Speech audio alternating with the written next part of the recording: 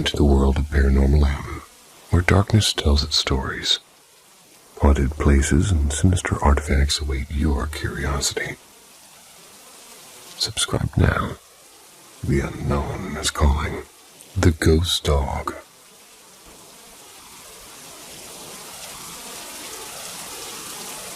On July 5th, my dog passed away. I loved her more than I can say. She's been my companion for nearly a decade now. She wasn't just smart for a dog, she was sharp in a way that sometimes felt almost human. She understood words and moods and routines, and she even tilted her head when I spoke as if she were really trying to listen. My wife, seeing how broken I was, brought home a new puppy the very same evening. Far too soon. And I told her so, but she just couldn't stand watching me stare at the empty spot beside the couch. It's one my old dog used to sleep in.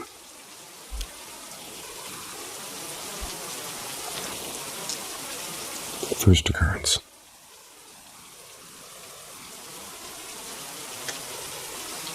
About 3 weeks later, I was working in my office. The new puppy was asleep on my lap when my phone buzzed. It was a text from my wife. "Come get your puppy." And that confused me. I looked down at the little one snoring between my knees, and when I walked to the bedroom, my wife was half sitting up looking pale. Our other dogs were curled up around her on the bed, still half asleep. She said she'd just been woken by the doggy door, the one that leads outside, flapping open. Something small ran in, barked twice, and left again. But every single dog we owned was inside.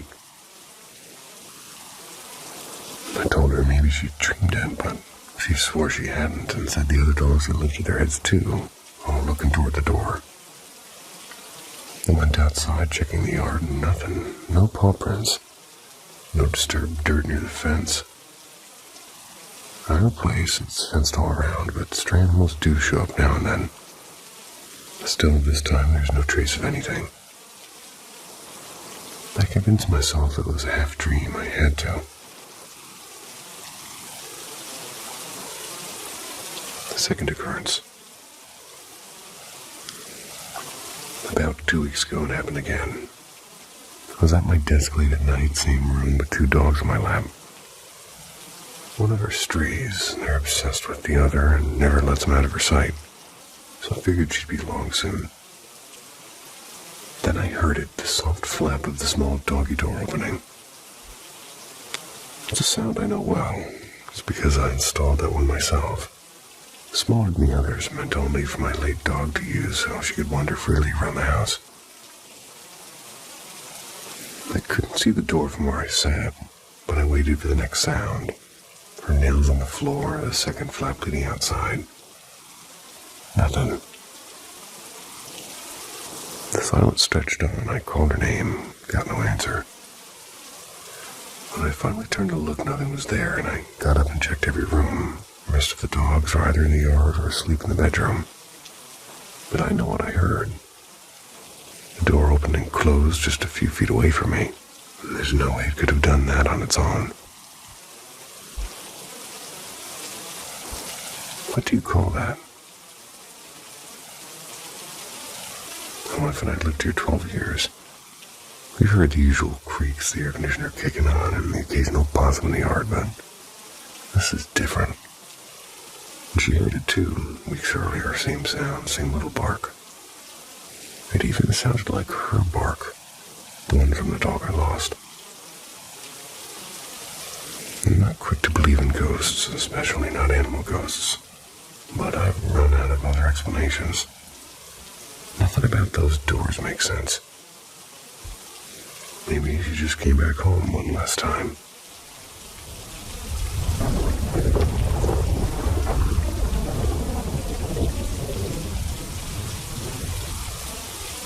The call from inside the house.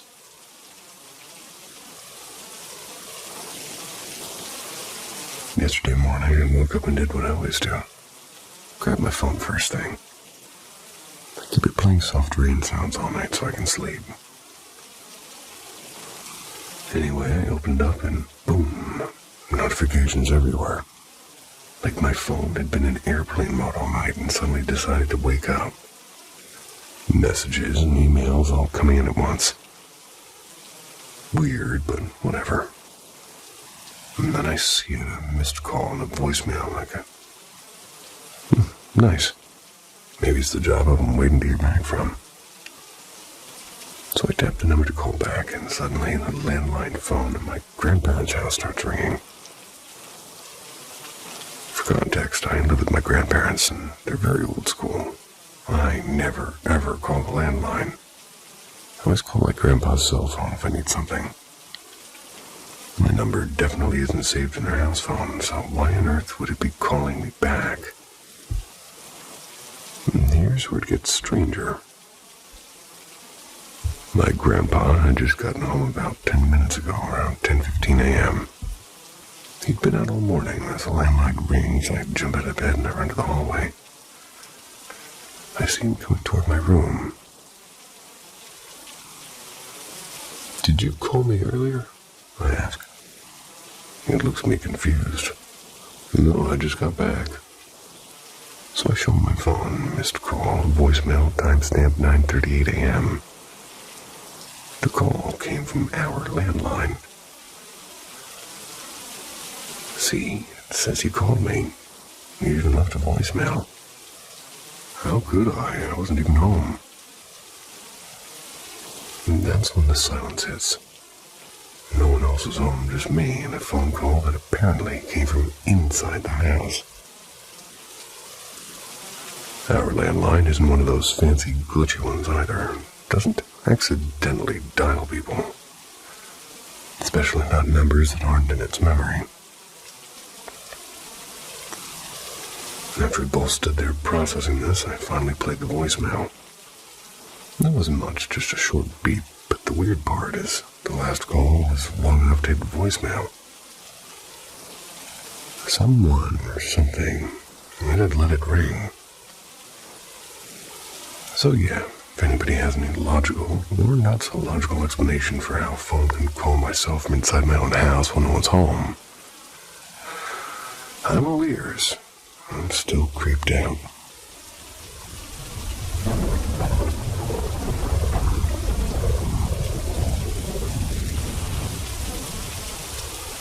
The quiet house next door.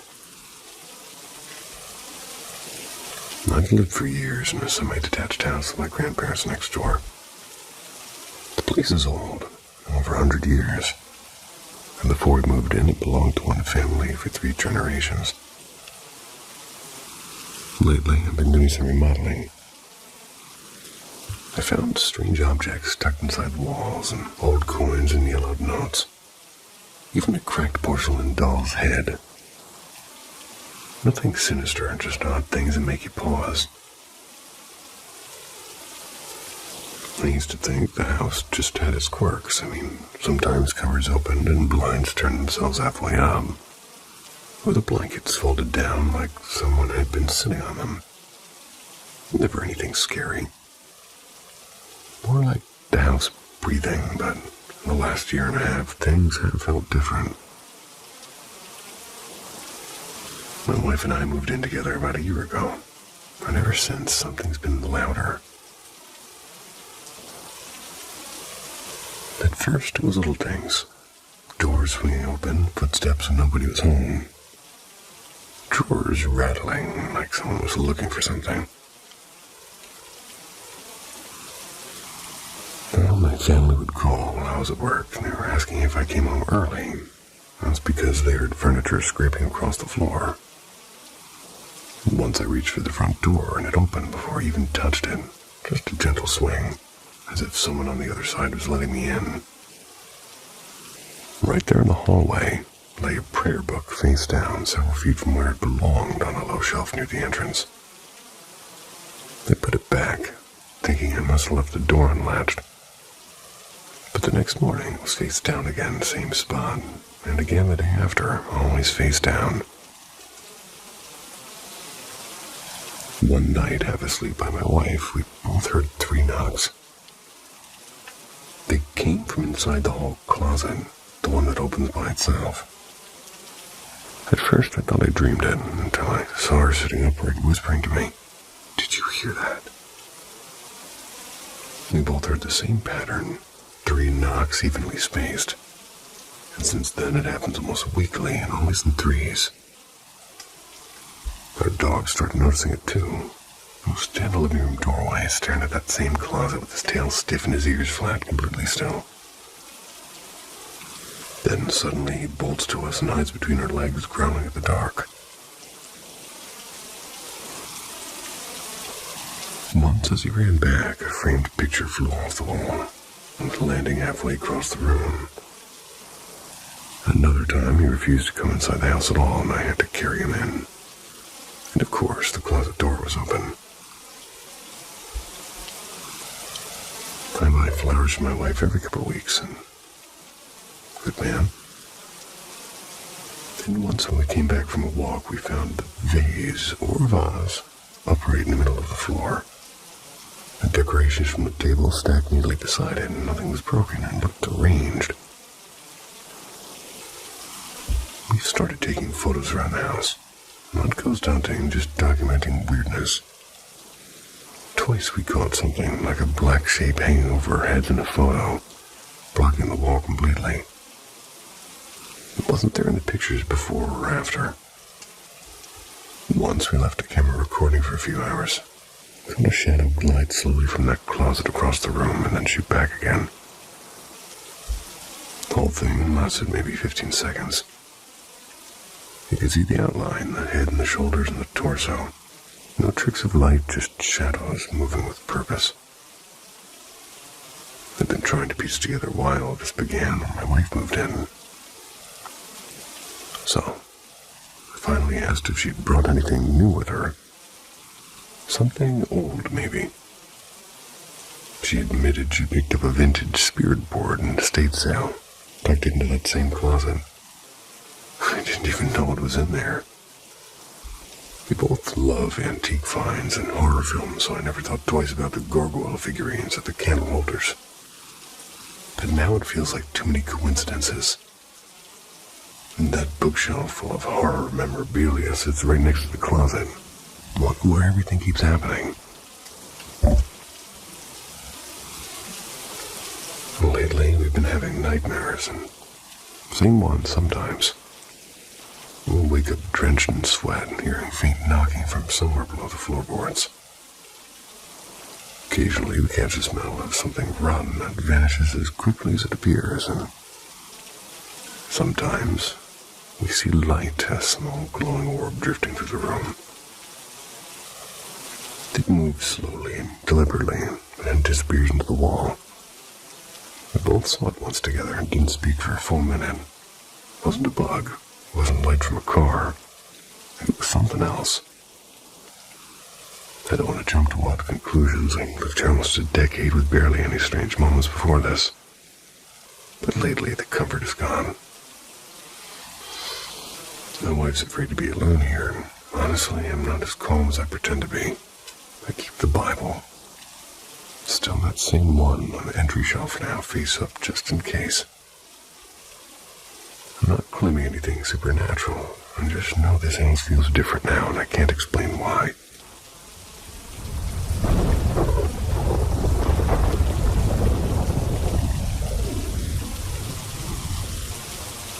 The man in the green chair.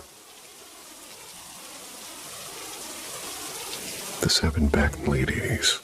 My mom and I were renting a small second-floor flat in Evanston, just outside of Chicago.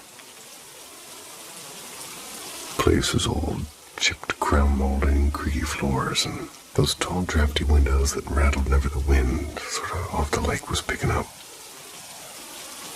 It did have that kind of tired charm that makes you wonder how many lives passed through its walls before yours. Not long after we moved in, Mom started asking if I'd noticed the man yet. She didn't mean a living man. Mom had always been a little bit sensitive to things most people didn't pick up on. That was ever since I was a kid. She'd be able to see, and she'd be able to hear what she called the quieter world. It's That's when she told me she'd seen a spirit wandering near the hallway closet, and I wasn't totally shocked. According to her, he seemed lost and a bit confused, like somebody who'd missed a train and wasn't sure what to do next. Around the same time, I started waking up at 3:10 or 3:20 in the morning for no reason, just wide awake. I'd gotten used to it, honestly. But one night something felt different. I opened my eyes and I felt, someone. I felt someone standing next to my bed and still half asleep. I assumed it was my mom checking on me, which she sometimes did since I'd had asthma since forever. So I mumbled, "I'm fine, go to bed," and rolled over. No answer, so I opened my eyes properly and saw a pale, faint shape right beside me. Now without my glasses, everything's just a blur, so I figured it had to be Mom in her nightgown. I sighed, I sat up, and I reached out a hand to pat her arm, and what I touched wasn't warm or soft. It felt rigid, like fabric over ice. I froze, and then I screamed, loudly. "Holy crap, you're not Mom." I practically threw myself out of bed, bolted down the hallway, yelling, "Oh my God, oh my God, oh my God," until I slammed open her door so hard I hit the wall. Mom blinked at me from her bed, irritated and half asleep. What on earth? "The man," I gasped. "The one you've been seeing, he's in my room. I thought it was you, but he's cold. He's dead cold." And I was 22 years old, but that night I begged to sleep in her bed like I was 8 again. Mom sighed, moved over, and said gently, "You can stay here. Don't be scared, sweetheart. He's not dangerous. He's just stuck." Then she told me he died suddenly, sitting in his favorite green chair by the window. His arm had gotten numb from a heart attack before he even realized what was happening. "He still doesn't believe he's gone," she said. And that's why he's wandering around, still trying to make sense of it all. And I lay there, listening to the wind whistle through the old window panes, hoping the man in the green chair had finally found his way out.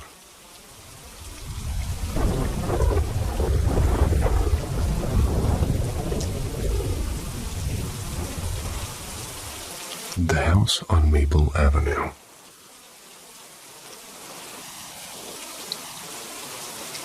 A few streets from where I live in Milwaukee, there's a quiet lane lined with a tiny Tudor-style cottage. Well, cottages. They were all built around 1935, and I looked it up after finding a scanned blueprint online. Unlike the grand brick colonials near the lakefront, with their copper gutters and stained glass transoms, these little homes are meant for modest families. They're half-timbered and cozy and framed with stucco, sort of houses that always seem to be holding their breath. Most of them were first owned by men and women who worked at the old electric foundry a few blocks east. That's where my grandfather once did shifts during the war, by the way.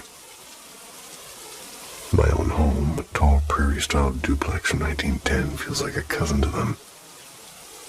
Older, a little bit prouder, but from the same family tree. Ever since I moved back to the city in the early 2000s, I've had a quiet plan tucked away. One day when climbing stairs starts to feel like a sport, I'd sell the duplex. I'd buy one of those cottages. Same neighborhood, smaller footprint, fewer leaves to rake. So perhaps that long-standing wish was what pulled one into my dreams. Or perhaps it found another way in. One night in that strange film reel space between sleep and waking, I dreamed I was walking along Maple Avenue. There, in front of a cream-colored cottage with ivy climbing its porch railings, stood a hand-painted for sale sign. Naturally, I was curious. I called the number, and soon enough a realtor appeared with her shoes clicking on the sidewalk like she'd stepped out of nowhere. Inside, the place was perfect in every way. A snug kitchen with built-in shelves, a dining nook beneath an arched window, and a living room centered around a small stone fireplace. Toward the back, a single bedroom and bath. Everything I'd ever said I wanted arranged just so. Then the realtor smiled and mentioned there's also an upstairs space you might use someday. She opened what I thought was all closet, and instead revealed a narrow staircase leading up into shadows. At the top was a low-ceilinged room, its plaster uneven and painted a murky beige. I didn't mind the roughness. Old houses always have quirks, but something shifted in the air. My stomach turned cold, and I felt, rather than saw, like a violent scene unfolding. One man striking another again and again until the walls were spattered with blood. I didn't see the end, but I knew what it was. I knew the room had been patched and painted to hide it. I bolted down the stairs so fast I nearly slipped. The realtor called after me, alarmed, but I mumbled something about not feeling quite right. Fled into the sunlight. When I woke, my heart was pounding and my hands damp. It was too early to call anyone. My husband had already left for work, and waking a friend at dawn to talk about ghosts felt silly. So I kept the dream to myself until later that morning, when I finally told a friend over coffee and she brushed it off. "You probably saw something on Netflix," she said. I wanted to believe her, but I hadn't watched TV in days and had been reading a mystery novel that had nothing to do with houses or hauntings. The dream had felt too specific and too real, as if I'd walked into someone else's memory. Weeks passed, the dream lingered, like a song stuck on repeat. And then one evening, months later, I was browsing real estate listings, mostly out of habit. One stopped me cold. A cottage on Maple Avenue, cream-colored and ivy on the porch. Curiosity overcame reason. I clicked through the photos, kitchen, dining nook, living room, all familiar. It's as though I'd been there. Then the final image appeared. Bonus attic space.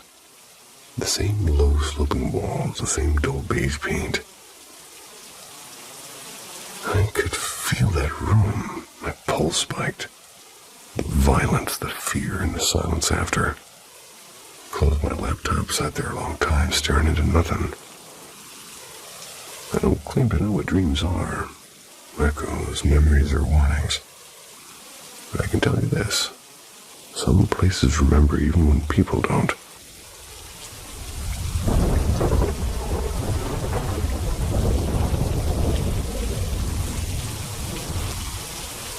The summer we called the spirits.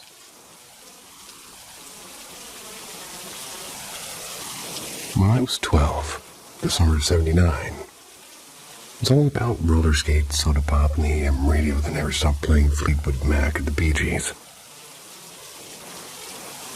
Sounds good to me. My friends and I spent long afternoons at the neighborhood pool, then wandered home in the heat haze, gossiping about crushes and planning sleepovers. When we weren't outside, we'd meet up in my friend Marcy's basement. It's the unofficial headquarters for endless games of ping pong, truth or dare, or what we'd like to call spirit business. Marcy's mom worked double shifts at the hospital, which meant her house was basically ours. That freedom came with one catch. We had to keep an eye on her brother, 10-year-old Bobby, who was nosy and loud.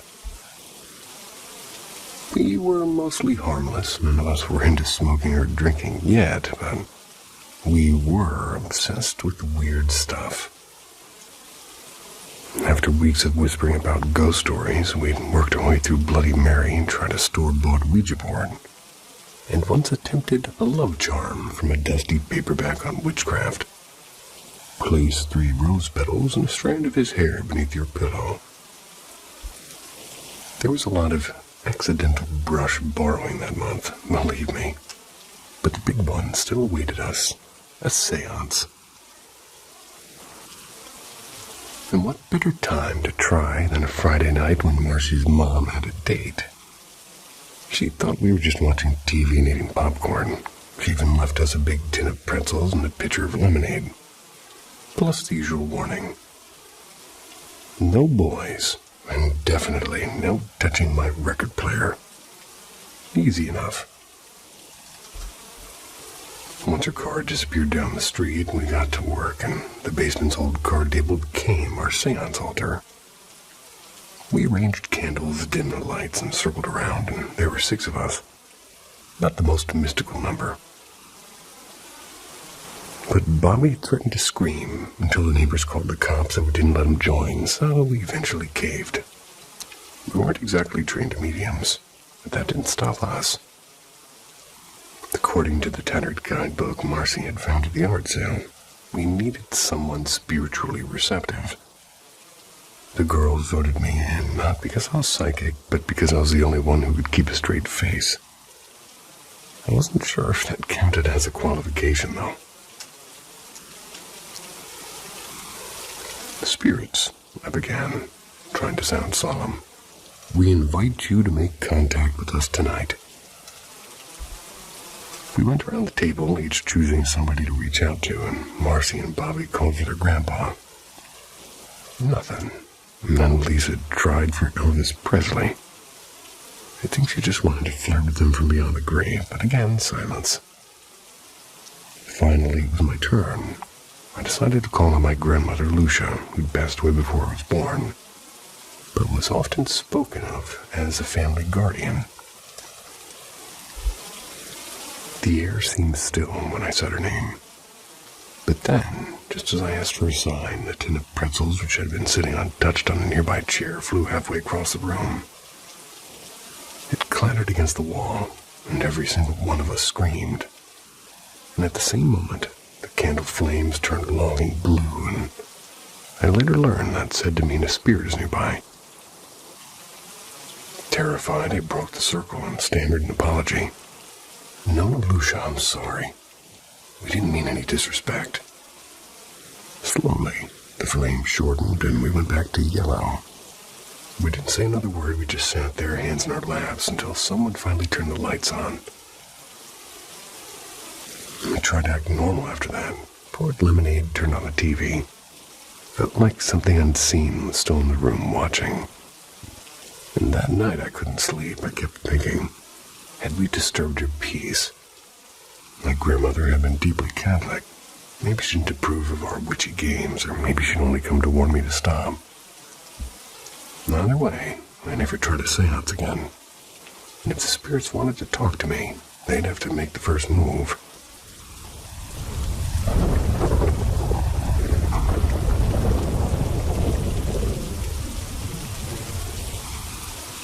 Echoes in the Stone Hall. Back in the early 1990s, I worked as a production assistant for the American Dental Association in Chicago. My job involved proofreading and laying out everything from patient pamphlets, caring for your smile, to hefty annual compilations of dental research. One small booklet caught my eye, probably because of my love for old architecture. It described the association's historic properties, including a handful of early 20th century mansions repurposed as offices, and one particularly striking structure, the Edwin H. Lyons Memorial Hall. The Lyons Hall, as people called it, was a hulking limestone building completed in the late 1920s to honor one of the greats of modern dentistry. Originally, it was used for conventions and live demonstrations in its large circular chamber. It eventually fell out of use when technology made such gatherings unnecessary. By the time I joined the organization, it was mostly empty, visited only by security, maintenance, and the occasional staffer retrieving files from the basement library. And that was exactly why my coworker Janet and I were heading there one windy autumn afternoon. Our boss needed research materials for an article, supposedly. Normally, I'd have welcomed the break from my office monotony, but I had always found the place unsettling.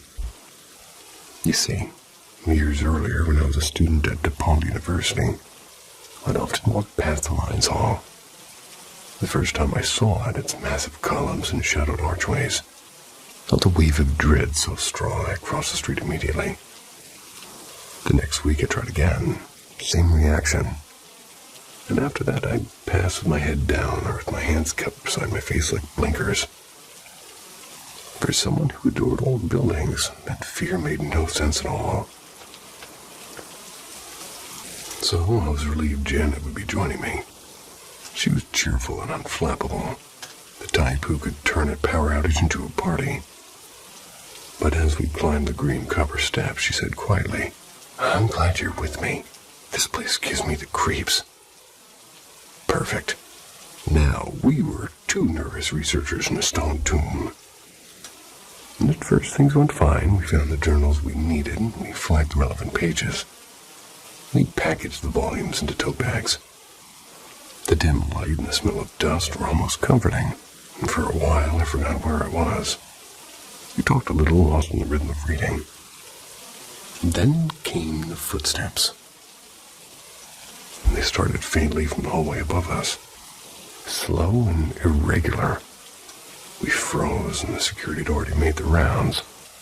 We'd locked the doors behind us, and the sound moved closer and stopped, then started again like someone uncertain of where they were going. Janet whispered that it was probably maintenance, but her voice was wavering. I tried to believe her, but something about the rhythm, hesitant and dragging, felt lost. And I thought maybe a homeless person had slipped in, seeking warmth. It wasn't uncommon downtown, and still we decided to keep working, finish quickly and leave. This was the early 90s, so we didn't have cell phones to call for help. There was no row of phone booths in the lobby, but neither of us wanted to go upstairs alone to use one. When the footsteps finally stopped, we relaxed enough to gather our things. But as we passed those same phone booths on our way out, one of the doors suddenly swung open and then shut, snapping the light on inside. The rotary phone glinted onto the bulb, and Janet and I both froze. "Do they ever do that by themselves?" she asked. I shook my head and we bolted for the exit, our heavy bags feeling weightless. Front door was still locked from the inside. No one could have come or gone. Later we asked around, and no one from security or maintenance had entered the building that afternoon. So what did we hear and what did we see? Parapsychologists say that moments of extreme emotion can record themselves in a building, like an echo on magnetic tape. Chicago has plenty of such echoes. The phantom gunfire near the St. Valentine's Day massacre site, or the cries near the river where the Eastland capsized in 1915. Perhaps, we thought, one of those early demonstrations in the Lions Hall had ended tragically. A patient dying under anesthesia, a doctor desperately calling upstairs for help. Maybe that was what replayed for us, a sound of confusion, a call that never went through. Or perhaps it went deeper. In that same booklet, I later learned the hall's architect had modeled it after a parish chapel built to commemorate the victims of a theater fire. Maybe that link, stone to stone, tragedy to tragedy, carries some echo across time and space. I haven't set foot in Lions Hall since. It's been renovated and sold to a private foundation now. Whether anyone there still hears footsteps or sees the light flick on, I couldn't say.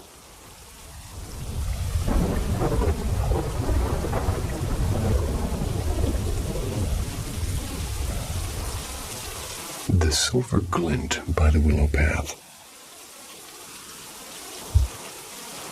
When I was 16, my father passed away. He was laid to rest in a quiet cemetery just outside Milwaukee. It's nestled between old oak trees and a slow-moving creek. It's a serene place, dotted with withered headstones and marble angels that seem to watch over the past. At first, I couldn't bring myself to visit. Losing him had split something deep inside me. And even though I believed that the soul moves on, I wasn't ready to face the patch of earth that marked where his body rested. But time softened the edges of that grief. One breezy afternoon in early April, close to Dad's birthday, I said to my mom, "Let's bring him some flowers." Her face lit up immediately. "I'd love that," she said.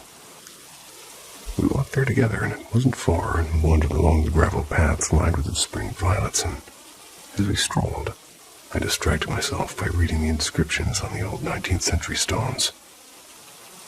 Names, prayers, and little verses. They were worn by the rain and the time. Then, as we rounded a bend near a row of willows, something caught the sunlight and flashed at me from the grass. Curious, I stooped and picked it up, and it was a small silver-colored piece of metal, cold and strangely heavy in my hand. "What's this?" I asked, holding it up. My mom looked, and her expression changed instantly. "Where did you find that?" she asked sharply. "Show me the exact spot." I pointed, startled by her tone. I said, "Why? What is it?" "It's a coffin ornament," she said. "It came off someone's casket. You gotta put it back exactly where it was. If you take it, you're disturbing their rest. And sometimes," she added in a voice that made my stomach twist, "spirits follow what's taken from them." And she wasn't joking. The way she said it made me believe she'd seen something like this before. I retraced my steps, found the patch of grass, placed the metal piece back where I'd found it. I whispered an apology, feeling a strange chill despite the spring sun. And that was over 40 years ago. I've often thought about that day, and sometimes I still wonder what might have happened if I'd slipped that small, shiny thing into my pocket and brought it home.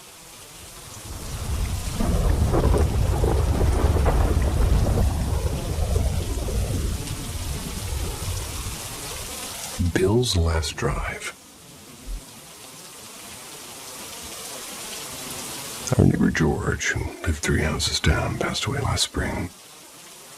At 91, after a long struggle with lung cancer, his death wasn't exactly a surprise. But still, the street felt dim and different without him.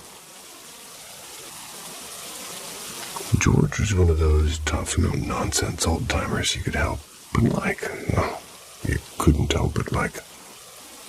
He'd spent most of his life working maintenance for the city's public schools, keeping ancient boilers and radiators running through brutal Chicago winters. Even in his 80s, he'd be out there sweeping his porch or tinkering with his pickup truck until the illness finally slowed him down. When anyone asked how he was doing, he'd grin and say, "Can't complain, still on the payroll of life." His house looked a lot like ours, a weathered old craftsman from the 1920s. Had wide eaves and creaky floors, long widowed by the time that we met him. He shared the place with a couple of friends who helped with groceries and laundry. His grown children visited often, making sure their dad could stay at home where he was happiest. When his health began to fail, George got a city permit and a reserved parking space right out front. Back when he could still drive, he'd hop into his silver Ford Ranger to meet one of his old union buddies for lunch. We saw him often enough to know that he was fighting hard, but one chilly morning, we ran into his son. Quietly told us hospice had been called. George didn't want a hospital bed or the smell of antiseptic. He wanted his own chair and his own window and his own neighborhood sounds drifting in. His son moved in for a while to care for him. A couple of weeks passed. We assumed George was still upstairs holding on. And then one night from our bedroom window, I saw something that made me pause. Parked under the streetlight was his Ford Ranger, and behind the wheel sat a thin, white-haired figure. And there was no mistaking that posture. That cap tilted just so. I blinked, called for my husband. When I looked again, the truck was empty. No engine noise, no door sound. Just the quiet hum of the street. I told myself it was a trick of the light, a reflection, maybe even wishful thinking. 2 days later, my husband was out in front breaking leaves and George's son stopped by. They talked for a bit and he mentioned that his dad had passed away peacefully 4 days earlier. The roommates would be moving soon. The family would start sorting through the house. When my husband told me, my stomach dropped. I'd seen George 2 nights after he'd gone.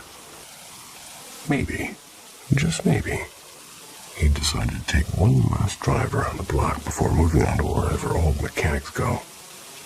And they'd finally finished fixing everything that needed fixing.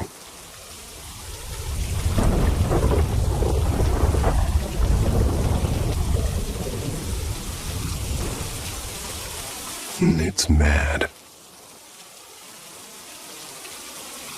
This story goes back to the mid-2010s.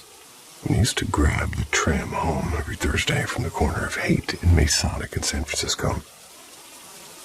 So right after getting my hair trimmed at this tiny barber shop that played nothing but old soul records. That stretch of the city has its fair share of century-old Victorians and quirky storefronts, but none ever really struck me as spooky, except for one that just had to be next to my stop. It was one of those narrow 3-story wooden homes from the 1880s. The kind that looks like it's leaning slightly forward, trying to hear the street gossip. The parchment was like a single, well, I screwed that up. The facade was faded blue, paint curling off like old parchment.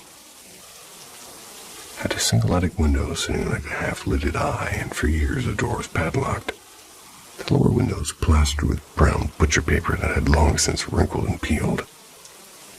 The little yard was choked with dry weeds and half-buried bottles. Anyone could tell it hadn't seen life in decades. And I figured it'd be bulldozed any day. After all, in San Francisco, even haunted houses can't compete with condo money. But the house held on, somehow. The paper over the windows yellowed and the porch sagged, yet the place stayed upright, stubbornly refusing to die. Naturally, my curiosity got the better of me. I couldn't go inside and the doors bolted tight. But one afternoon, I tilted my head just right and managed to glimpse the ceiling of an upstairs room through a gap in the paper. It was coated in dust and cobwebs. I could still make out an old plaster medallion, once meant for a gaslight fixture that was long gone. The ceiling was intact and perfect even. It was almost cared for. A few weeks later, new sheets of brown paper appeared over the windows. Someone, it seemed, had taken the time to replace them. I took it as a good sign. Maybe somebody was finally restoring the place. And then things got weird. One fine evening, about 2 months later, I noticed that every single window covering it had been shredded. Not torn loose, but clawed apart, like something inside had tried to get out. The new paper hung in strips, and through 1 second floor of a gap, something painted in the ceiling. There were words, and they were large and red. They read words that in French meant, "It's mad." Depending on the tone, it could mean that's insane or it's deranged, but either way, the crimson scrawl sent a chill down my spine. I mentioned the house to a friend, Emily. They're French and usually laughs off anything spooky. When I told her what I'd seen, her expression shifted. "If that's written inside," she said quietly, "you shouldn't be near it. That place, how do you say, it does not want to be left alone." I thought she was exaggerating. Probably just some squatter or graffiti artist making a statement. But another year passed, and the house remained sealed, and no construction, no demolition, nothing but silence. And in a city where every square foot gets repurposed, that kind of stillness feels unnatural. Then one day on my way to brunch nearby, I saw it again. Fresh paint, repaired windows, curtains drawn, the weeds gone. Someone was living there now. I was happy, just on the surface level. The old place had been saved. But sometimes when I ride past on the tram and glance up at that attic window, Still wonder if the new tenants ever looked at that ceiling, if they know what was written there.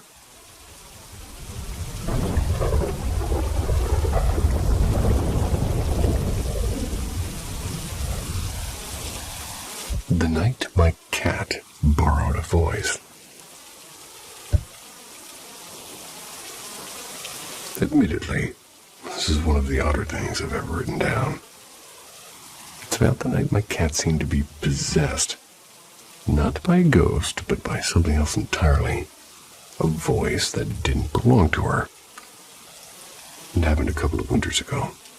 I was curled up in the living room, just knitting by the light of a single lamp, while my husband slept upstairs. He had an early shift, and I wanted to keep things quiet so he could rest. At around 12:45 a.m., the house was silent except for the hum of the refrigerator and the soft crackle of the heater. And we had 2 cats back then, the older of whom, Miso, was a gray and white tabby with a habit of sitting close enough to touch but never quite on your lap. And that night she was loafed beside the armchair, blinking slowly in that half-meditative way cats do. Loafed. And then I heard it. Slow, dragging footsteps outside, crunching across the frozen front walk, and they paused at the porch, and I froze. Who visits in the middle of the night? A few seconds later, somebody started knocking. Not polite tapping, thudding almost desperately. Miso's ears went flat. I stood with my heart pounding and peeked through the side curtain. There was a man. He was swaying on the porch, shoulders hunched against the cold, muttering something I couldn't make out. He tried the doorknob once and twice and then pounded again. I was about to shout for my husband when it happened. A deep, guttural growl came from right next to me. For a moment, I thought a stray dog had somehow slipped into the house. But it was Miso. Her mouth was open, body low to the floor, and out of her tiny throat came another growl. Louder this time, and rough and unmistakably canine. Then a sharp woof, and I nearly dropped the curtain. Upstairs, I heard my husband stir. "Is that a dog? Did you let one in?" he called groggily. "No," I said. "There's a man outside, and just come down."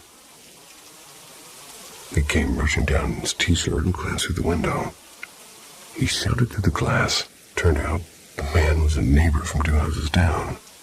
Completely drunk, mixing bits of English and Spanish, claiming he'd lost his keys and he needed to borrow $20 to get a taxi. My husband told him firmly to go home and to sleep it off, which, after some mumbling, he finally seemed to do. When the door was locked again, my husband turned to me. "Whose dog was barking?" he asked. "That," I said, pointing at the cat still sitting stiff by the chair. "That was her." He looked at Miso and then at me.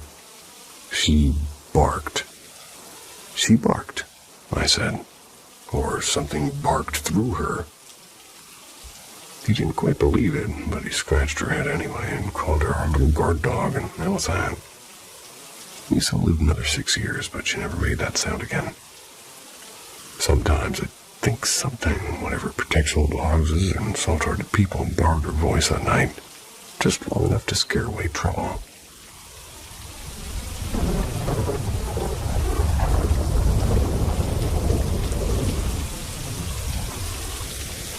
The house that remembered.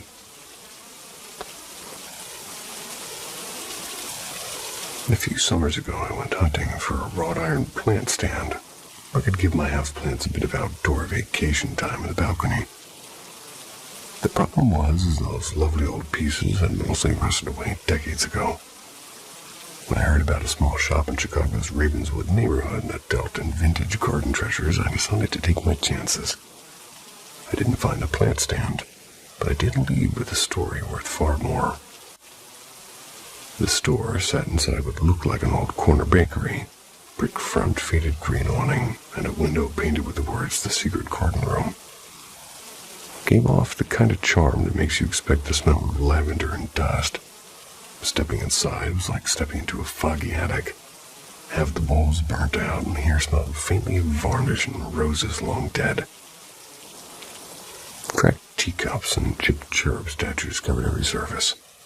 My first thought was, oh no, it's a glorified junk pile. I was already halfway turned toward the door when a soft voice called, "Don't go yet. The good things are in the back." A woman appeared, brushing past a heavy tapestry curtain. She was small, silver-haired, and wore a faded floral apron that might once have been bright. She smiled with such warmth that I followed her without hesitation. The back parlor looked as though somebody had rebuilt the 1890s from memory. Velvet chairs and lace runners and brass lamps and photographs of solemn couples who hadn't smiled in a century. It was charming in a way that made you lower your voice. "See," she said, watching me take it all in. "I try to keep this room happy. It doesn't like too much noise." That odd phrasing caught my ear, and still asked politely, "Do you ever sell anything from here?" "Oh, no," she said softly. "These things, they belong to the house." Her meaning was immediately clear, but I let it go and I followed her down a narrow hallway that led to the garden. And outside there were some enamel watering cans, a few cracked urns, and the faint sound of traffic humming in the street beyond. No plants outside, no stands. I sighed and went back inside to thank her for her time. When I returned, she was waiting with a tray of shortbread cookies and 2 teacups already steaming. "You look like you could use a sit," she said. And I accepted. The chair sighed as I sank into it. "You must spend a lot of time here alone," I said. "Oh, not at all," she replied. "The house keeps me company. You can feel it too, can't you?" Her eyes were sharp, not unkind, but seeing straight through me. It startled me because she was right. I'd felt a low hum since I'd entered, like someone humming through the walls. She nodded before I could answer. They like visitors who notice them. Would you like to see their room?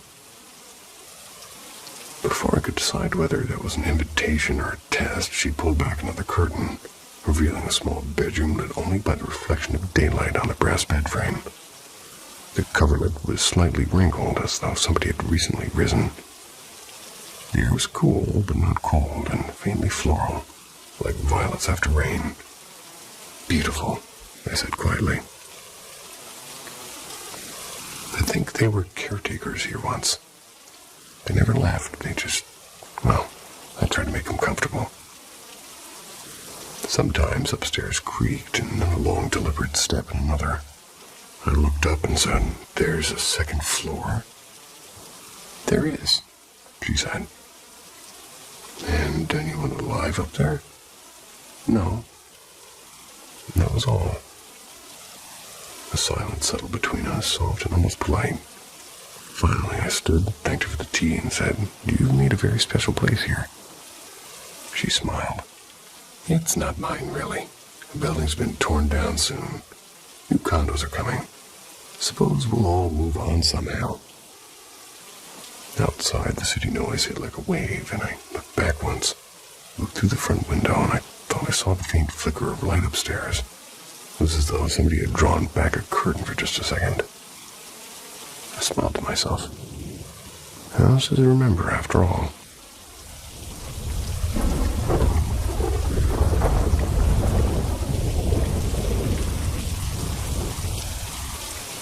The Lantern Shadow.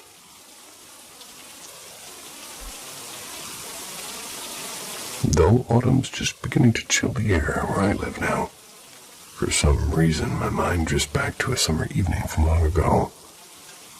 When I was maybe 10, living in a red brick apartment building on Chicago's north side. The kind with a courtyard, and for everybody's windows faced inward, so you always knew who was cooking what for dinner. It was a friendly place. Neighbors waved, and old ladies traded gossip from their balconies, and kids like me roamed free until the streetlights blinked on. Every July, our building threw a big block-style party. Part cookout, part talent show. Part excuse for adults to drink lemonade laced with something stronger. Mr. Castillo manned the grill, setting up smoke and the smell of hot dogs. Mrs. Green brought her famous potato salad that nobody actually liked. Everybody politely took a spoonful of it.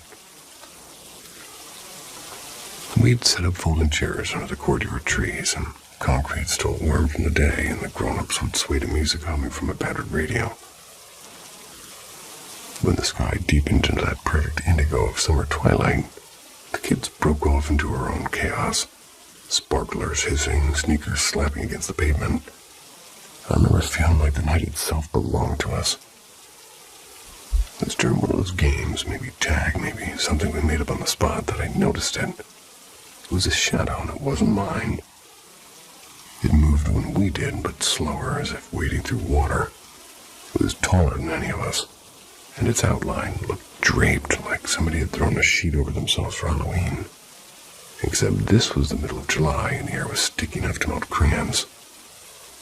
And I stared at it so long I was tagged out.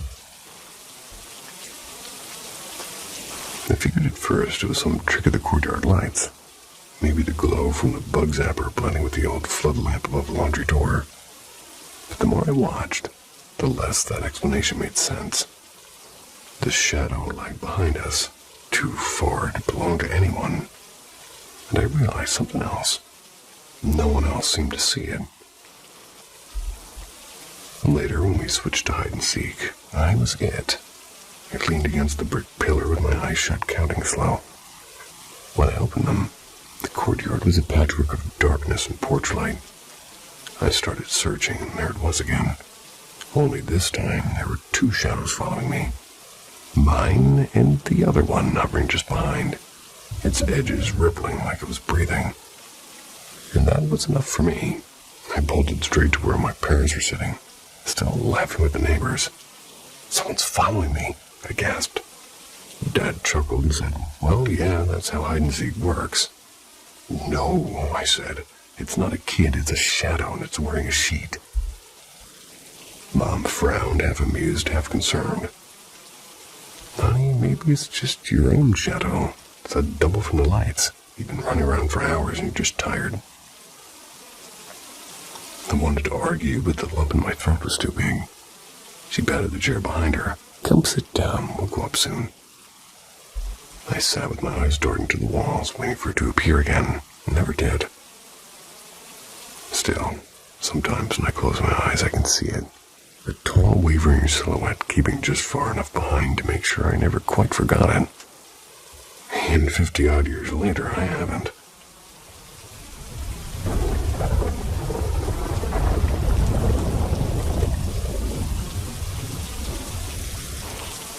Whispers behind the Avalon.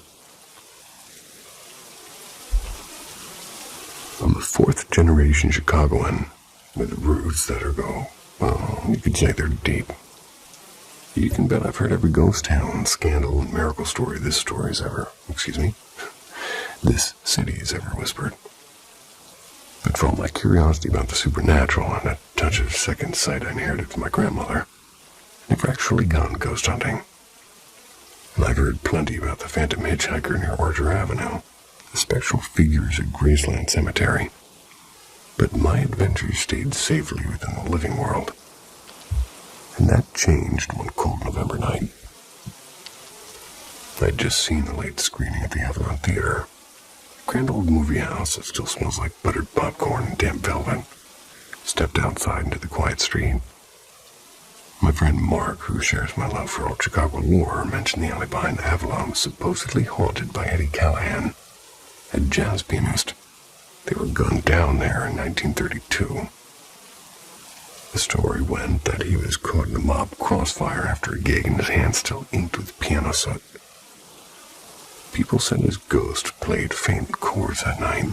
That was when the wind blew just right.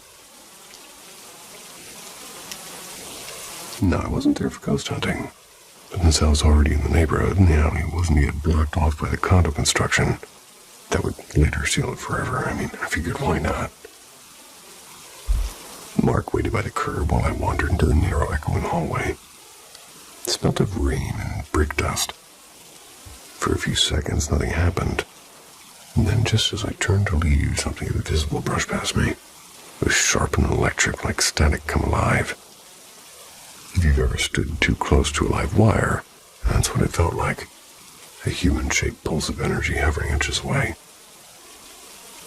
Was I scared? Not exactly. Startled, yeah. But more than that, I felt seen. The charge wasn't menacing, just curious, and somehow, possibly, I knew who it was. Eddie, I whispered. The air quivered. When I looked back toward Mark, I could see from his face that he'd felt something too. Okay, he called out a bit too loud. That's enough for tonight. Come on out. And just like that, the energy dissolved, leaving the alley as still as before. And later, Mark admitted the air had gone cold around him, cold enough to make his breath visible. He didn't scare easily, but he said it felt like standing beside an unplugged amplifier still humming with sound.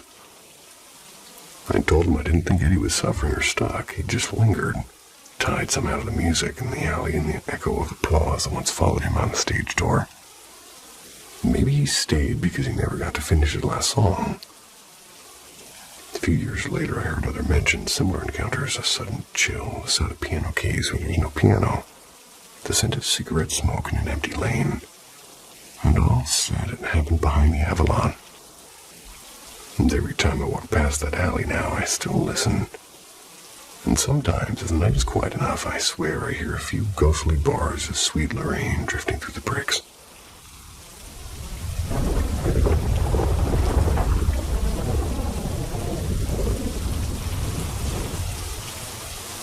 Four-year-old suffering, visual and audio hallucinations. There's a very real chance my 4-year-old is a schizophrenic, but doctors tell me this is rare. They've ran her through a battery of tests this past week. MRIs and spinal tap, and now injecting her with steroids because of a gut feeling on a possible result that may take weeks to come back. To begin with, this started Friday, August 28th. We sent the child to bed, and while the rest of the family watched Bill and Ted face the music.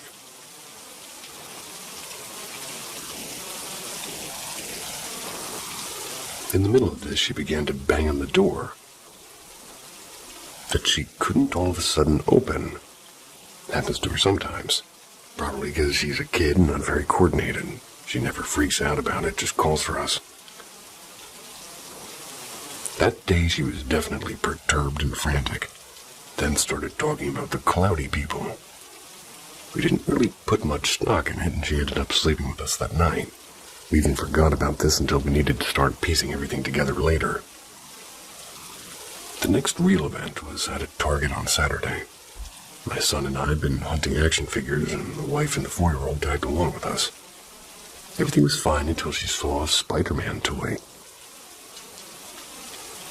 Marvel Spider-Man Far From Home Web-Shot Spider-Bolt. That has some rubbery webbing on it, and she started freaking out about the spiders being on her. Thought she was just being a silly kid, and thought the webbing equals spiders, and after we pretended to brush the spiders off and started to become clingy. But things worked out, and we ended up at Walmart and bought her a Blue's Clues stuffed you. Stuffed you? Stuffed animal, maybe? I mention this because I remember her calmly and rationally making a decision between blue and magenta, and she chose magenta. The next day I was out of the house mostly until the evening. We had run to Home Depot for some soil for the wife's garden, and brought her along. I had time to interact with her in the car because I didn't feel like driving, and I tried to get her to say please when she asked for a snack. She was being stubborn and was going to say please, but then decided against it. We ended up at a different Walmart, and she saw this troll's microphone that plays the same song over and over again. For 20 minutes, she incessantly played it, and only gave it up at the register. I never put it back in her hands, and I gave her some candy that we bought her to make her kind of forget about it on the ride home. Again, I tried to get her to say please, and now she refused outright. Back at home within an hour, the hallucinations started. They started giving them names of cartoon characters. Tyrone and Lady Tasha from Backyardigans. They go often on adventures and never remember cloudy people. I checked my Plex records, and she had watched them on 8/26. A few days prior to the event on Friday. Prior to this, she had watched them on 8/21, and before that in March. The cloudy people were everywhere, and she began to talk to gibberish and nonsense. A lot of verbal diarrhea. Imagine a very hyper child on speed. Her heart rate increased, and she began to walk back and forth and open and closing doors. I tried to get her to sleep, and she would just not relax. Even when we had her in the bed, we were just definitely concerned. Thought maybe she had too much candy. Although this is not normal behavior for her, even when she has had too much sugar in the past. I finally got up and took her to another room and held her close to me and asked her to relax and close her eyes. I started to hear the rhythmic breathing of sleep, but the eyes never closed. They were wide open and chewing, but blinking rapidly like an REM sleep. The next morning, she slept until past 12. I ended up waking her, just wanting to make sure she was okay. She got herself up and seemed pleasant, but then the incessant verbal chatter started again. Then we noticed she was having a conversation for the first time. Not like a child, having like a make-believe one, where they're talking to themselves and maybe answering the questions too. She seemed like she was being interviewed or interrogated. She would give answers to non-existent questions, and I sent her on a neighborhood walk with my eldest daughter. Along with the way she discussed moving and finding a new house, but not with my daughter, with the voices she was hearing. Upon their return, we set up a virtual meeting with the pediatrician while we waited for her appointment with the real pediatrician. I also learned during this meeting that my daughter had bought her ice cream from a quick stop. But immediately after arriving, the child had forgotten that she had eaten it.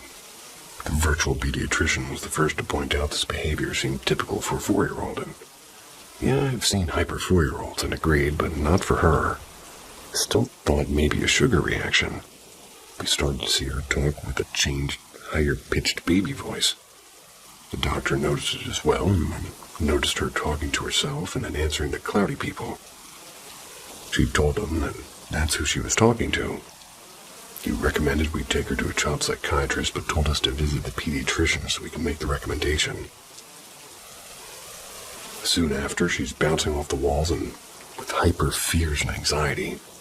Spikes on the floor said by the cloudy people, among other things. Started to be filled with dread as a parent, but still thinking it was sugar, I decided to take her on a walk to tire her out. Or stop giving her sugar completely for a minute. So we went to Target, and she found that microphone we bought, and she proceeded to use it over an hour straight. And on the drive and at Target until we saw the same toy again. Once she saw the webbing, she threw herself on the floor that spiders were all over her, and on my hand, and that she wouldn't let me touch her. And on the microphone, which I had to wash for her to touch again. That night was even worse than the previous night. Only now I had a 4-year-old who's regressing into herself, becoming more immature and smushing her food.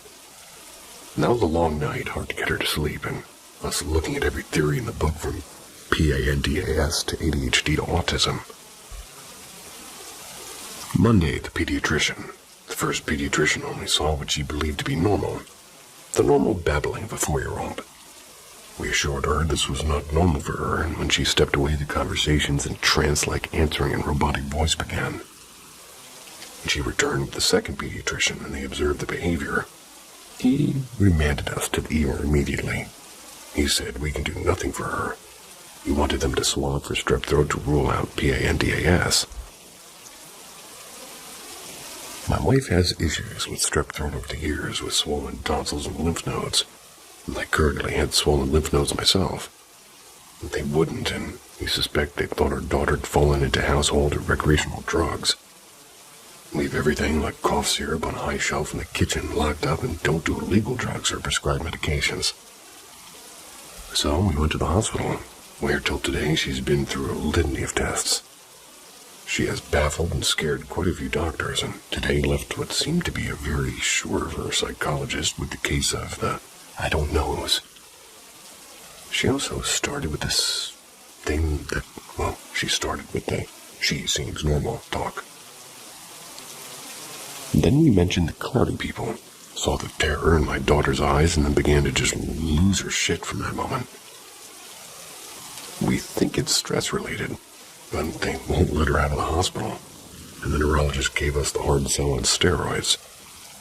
She'd seen her child in trance-like states and endured the psychologist and, well, assured the psychologist that there was a real problem. I hated agreeing to the steroids, but I just wanted her home to rest, and the hospital had been traumatic.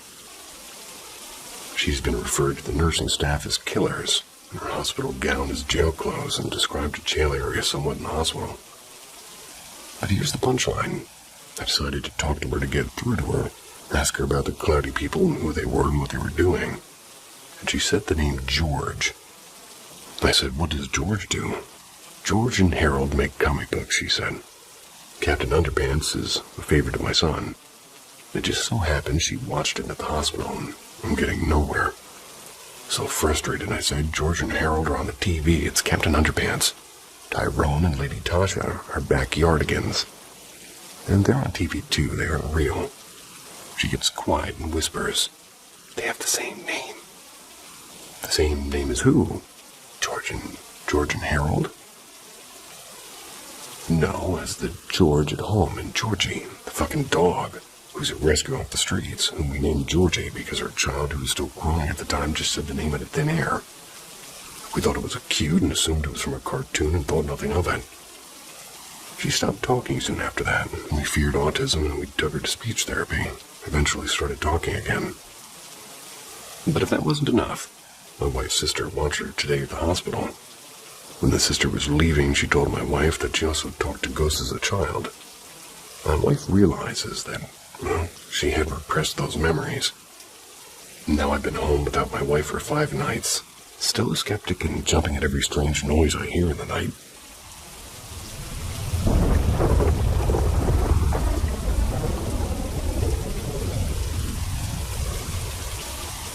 Star Hill Hauntings.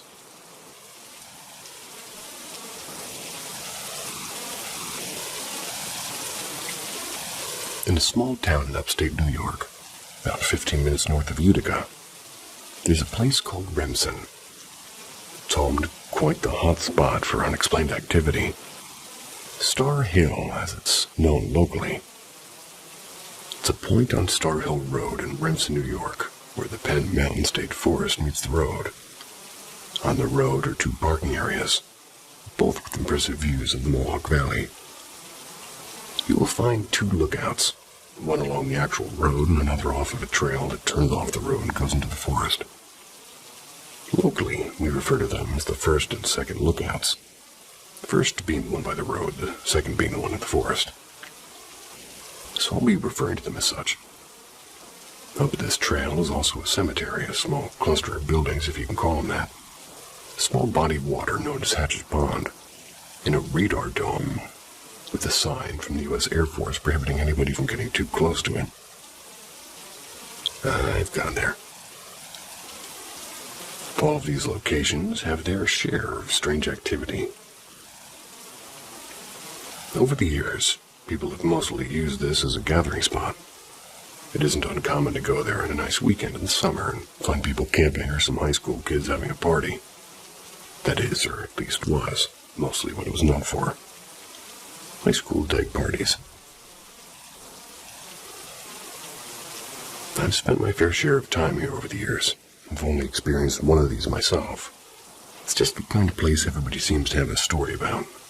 Stories vary from hearing screams in the middle of the night to floating orbs of light crossing the road and disappearing into the woods. I'll outline all of these phenomena and provide some possible explanations. The orbs. Undoubtedly, the most popular story is that of mysterious floating orbs that can be seen alongside the road by the first lookout. Everyone's story seems to be the same. 2 to 3 orbs of light floating about 6 feet above the road. They appear seemingly out of nowhere, and they appear to almost dance around and slowly move across the road and then disappear into the trees. I've personally seen them while I was parked at the first lookout facing down the road. I saw 2 of these orbs float slowly across the road and then seemingly disappear into the tree line, just like the stories had said. So what could be causing this? The legends say that there are lanterns of Daniel Roberts. Or these are the lanterns of Daniel Roberts, a 19th century doctor who lived in the area and practiced holistic medicines and herbal remedies. The locals called him the witch doctor. Claimed he also showed interest into the occult. In 1820, he traveled on the road and was thrown from his horse. The fall broke his leg and he died at the age of 45 from his injuries. He often traveled at night with a lantern and hung one from a window in his house, and people say that his spirit is carrying these orbs as if they're lanterns, while he still travels that same path he did so many years ago. Another popular story is that the lanterns are carried by the Baron von Baron von Steuben, a Revolutionary War general who once lived in that area. Sometime after his death in the early 1900s, they moved his body from its original resting place to a memorial that had been constructed in his honor. His wishes were strictly against this, as he wanted a burial that a normal man would receive.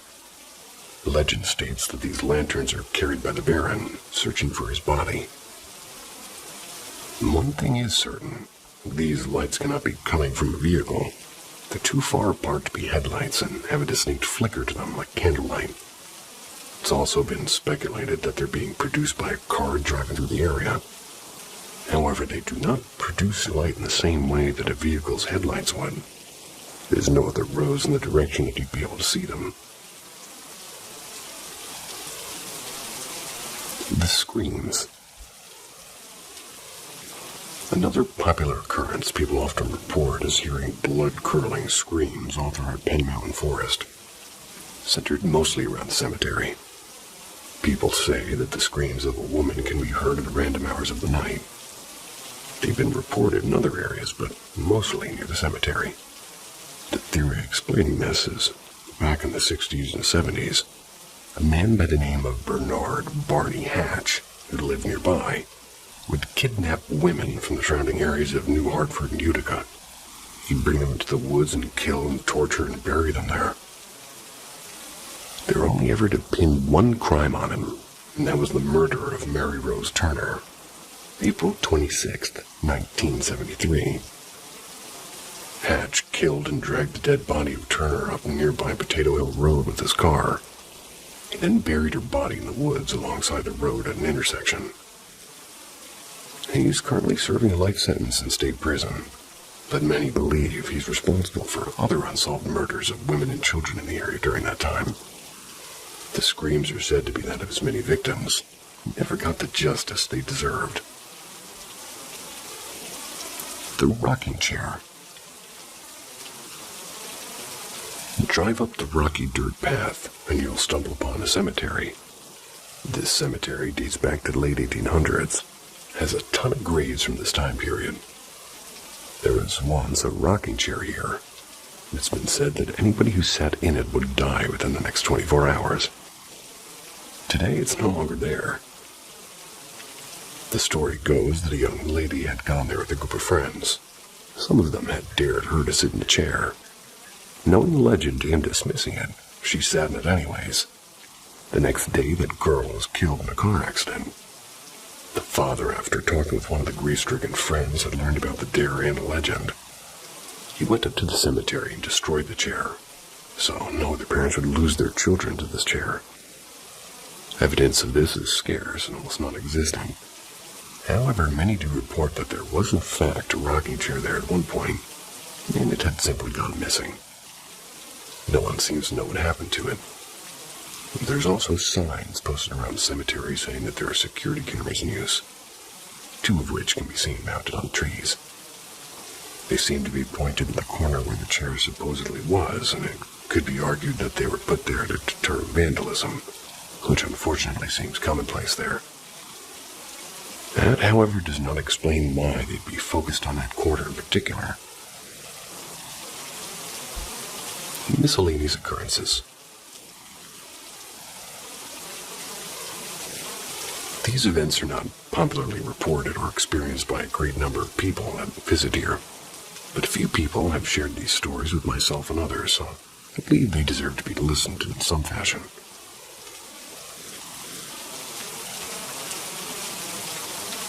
Hatch's Pond, nicknamed after Barney Hatch, has had numerous legends surrounding it. Stories of it being used at some point by the Mafia, which had a large presence in Utica for years. The alleged body dumpings are plentiful. However, no evidence to support this has ever come up. According to some, the whole force was used at one point or another by the Mafia for various reasons, since it was remote and far away from the city. Not only a story of a local tow truck company pulling a cart of a pond could possibly have a connection to this, but no evidence of human remains were found in it, and it was deemed most likely that somebody had stolen the car from a dealership and dumped it here. This is somewhat supported by the fact that it was a relatively expensive vehicle at the time, and reportedly had extremely low miles. No evidence of it being used for a body dump ever surfaced. There is a small collection of structures near the pond, dubbed the Hermit's Village. Many people have claimed that a hermit had once lived in these small structures and would be aggressive toward people traveling by. There's no recent evidence of a person living there, and it most likely was used as a sort of hunting area back in the day. Basements of long-forgotten structures can also be found in the surrounding area. Reports of lights following you up the trail, I'm sure, also pop up from time to time. A friend told me that lights appear behind you, only for no vehicle to pass by. And there's only a few places to turn off, most towards the beginning of it, so a vehicle turning onto another offshoot of the trail is unlikely. People have also reported speaking to a man in a military uniform, thought to be the ghost of the Baron who was buried in his. I've also been told of a man in an old white pickup truck, offering to give you a ride to a party that's happening further up the trail. When you make your way up the trail, you don't find a single soul, let alone a party, and the truck seems to have disappeared. Also, sprinkled throughout the state forest, there are concrete structures with no clues as to what they once were. Most likely they're basements or foundations of some type, and there is originally a Welsh settlement in the area, which would explain why they might be there.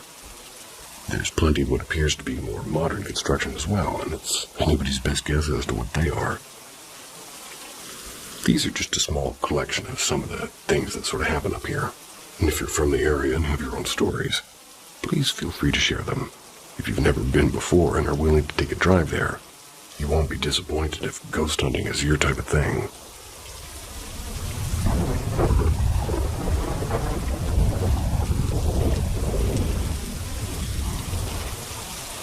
The little boy in my old house. When I left the military and secured a new job, I had to move from Norfolk, Virginia, and much closer to Washington, D.C. I lived there alone for a year, until my wife had finished her military service. I was able to move her and the kids out to where I was living. When the time came, we settled on renting a small 3-bedroom townhouse. They weren't expecting to be there long, as my goal was to leave Virginia and get a job somewhere else. And as always with life, nothing stays as planned. We ended up living in that house for 7 years until we settled on just buying a home. Those 7 years were filled with some strange occurrences in this house. It all started with a discussion my oldest son would have with his mother about his room at night.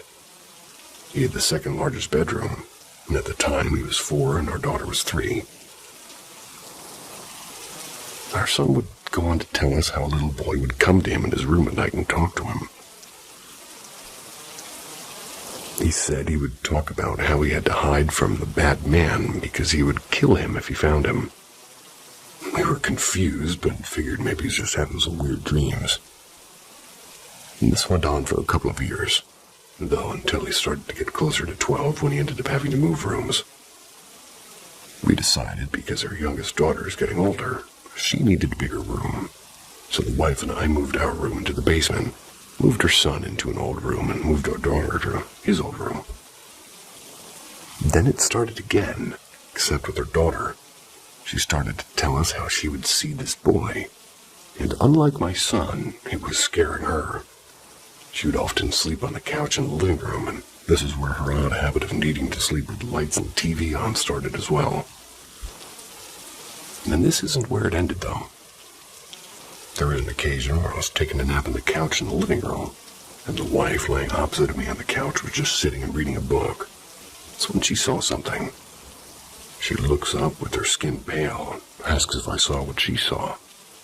I didn't, and I asked what did she see. She said she had seen what looked like a very short person walk by the couch right behind where I was laying.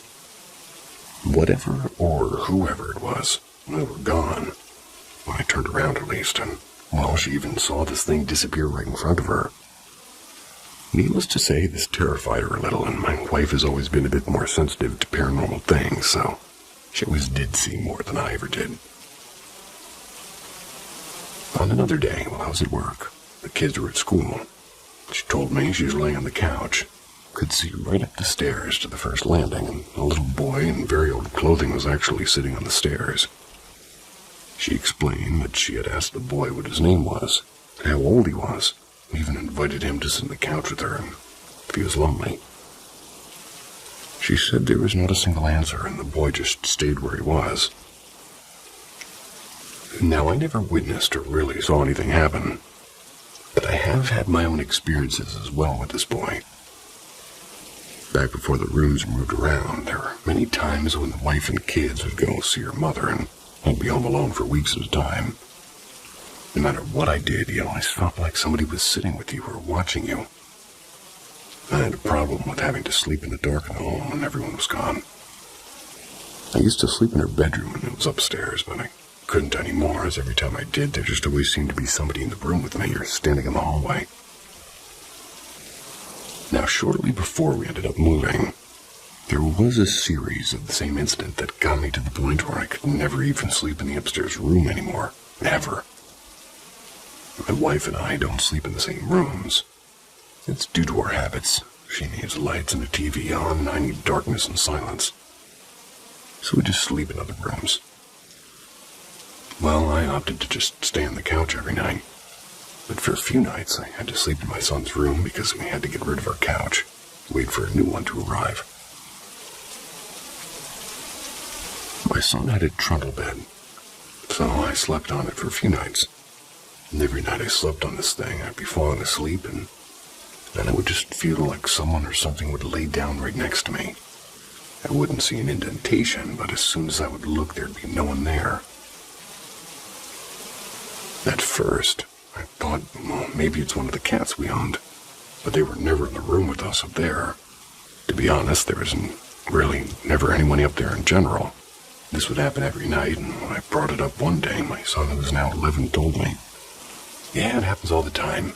I used to be afraid, but now I'm used to it." I did research on the house.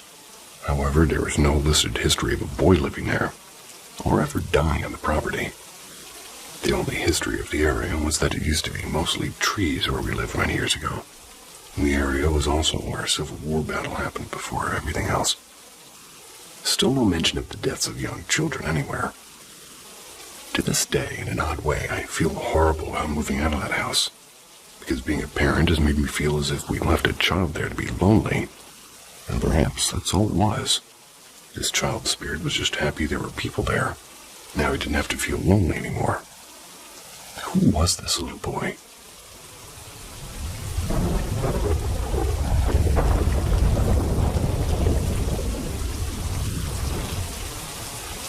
Evil spirit or demonic encounter a friend had.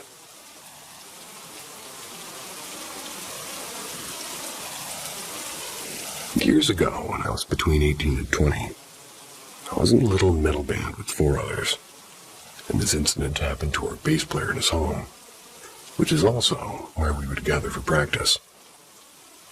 However, in a way it involved all of us. And again, this is his telling of the incident. This was in South Texas in December. It happened sometime late at night, according to him. Started at 11, maybe 12. He woke up randomly and just felt compelled to look out of his window. He was sleeping on the living room couch that night. When he looked, he saw a shadowy figure crossing his yard. He said it looked like it was moving quite erratically. His example was like how the doctor moved around in the remake of House on Haunted Hill. Thinking he was just tired and half awake, he thought nothing of it and assumed it was just one of his neighbors.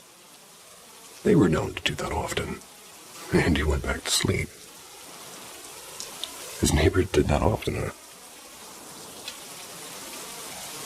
Shortly after that, he woke up with this feeling like somebody was holding him down and making it hard for him to breathe. Which sure sounds like sleep paralysis, except, well, he claimed the whole time he could hear chanting and whispering around him, and no one was in the room with him. It eventually stopped abruptly after a minute or two. He sat up confused and terrified and got a drink of water and tried to go back to sleep, which happened eventually. And shortly after that, it all happened again, same feeling, same chanting and whispering. He always said he never knew and could understand exactly what was being chanted and whispered.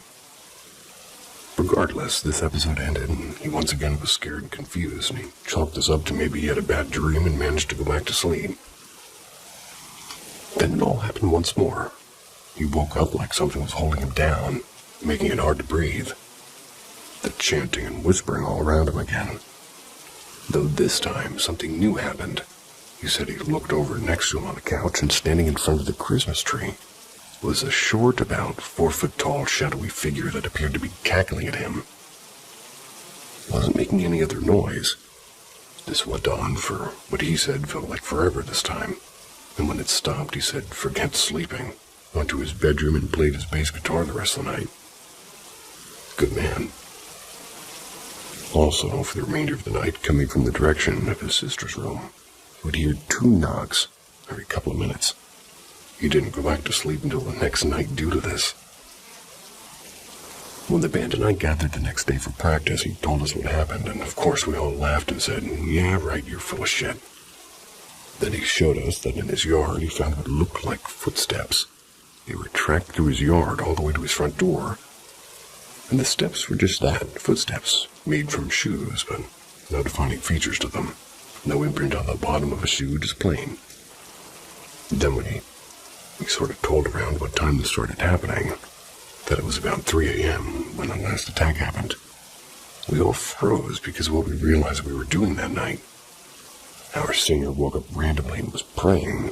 Our lead guitarist woke up and just couldn't go back to sleep, feeling like something was wrong and off, and I, for no reason, just woke up and turned on my lamp and started reading the Bible. We all realized that all of us at the same time he was experiencing the incident had gotten up at 3 a.m. and either prayed, read a Bible, or felt a sense of dread. Strange metal band. And our drummer wasn't there at the time. He never said if he did anything that night as well, but the story had spooked him.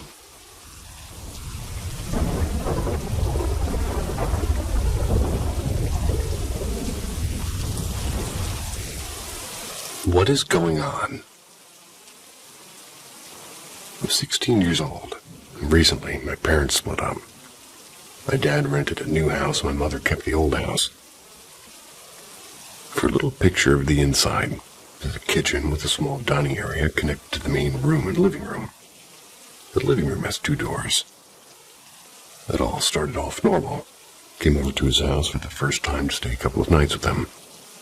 Nothing was off whatsoever. But about a month after, my dad texted me, saying he thinks there's a ghost in the house. I was at my mom's at the time, and he tells me the story like this. I was sitting in the kitchen making coffee in the early morning, sitting at the table. I look up and notice the doors start to open, and they creak open when doing so. go to the door and I open and close it a few times and it doesn't creak. Didn't really believe it at first, but oh boy do I believe it now. I saw it happen with my own eyes the day I'd come back to my dad's. But wait, it gets a bit worse. After a month goes by, my dad has a friend over. Let's call her Olivia. Olivia and him were sitting on the couch watching TV late one night. Well, Olivia also had incidents with ghosts before. But anyway, they were sitting on a couch, and out of nowhere, Olivia goes, "Are your sons here?" "No." Then she says, "Because I saw some sort of figure walk past the two doors." And now for the final incident. I had just finished playing Phasmophobia, a new ghost hunting game on Steam. I'm lying in bed watching YouTube, and it was around 1:45. My brother comes to my room and says, "Did you do that?" Clearly I didn't. He tells me to wait in my room, and he goes to check around the house, because he heard something. I'm laying in bed, my heart racing, and I hear him scream like a terrified scream. I start getting into a panic attack-like state, and he comes back into my room, saying the ghost just moved a fucking chair. And the chair is easily 20 pounds. No way in hell anything else moved in. And then he said the two doors from earlier opened again.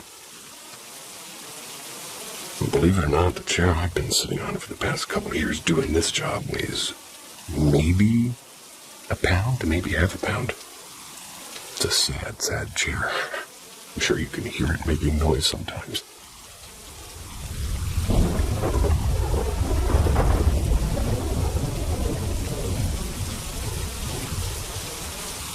The lady in my kitchen and that pounding noise every night.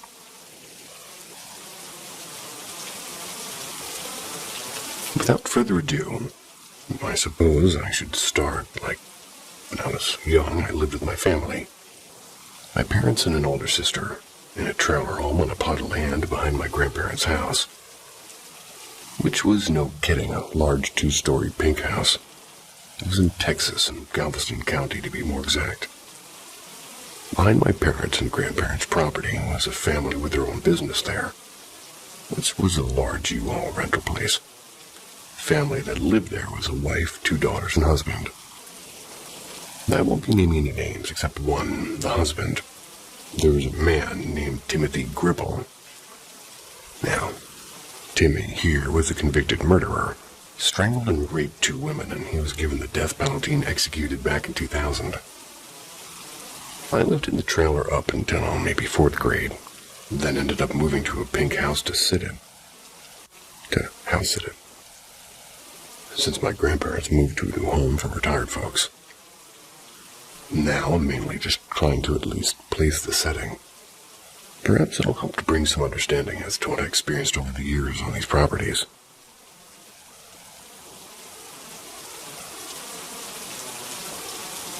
Even when I was a kid and moved into the pink house, or even visiting, I always felt off being there, like something just wasn't right. Nothing really happened though until I was in 6th or 7th grade. First it was a weird thing with the front door, and it would just open on its own. At first it would just open slowly and stay open. Easily explainable, right? The door unlocked, old house. Town sitting on a fault line, so the foundation wasn't exactly the best. It never really weirded me out, and what was weird was one night, around 8 or 9 p.m., I'm just watching TV in the living room. The door just opened and closed itself quickly twice. Didn't creep me out right away because I figured, oh, it's just my cousin, and he said he's coming by to pick up an inhaler for my mother. They both have asthma. He was known to be a little bit of a jokester toward me, so whatever, I'll just see if it was him. I looked outside and my driveway was empty. I asked my mother if he had just came in, and she said no. So I put it out of my mind and moved on. Fast forward further down the road, I laid down for bed and I started hearing a faint noise, like a hand faintly pounding on the wall or floor. From there, I would hear this every night. I disregarded it since nobody else could hear it. said I was just imagining it. It bothered me for a while, and I just accepted that it won't go away, and I'll just once again move on. I figured if there is something, it's just doing its thing, and as long as it left me alone, I'd leave it alone. Then the night I actually saw something I couldn't explain, and to this day my family swears I just imagined it. It was around 3 a.m. I'm in the living room playing a video game on the TV. And I want to say this was around when Nintendo 64 was around, because I kept remembering the game Killer Instinct Gold from that night. So I go to the kitchen to get a drink, and I look across the room, and there was a figure standing there, and I froze. My dining room and kitchen is a bit large, and I'm standing at the entrance next to the staircase, looking across the dining room past the bar into the kitchen. And the figure was a woman, and she was a slim build, wearing a long nightgown, and had no head. There wasn't a bloody stump where the neck was, just there was no head, and as I said, I froze. I wasn't truly scared, just unsure how to react. Just wasn't processing what it was that I was seeing. Turned around, went back to the living room, and just sat down confused. I kept thinking about it. I kept pondering. Did I really see that? Was that real? So I got up and went back in there, and she was still there, never moved. Just standing there. I went back in and out several times, and she didn't leave. And I finally said, "Okay, you stay there. I don't care what you do." And I'm going to my room and going to sleep. No response, not even a wave, and nothing. So I went to bed and laid there all night until 6 a.m., terrified, wondering what if she'd come up here into my room. Thankfully, that was the last I saw her. There were other experiences that happened in that house, and even in my old trailer home. A couple of weeks after that, we're doing some remodeling work in my room, so I wound up having to sleep a few nights in my parents' room on the floor. And as was every night, the faint pounding noise continued. Again, I would ignore it and just sleep, and that night the noise grew a little louder each time. It stayed faint, but grew slightly louder each time. I would ask the parents, "You hear that?" And they would say, "No, of course I didn't." As it continued, it finally stopped for a little while. It was oddly quiet, and I figured, okay, finally guess it got tired. After about 10 or 15 minutes, something slammed into my parents' closed doors to the room hard. It sounded like somebody just ran head first into it, and trust me, it was loud. I sat up and said, "Okay, I know damn well I was not the only one who heard that." The parents agreed. My father and I checked the whole house, even her attic, which is not a place you really want to go into since the house is so old. Nothing, and no one was there with us. The noise went back to its faint self that night after that. To this day, I think about this all the time. I have had other things happen, but these two events stick out all the time. I just still don't know what to think about them. I don't really know if this woman in the kitchen was a victim of that cripple guy or someone else. I just don't know, and I wish I actually had some evidence to even prove it all happened. Either way it happened, I guess nothing else I could say there. Again, I have other things to share, which I will later on in a couple more threads. But what's everybody else's take on this? Some days I wish I did imagine it all.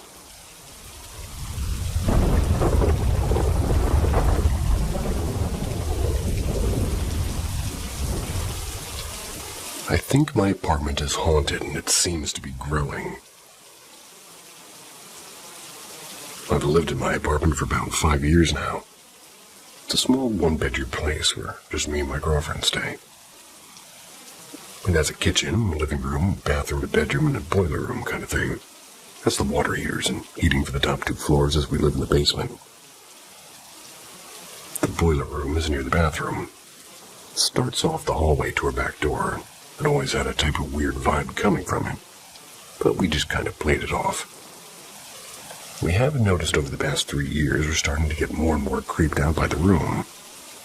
Around 1 a.m. every night you feel a presence just kind of lingering nearer in the room. Can't really explain it other than you're being watched. I used to love sleeping out of the living room. Our couch is very comfortable for me, but Now anytime I'm in the living room alone after 1 p.m., I honestly get too scared to be in there. I feel like somebody's just standing over me, watching me. I also started to notice in the past few years, maybe 2, that at any time I try to ignore this feeling, I start to have really dark thoughts. I'll close my eyes while ignoring it and try to sleep, and I'll just start seeing pretty graphic images of just scenes from, like, horror movies that play randomly in my head. Even though 5 seconds ago I was on YouTube watching a very calming video or something funny. I don't understand how. I was just so calm, and I close my eyes to sleep, and my brain is overrun by these dark images and thoughts. So I usually pick up my blanket and run back to the bedroom where my girlfriend is sound asleep. Hop in bed, and thoughts go back to normal. I thought, honestly, I'm just a bit goofy and over-scaring myself. But about 2 years ago, I had a friend who was homeless for a while. He stayed with us, and he would sleep on the couch. I noticed he always slept on his side, facing the inside of the couch. One night, we had some people over and were drinking, and I asked him for some odd reason why he's always slept like that, and he told me, I feel like somebody's watching me when I try to sleep. Kind of confirmed what I was feeling.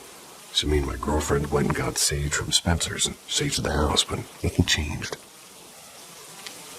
In April of this year, we had a small get-together in my backyard with people from my job.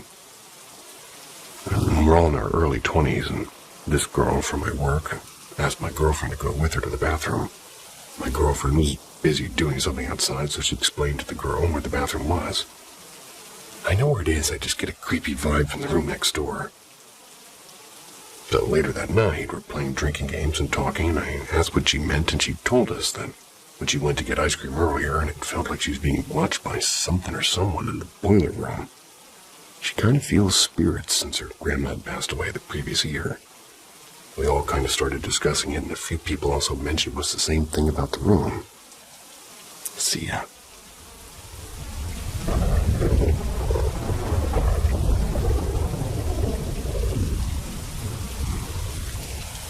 You've stayed curious this long. Don't stop now. The darkness still has more to show you. This is Paranormal M. Subscribe and stay in the shadows with us. The breathing in the hallway. During my senior year of high school, my dad had just moved into a new house after his divorce from my ex-stepmom. I had 2 younger siblings, my brother Alex and my sister Anna. Since I lived mostly with my mom back then and stayed on campus during my first college semester, I shared a room with Anna whenever I visited, and she was 9 years younger than me. Alex, 6 years younger, had his own room down the hall. The house layout was a little weird. The upstairs hallway came right off the kitchen.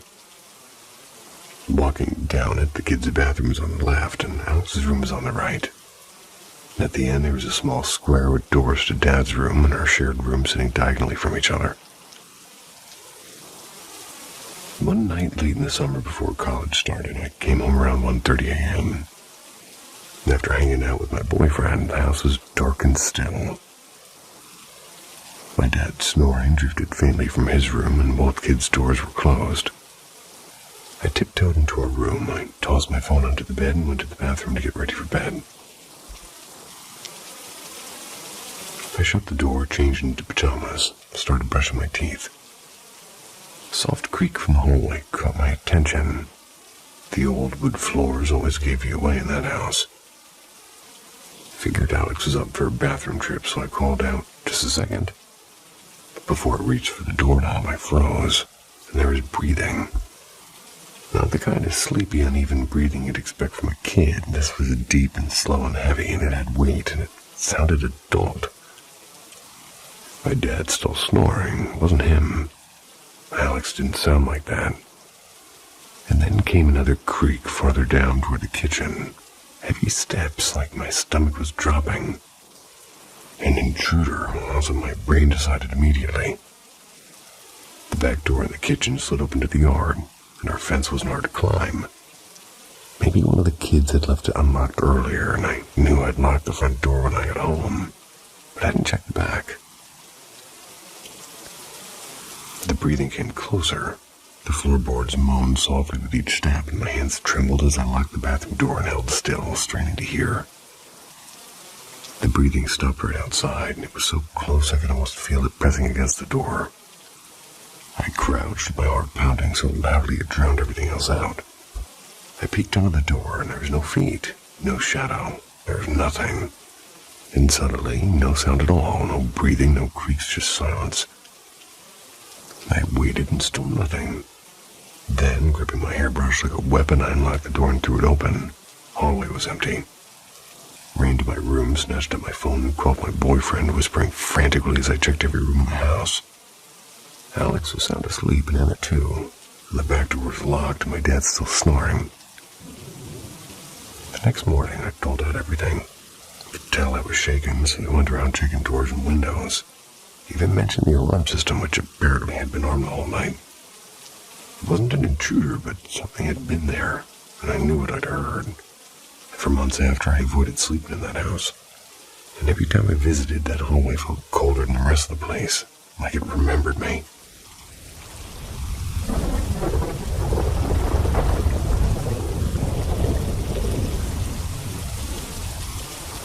The Letters in the Woods.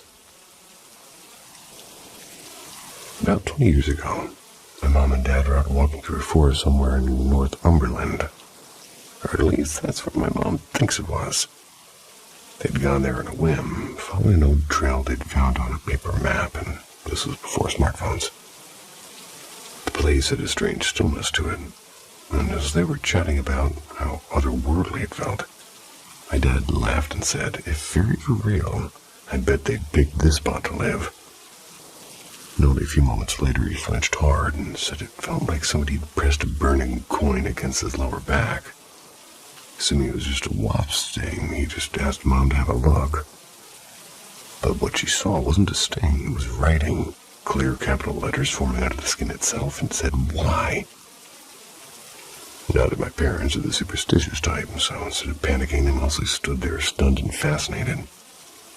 Mom said it didn't look like a scratch or a welt because it was beneath the surface, like the letters were glowing faintly underneath the skin. There was even a diagonal mark cutting through the Y as if somebody had written it with intent. And I've teased Dad ever since for not going to a doctor to get it checked or photographed properly. He says at the time it didn't even occur to him, it just felt too strange to react rationally. The marks faded after about 3 days, though faint smudges of what looked like more letters appeared later, unreadable this time. And nothing similar has ever happened again. Mom still swears the forest felt off that day, no bird song, no wind, just silence. We do still have one blurry photo of his back that evening, and if he gives the okay, I'll share it. I just wanted to put this story out there. Maybe someone can make sense of what really happened.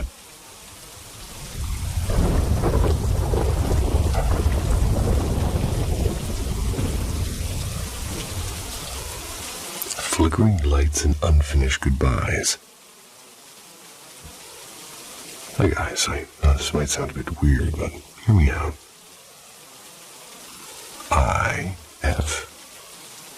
I lost my mom back in November. Didn't actually find out till just a few days ago. My family's complicated, to say the least, and for a bit of context before the weird part, I do have 2 sisters, both of whom hadn't spoken to Mom in years. When Mom was found by the police, they accidentally contacted the wrong sister. The one who wasn't listed as next of kin, just a backup. And the sister has been cut off for ages because of a lot of messy stuff. Stealing and drugs and lots of things I won't get into. And anyway, she told the police she'd contact the rest of us, but didn't. Nearly a month passed before she said anything. By the time we were finally told, she'd already been in Mom's house rummaging through everything with some old family friend we barely remember. They tore the place apart, and by the time we arrived, all the valuable things were gone. And the sentimental ones, Mom's letters and ornaments and photo albums, were either broken or stuffed into trash bags, and my heart sank. And here's where it gets strange. While we were there, the main light in the living room began to flicker. Not just a little, but in this sharp, attention-grabbing way. Right when I was reading a will that we later found out was a fake one. And then the light stopped, and suddenly the hallway light started flickering instead, and the others said it had been doing that since they'd come up, and going crazy, as they described it. I brushed it off at first, but when I went upstairs, the hallway light up there started doing the same thing. I noticed the loft hatch was slightly open, climbed up and found a box full of old photos. Mom's childhood teddy bear and a few keepsakes that still smelled faintly like a perfume. I brought them down quietly. When I went to the kitchen, the room where Mom had, passed, well, that light was flickering the most violently of all, almost like it was angry. When my sister started being nasty to me, it got worse, and none of the other lights ever flickered at the same time. There was always one after another, like something aware. And that night I convinced myself it was just faulty wiring. But the next morning, I called the coroner and found out Mom's body had been ready for release to a funeral home over 2 weeks. My sister had been ignoring her calls, and Mom had been waiting all the time alone. Later that day, after everybody else was gone, I went back to myself to say goodbye in the kitchen. Spoke to her out loud, and for the full 40 minutes I was there, every light in the house stayed completely still. Not a single flicker. My mom was a big believer in ghosts and the spiritual world, and she even took me on a ghost tour when I was little. Now I can't help but wonder, was that her trying to tell me she was angry with what had happened, or maybe just letting me know she knew I finally came back?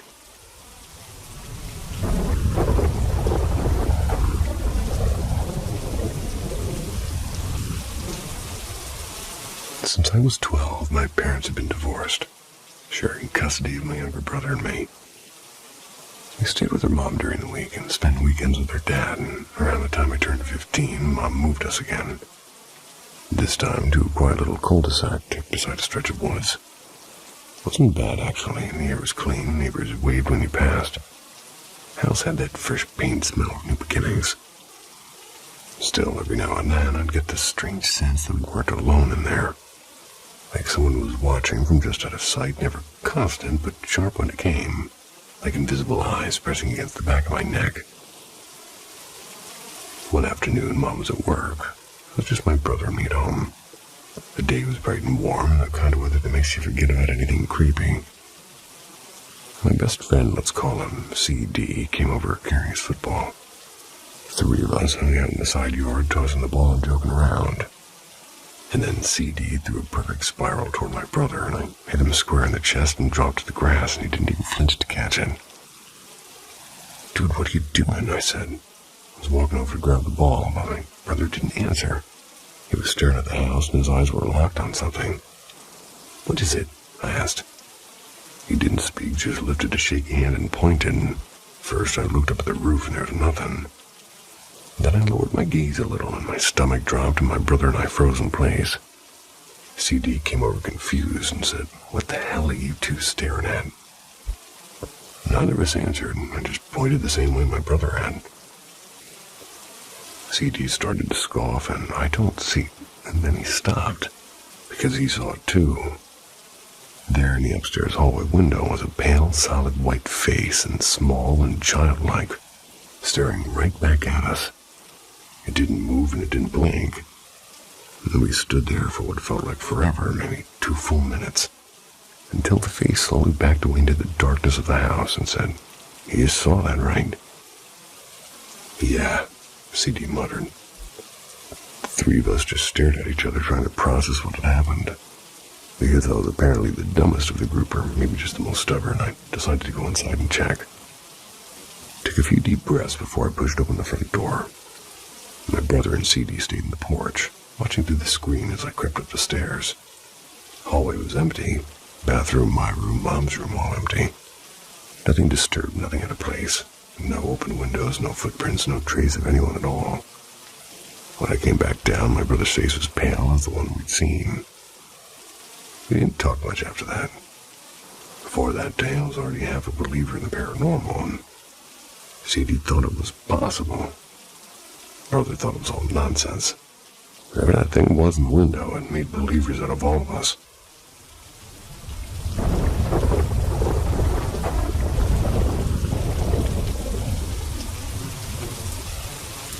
The woman in the reflection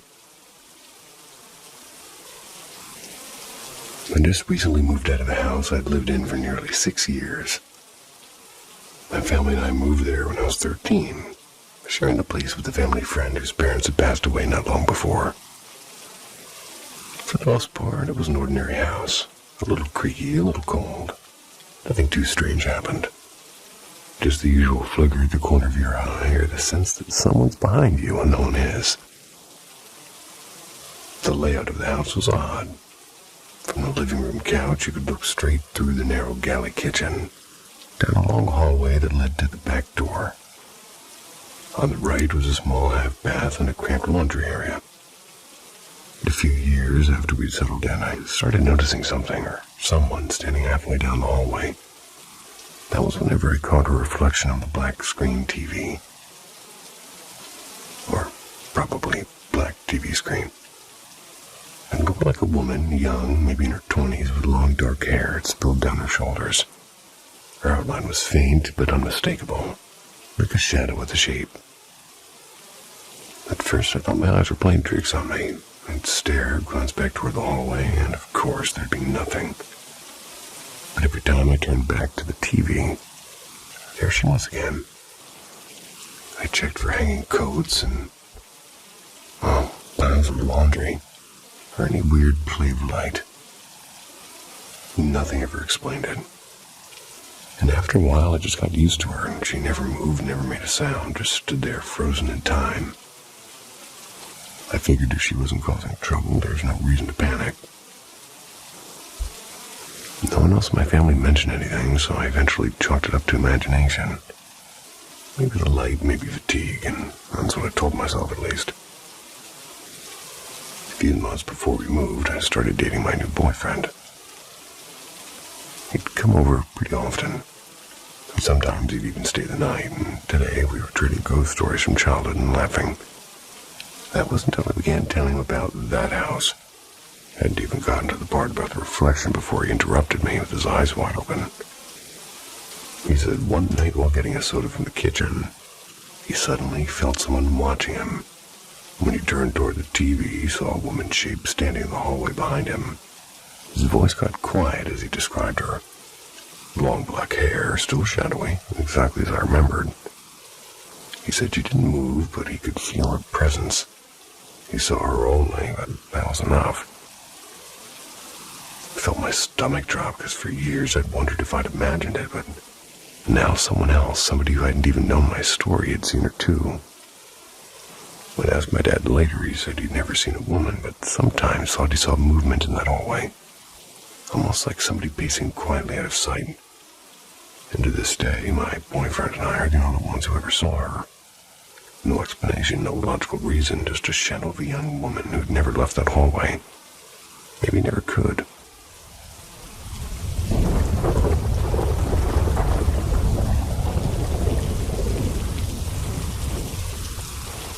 The thing in the hallway. So a little bit of a backstory.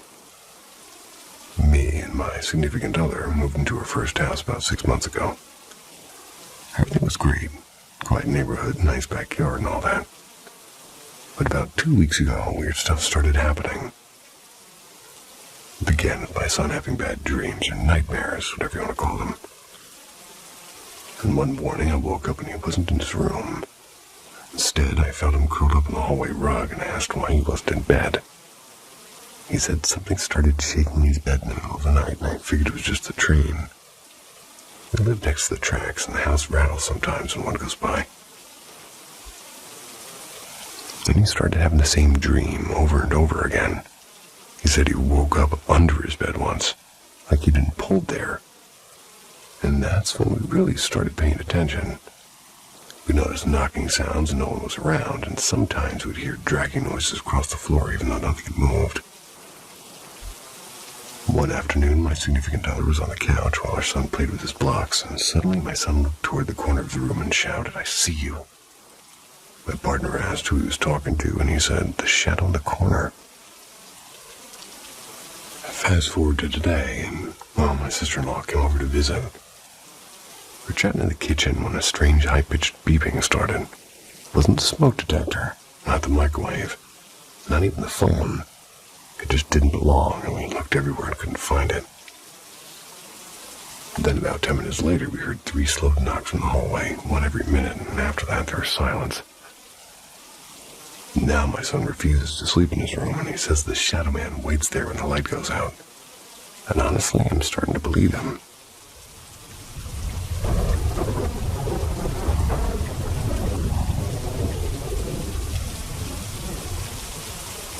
Two knocks at dusk.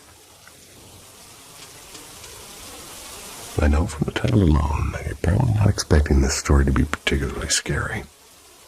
And honestly, it wasn't the worst thing that's ever happened to me. But it's still eerie enough that I think it's worth telling. And I've had my fair share of haunted moments throughout my life. Different houses, different ages, and different towns. My dad's side of the family seems to carry a strange magnet for these things. I think it stretches back generations now. This particular incident was one of my own. It happened to my younger brother, Alex. We were nearby when it happened. At my dad's house, all the way upstairs is narrow. The kid's bathroom was facing Alex's room directly. And Alex, your usual 14-year-old gremlin, was loud and sarcastic and always plotting new ways to annoy me and her sister Anna. And I'm assuming that feeding him after midnight wasn't a good idea either if you're going to call him a gremlin, but anyway. One weekend I was 19 and I was staying there for a few months.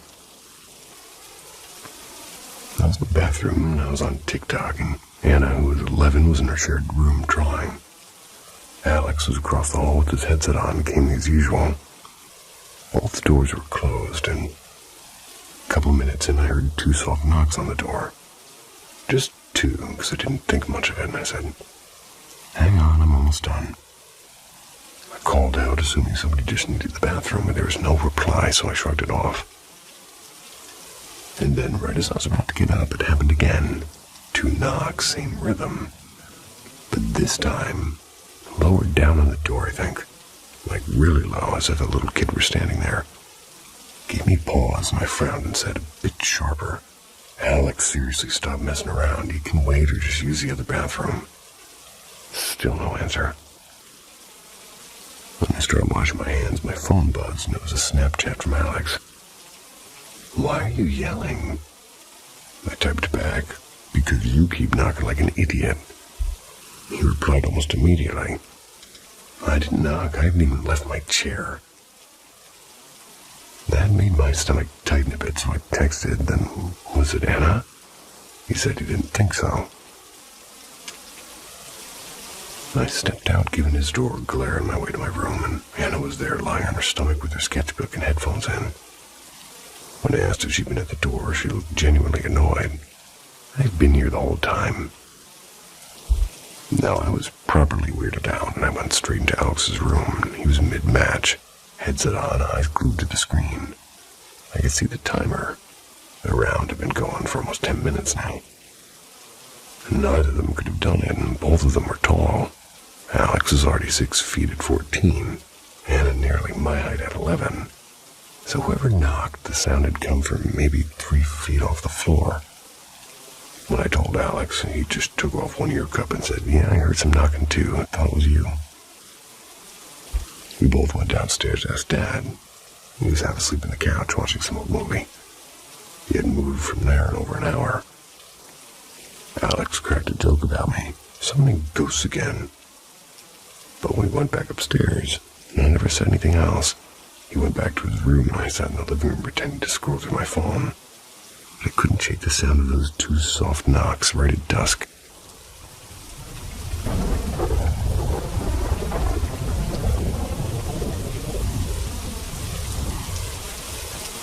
The door that wouldn't move. I have a 19-month-old daughter who's been coughing in her sleep for the last few nights. Daycare germs, she practically lives with a runny nose. At around 12:15 a.m., she woke up, so I suctioned her nose and I let her snuggle with me until she drifted back off. I put her back in her crib and I crawled into bed myself. At about 1:40 a.m., I woke up suddenly and I felt a tiny ship beside me.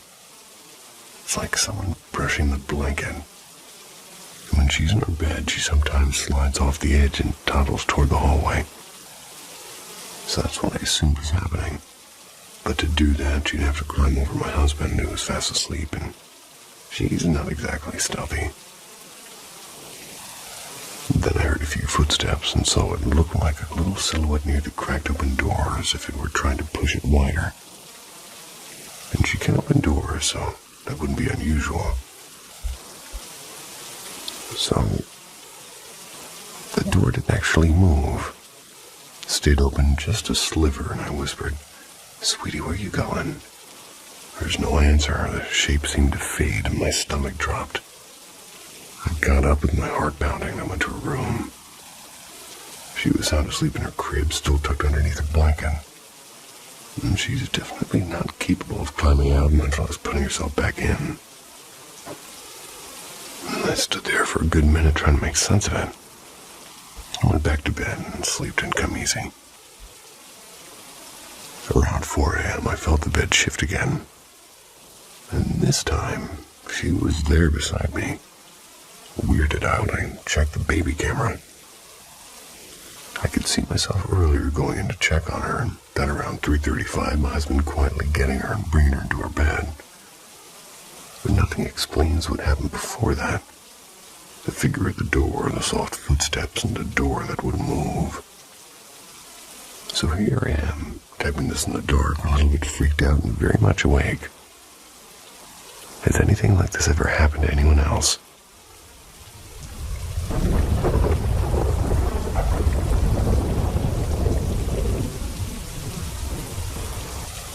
The singing doll returns. My daughter once had this doll that could clap and sing whenever I heard it loud, like a tiny pop star with built-in batteries. That's most of them. It also had a motion sensor, so yeah, basically an overachiever of creepy toys. When the batteries died, we tossed it on the top shelf in the dining room and forgot about it. Days passed. Kids couldn't reach that high anyway. And even if they could, they didn't know how to change batteries. So one lazy afternoon, out of nowhere, the doll starts clapping and singing again, and for a few seconds, there's silence. Okay, weird, but that night around 2 a.m., when we were just dozing off, it starts again. Full volume concert mode, and I nearly jumped out of bed, so I checked it. Clap at it, wave at it, and there's nothing. Totally dead. I put it back on the shelf, I turn off the light, and I walk away. And there it goes again. That's it. I grab the doll, walk outside, and toss it into the trash bin. The next morning, guess what's sitting in the living room couch like it's home in the player? Excuse me. Guess what's sitting on the living room couch like it owns the place? Yep, the same damn doll. My kids were 3 and 4, and no way they dug through a full trash bin. I asked them, and they said no, and as I walk closer, the doll starts clapping again. Nope. I lit up the fireplace, tossed it in, and said goodbye forever. My daughter, dead serious, brings me to her pink teddy bear and says, "He's not my friend anymore." Throws it in two. Thick black smoke rolled up the wall. I had to open the windows. Evil doll gone, unfriendly teddy gone. My daughter still asks why I burned her doll, and I tell her the truth. It was haunted, sweetheart.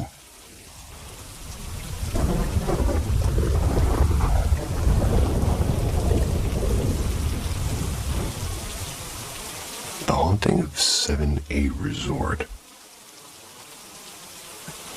And this story happened to one of my maternal cousins who still lives in southeast Texas, and ever since I was just a few months old until my early 20s, my mom's side of the family would hold reunions at a place called 7A.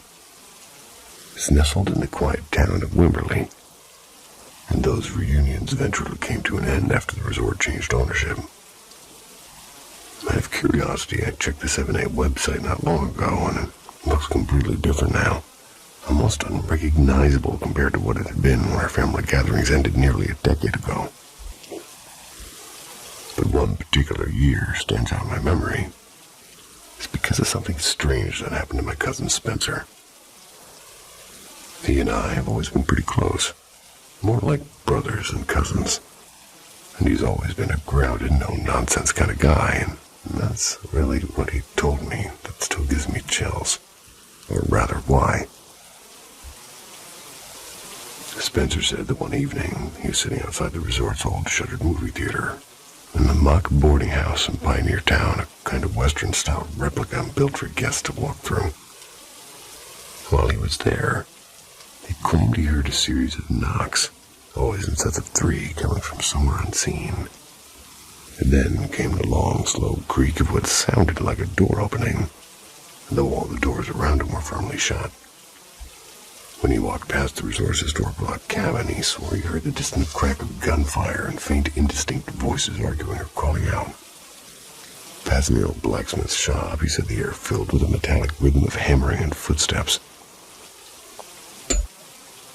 There is unmistakable sound of people working, even though he was completely alone. And everyone else in the family was back at the cabins, either napping, chatting, or cooking dinner. Now, I've known Spencer all my life, and he's married, a father of 2. Not the kind of man who hallucinates or exaggerates for attention. He's never touched LSD or high THC marijuana, or any kind of mind-altering drug, and he doesn't even drink more than a beer or 2. So whatever he heard that day, it wasn't the product of a foggy mind. As for what still lingers in the ghost town of 7A Resort, your guess is as good as mine. But when I think about what Spencer described, those knocks and those voices and steps, I just can't help but wonder if some echoes of the past still haunted the dusty streets of Pioneer Town.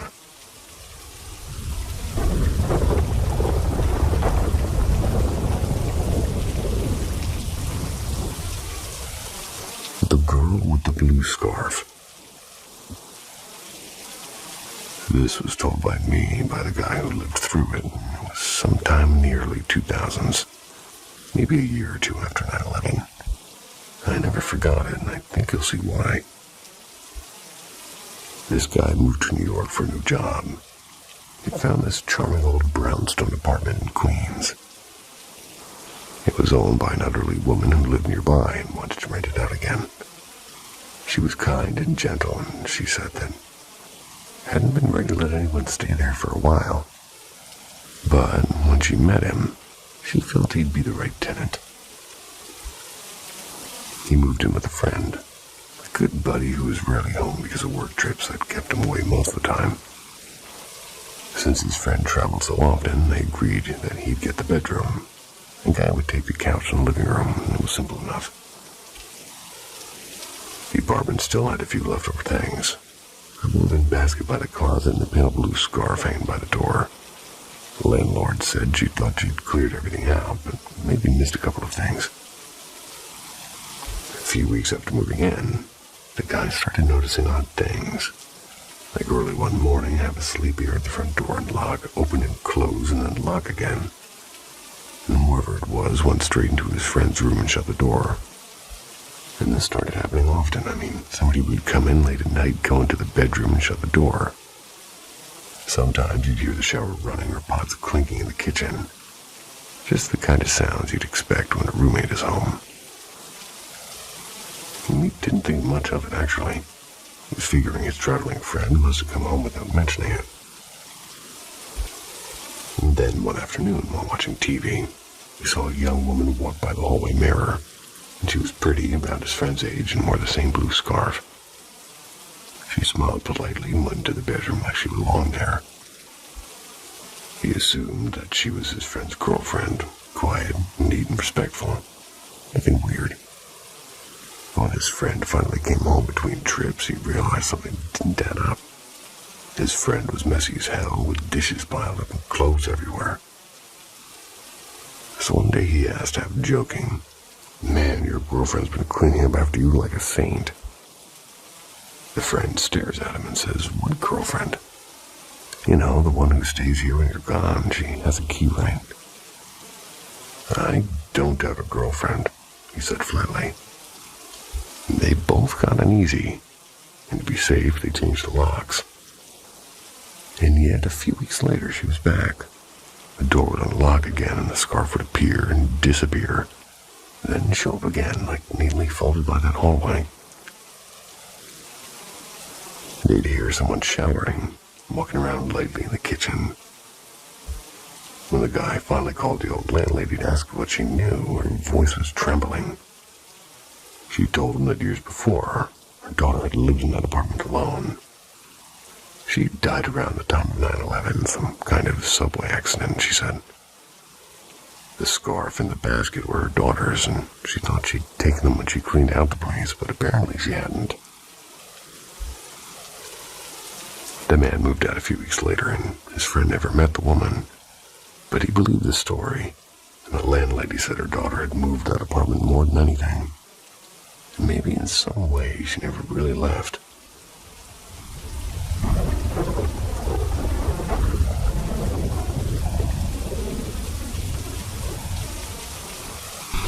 A scary case from official files.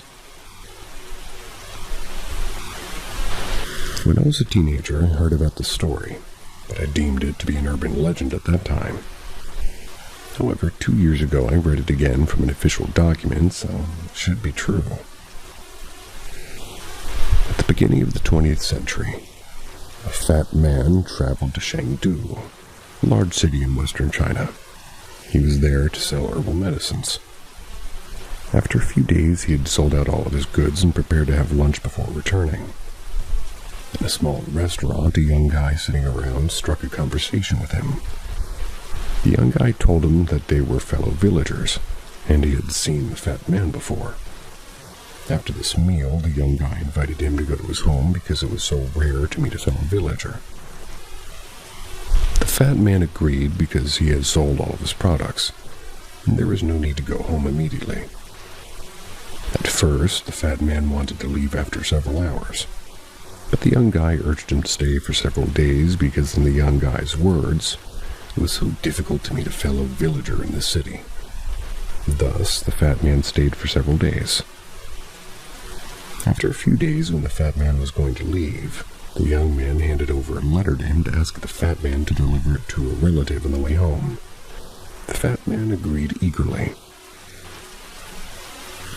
A few days later, the fat man found the place of the relative of the young guy, but it was very late, and the fat man was reluctant to knock on the door then for the next day.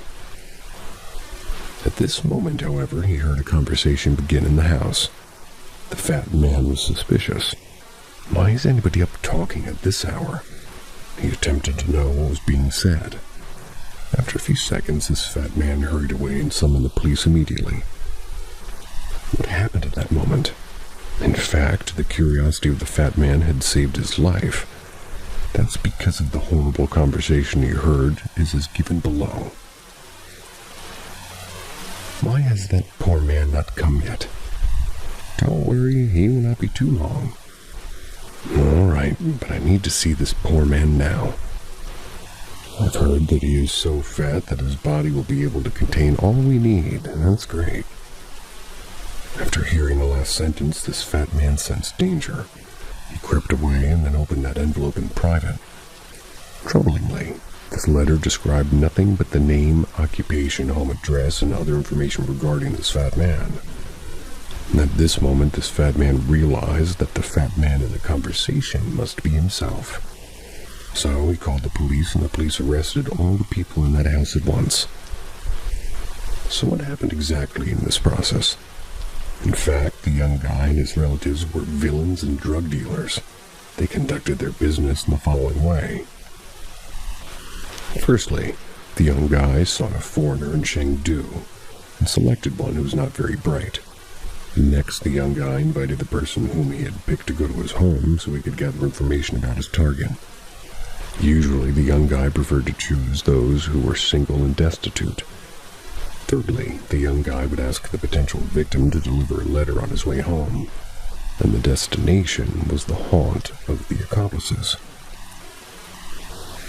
Finally, after learning the identity of that potential victim and ensuring there was no risk, the criminals would murder the victim and hide opium in his body.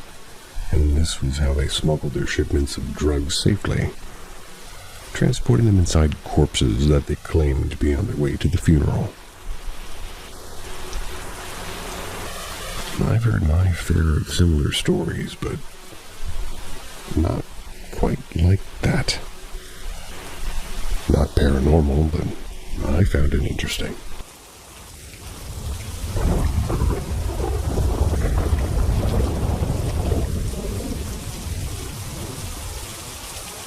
A ghost boy. This story is so famous in my hometown. In the 1970s or 80s, my hometown was rather underdeveloped. The industry was just launched, and most people still live in villages. One day, a boy was born in a family. At that time, it was sort of habitual that the parents should take the kid's birthday to ask for life from a fortune teller. So did this family. When the boy's parents arrived at the famous soothsayer's home, the soothsayer was reluctant to give any information. Such silence was not a good signal. The couple knew it immediately. Without any choice, they urged the soothsayer to illustrate what was the problem. After a long time, the sayer finally spoke something, and in his words, the life of the boy was very unstable. It means that his spirit did not fit his body very well because the spirit was too rampant. The only solution was to look after the boy carefully before his 12-year-old birthday. If the boy could grow up and cross that date, his spirit would be mild. Resultantly, the boy could avoid an early death. The couple was so worried but was given a life straw, and after returning home, the couple called up the parents both sides to let them know this. To look after the boy carefully, the 6 members of the family designed a duty sheet. The young couple had to carry out more jobs in the field, so the 4 seniors shared more efforts in looking after the grandson. No matter what happened, they must guarantee that the boy should be in one site at least. The strategy seemed efficient. Although the boy had encountered a few hazards, a family member saved the boy quickly. After an intense period, everything seemed to return to the right track because the boy became more bright and knew to call his family to help him if he met something troubling. On the eve of Chinese New Year, the family had to collect some firewood and buy something for the forthcoming holiday. So all the members went out except for the grandmother of the boy. Perhaps the mother of the boy's father, and the woman was so cautious she kept the boy at home and closed all the windows and doors to avoid any potential danger. At that time, there were no cell phones or TV sets. And the old woman also felt tired, so she put the boy into her bed and went to sleep together. After a moment, the woman woke and realized she'd dreamed a strange dream. In this dream, she saw a group of kids in a forest. All kids looked anxious and nervous. One kid was screaming why the older brother had not returned yet. The others also echoed.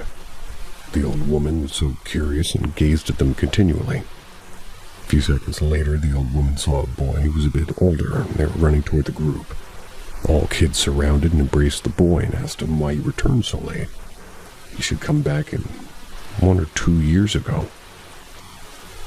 The boy sighed and said that the family he lived with was so cautious.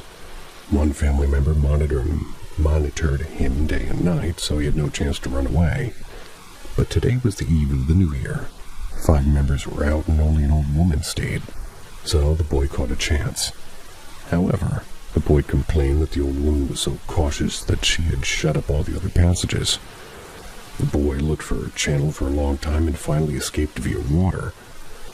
Realizing this strange dream, the old woman felt something terrible and found the boy was not in the bed. The old woman got up instantly and rushed into the kitchen because there was only one place containing water, and as a result she saw the boy was in the water tank and died for a long time. The family noticed that the tank might be a potential problem, so removed it to a tall table so the boy could not climb to the tank unless he stepped on a chair. And I occasionally imagine what happened when the lady was sleeping, what the expression in the boys' faces. If there's any relation between the boy's death and the strange dream.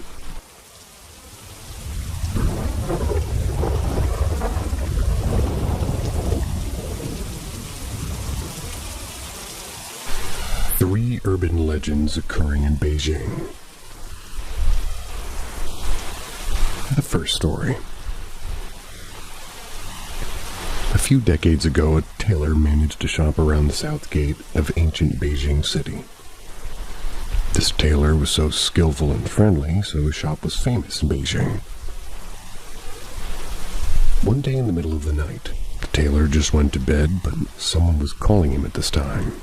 The tailor asked the visitor what he wanted, while the visitor said he just wanted to buy some needles and string. The tailor was afraid that the visitor was probably a robber, so this tailor just opened a small window and handed the needles and strings out.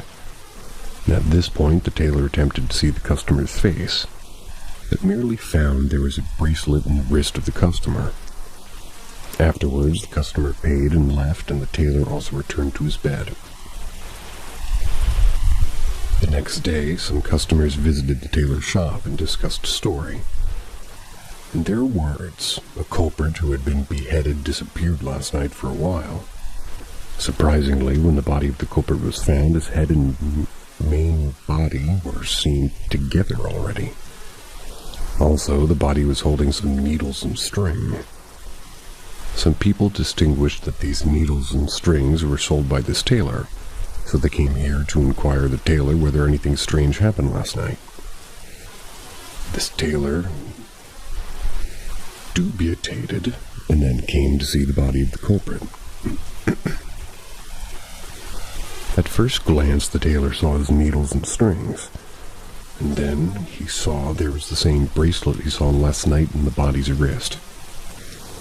The tailor was out of his mind and then narrated what happened to his neighborhood, a doctor who owned a pharmacy. After hearing the scary story last night, the doctor was not surprised, but responded calmly. "My friend, it's not a big deal. Every month, a few poor guys would visit my pharmacy to buy some vulnerary at midnight." Or vulnerary. Vulnerary. As well as the man you met yesterday. Second story. If you ask me to name one of the most famous urban legends in China, I'd like to introduce this story at first, because almost everybody in China who was born after the 1980s has heard this story. I've read many different versions on the internet, and I'd like to select one which seems more reliable. In 1995, one night a bus was running to the suburb of Beijing, and the number of this bus was 375. Around the gate of a high school, a young man was waiting for this bus. That's because only this bus could take him home. When he found this bus, he started to wave his hands instantly. And after boarding this bus, the young man sat behind an old lady and found that there were 6 people on the bus, including himself, the driver, and the conductor. Quickly, the young man attempted to have a break because he was exhausted already. A few minutes later, the bus stopped again. 2 men got up. The young man glanced at the 2 men and found both of them were poker-faced. The 2 men did not talk, just sat down and kept silent. However, at this point, the old lady in front of the young man stood up suddenly and grabbed the young man tightly. "Nasty guy, how dare you try to steal my wallet?" This young man was confused, but responded, "I was sleeping just now and I never touched your wallet. Why are you trying to wrong me?" The old lady did not buy this, but asked the driver to stop the bus immediately. That's because there was a police station not far away from there. It seems that the driver was not interested in what happened, but stopped the bus to let the old lady and the young man leave this bus. After stepping out of this bus, this young man asked innocently, "Dear lady, I never touched your pocket. Why are you wronging me? I'm just a student." However, the response of this lady was so surprising. "Handsome boy, I've saved your life just now." The young man didn't understand, so the old lady continued to explain what happened and why she asked the driver to stop the bus. "Boy, have you noticed the 2 men who boarded the bus at last?" The young man nodded, and the old lady then continued. "When 2 went through me, I found something strange. Neither of them have feet. Do you understand? In other words, instead of stepping onto the bus, the 2 were floating just now. Therefore, I'm afraid they were not human beings. You know what I mean?" The young man was scared and was determined to report this to the police. Because there was a police station around there, the young man told the police what the old lady told him. But you can imagine the police couldn't believe the young man's words. However, at this time, the radio in the police station reported the news that a 375 bus went down a cliff not far away from there a few minutes ago, and there were 4 bodies on the bus, including the driver and the conductor. The third story. If you know something about China, I bet you must know a place named Babao Mountain. This mountain is famous because the graveyard of the top Chinese politicians is located in this place. And this story is about Babao Mountain Station. One day, a man worked so late that came off work at around 11:30 p.m. This while the subway had stopped at this moment. This man's home was so remote that he wanted to have a try to get on the tube because calling a taxi was so expensive. To his surprise, there was a train that would drive in the direction of his house. The man got on happily. After sitting down, this man felt something slightly strange. Generally, now it was around 12 a.m. while this train was full of people. And furthermore, these people seemed very tired and their clothes were worn out. Even so, this man was exhausted, and so he didn't think more. Because there would be an audio notification every station, he then closed his eyes and took a nap. A few minutes later, he heard an audio notification that this train had arrived at Babao Mountain Station. But he heard that many people got off. This man was so astonished why so many people got off here because this was not a significant station. But this man still closed his eyes and the train started to run. However, after a few minutes, he heard an audio notification which reported this train had arrived at Babao Mountain Station. This man was shocked now because he remembered that he had heard the same message just before. In addition, he found nobody on this train now. He couldn't understand why he heard the report twice, and why so many people disappeared so soon.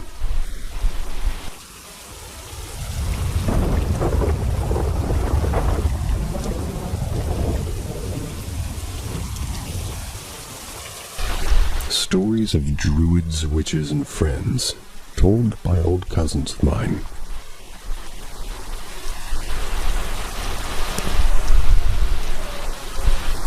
These are stories I heard as a child, but they were not told to me. These are not children's stories is all I mean. They were told in gatherings of family and friends by various cousins of mine from Albania, most whom have long passed. Back when gatherings had dozens of people and back when they would happen, back when nobody would be bothered by far relatives visiting. All of these stories take place in the northern mountains called the Accursed Mountains. Impenetrable and barren, which is where all the folks I mentioned would live before they would descend into the civilization of the fields south of there and end their tribal and pastoral life. I choose to believe these stories simply because they were serious topics being discussed by adults in the room, and I, as a child, couldn't help but listen in awe and fear. The first story, or how a relative met a satyr in the forest, or the devil as she thought. A relative of mine, probably around 80 at the time, I don't even remember my relation to her, interrupts a family feast as she asks all to listen. Us kids would sit at another table and play with her food. She speaks of how she met the cursed devil when she was a girl which had wandered far away from home, by playing and fooling around.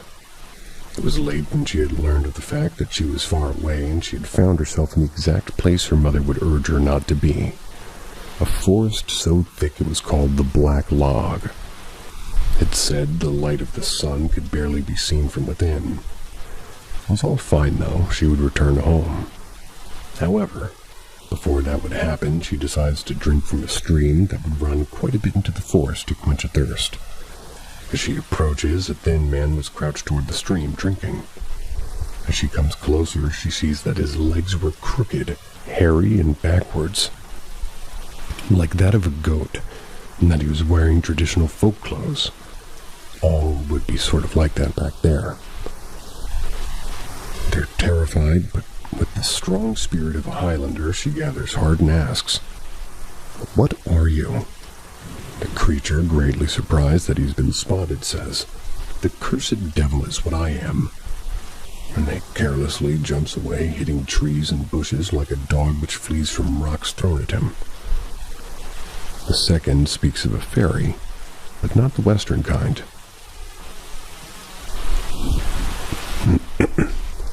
My grandmother gets quite lonely during the day, as all of us others go to work, which is why she gets excited when people sit around and listen to her talk. She asks me one day, as I'm running from the kitchen, well fed, toward my room, to come and have a chat. She's kind and sweet, and I'm obligated to listen. She speaks to me of her father, how he was a mason who built his own house by hand, how she loved him very much, and how she remembers him still after half a century. She quickly jumps into an occurrence his father had with some sort of a witch, and she says, she tells when her father was a boy, living in the mountains, as they all did. It was on a cold evening, while restless, too energetic to sleep, that he lies awake at bed and suddenly spots a faint light coming from his keyhole. The light enters through and floats toward the side of his bed, and as he pretends to be asleep, sees the light transform into a woman. He jumps out of his bed and grabs the quote-unquote witch by her throat while demanding answers. The witch explains that she's been sent there by her lodge, and as her rite of passage, she would have to draw blood.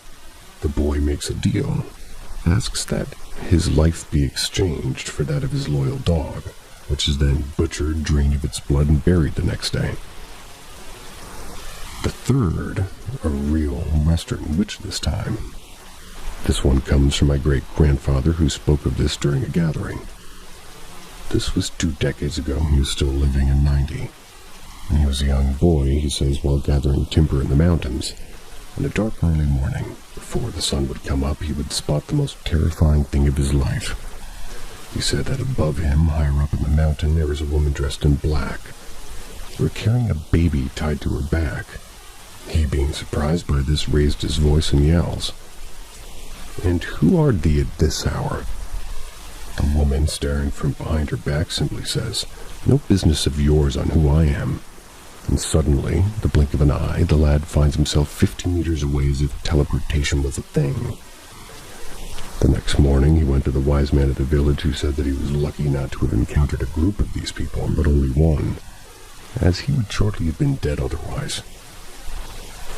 A lot of other stories I've heard, like how late night strangers would gather around trees and dance by the fire, or how shadows would play around the graves of loved ones, how snakes would defend a family's home, how wolves would never attack on Christmas, and much, much, much more.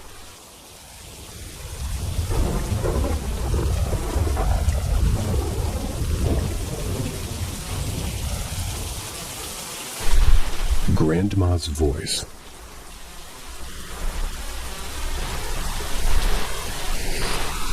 My grandma passed away last September. The creepy thing happened when my family and I went back for Thanksgiving. The Saturday after Thanksgiving, my dad asked to go over to my grandma's house with him to help look for some papers that are needed for the farm. He's digging through the closet in the basement, and I'm upstairs looking in the closet up there. But all of a sudden, we both hear my grandma yelling for help from her bedroom. We both drop what we're doing and run to the main floor of the house. We look at each other and we both nod to signal to the other that we both heard my grandma. We both then looked at the closed bedroom door and start stepping toward it. As my dad reaches out for the doorknob, we hear my grandma again, but much quieter, almost a whisper from the room. We look at each other again, gave a "fuck this" look, and sprinted out of that house. Turn away in the driveway, and I swear I could see my grandma sitting at the kitchen table just staring at us. My dad and I get back to his house after quickly leaving my grandma's house. I told him that we have to go back over there because I left some lights on upstairs and didn't shut the door on the top of the stairs. He agreed and said he didn't shut anything off in the basement. We pull up and park in front of the garage, and I come around the truck and I can see something moving in one of the windows. Before I can ask him, my dad says, "I saw that too, but I'm pretending I didn't." We go upstairs to turn off the lights because we don't want to go alone. But we notice all the lights are off and the door was shut and latched. I could accept the lights being off, but there's no way I could have forgotten. I shut and locked the door. It takes a good amount of effort to shut the door, not to mention the lock is a barrel lock. It requires you to spin and slide it to lock it. We ran to the basement and all the lights were off down there as well. And all the lights have the pull chain, and my dad swears he left all of them on. We get to the front door and hear my grandma again, but don't understand the words. My dad and I quickly walk to the truck and we notice a light on upstairs. I suggest we just leave the light on and just leave. He was already putting it to reverse as I said it. My dad and I never went back over to my grandma's house before I had to make my 7-hour drive home. My dad called me about a week and a half after Thanksgiving to tell what happened the following weekend after I had left.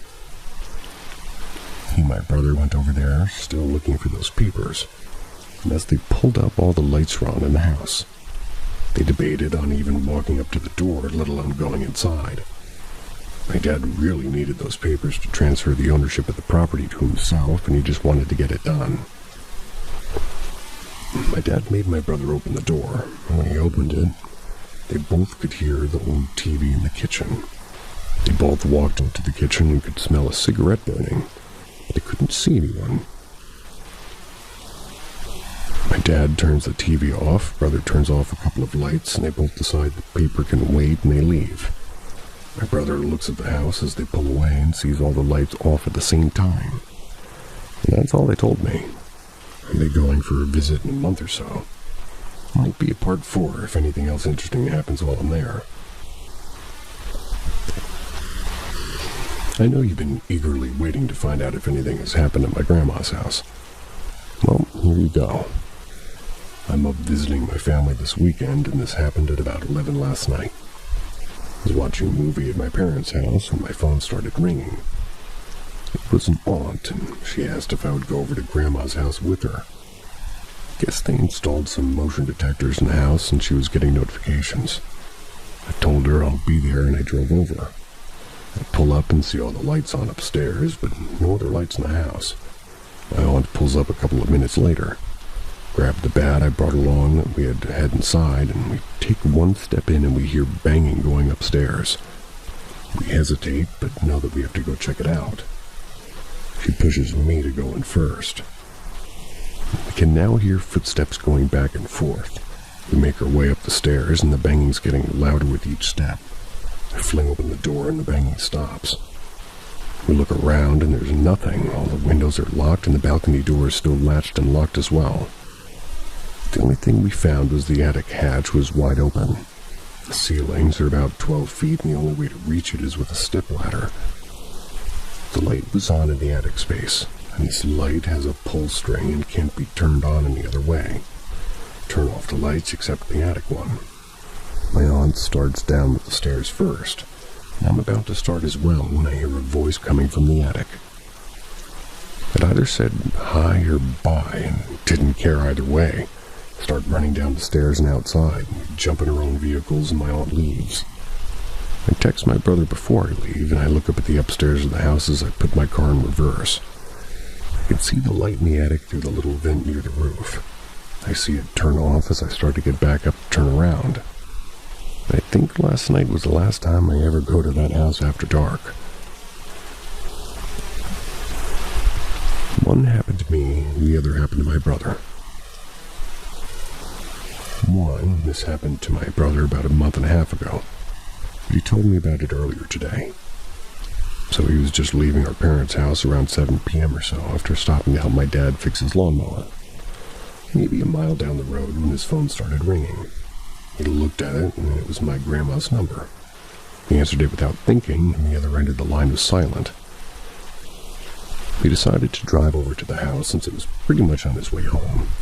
He didn't want to since it was after dark, but knew he shouldn't just in case somebody broke in or something. He pulled up, and he could see the light in the attic through the vent on the side of the house. It was turning off, and it was like somebody was continuously pulling the string on it. And just as he parked his truck, he remembered there's no power to the house. He still went up to the front door to make sure it was locked, and as he reached the knob, he heard a very loud bang not far into the house. He said, "Fuck this," left very quickly, turned his truck around, and he saw the attic light turn off and stay off. 2. Earlier today, before my brother told me the story, my dad and I went over there so I could grab some wooden models my grandpa made a long time ago. We pull up and start walking to the house. I decided to look up at the second floor, and I saw someone or something looking out the window at us. My dad said he saw it too, and this window is pretty far above the landing on the stairs. In order to look out this window, you'd have to either be about 9 feet tall or standing on a ladder. We still went in and got those models, but we kept looking toward the stairs expecting to see something looking at us. I ended up taking more models than I intended and had to take multiple trips back into the house. I make sure not to look up at that window every time, just in case I'm still being watched by something.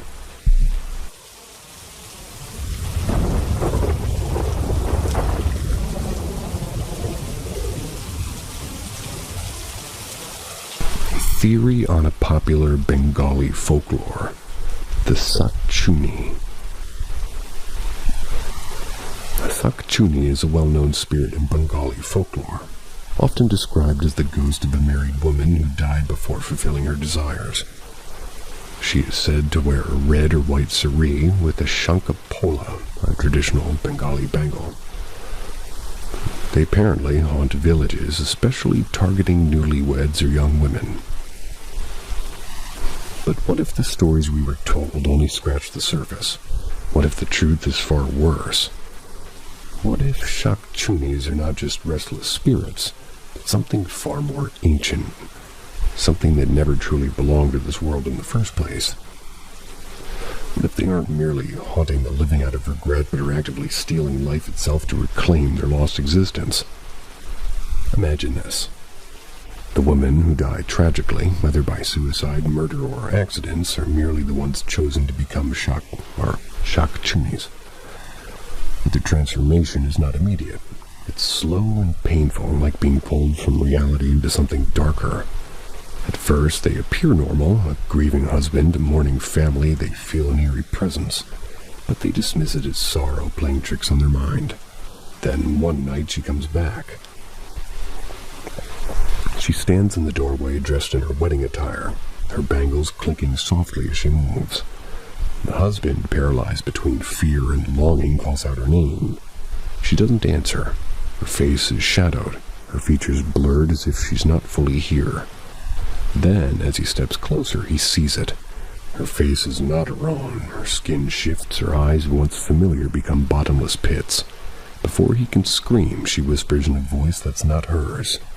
"You let me die, now I will live again." Then the screaming starts. The next morning, the husband is found, his face twisted in terror, his body ice cold as if something had drained him of warmth of life itself. And somewhere, in another village, a newlywed woman wakes up with a strange, unfamiliar hunger. What if a Shakchuni is not just a ghost? What if she's a parasite hopping from one body to another, wearing them like a disguise?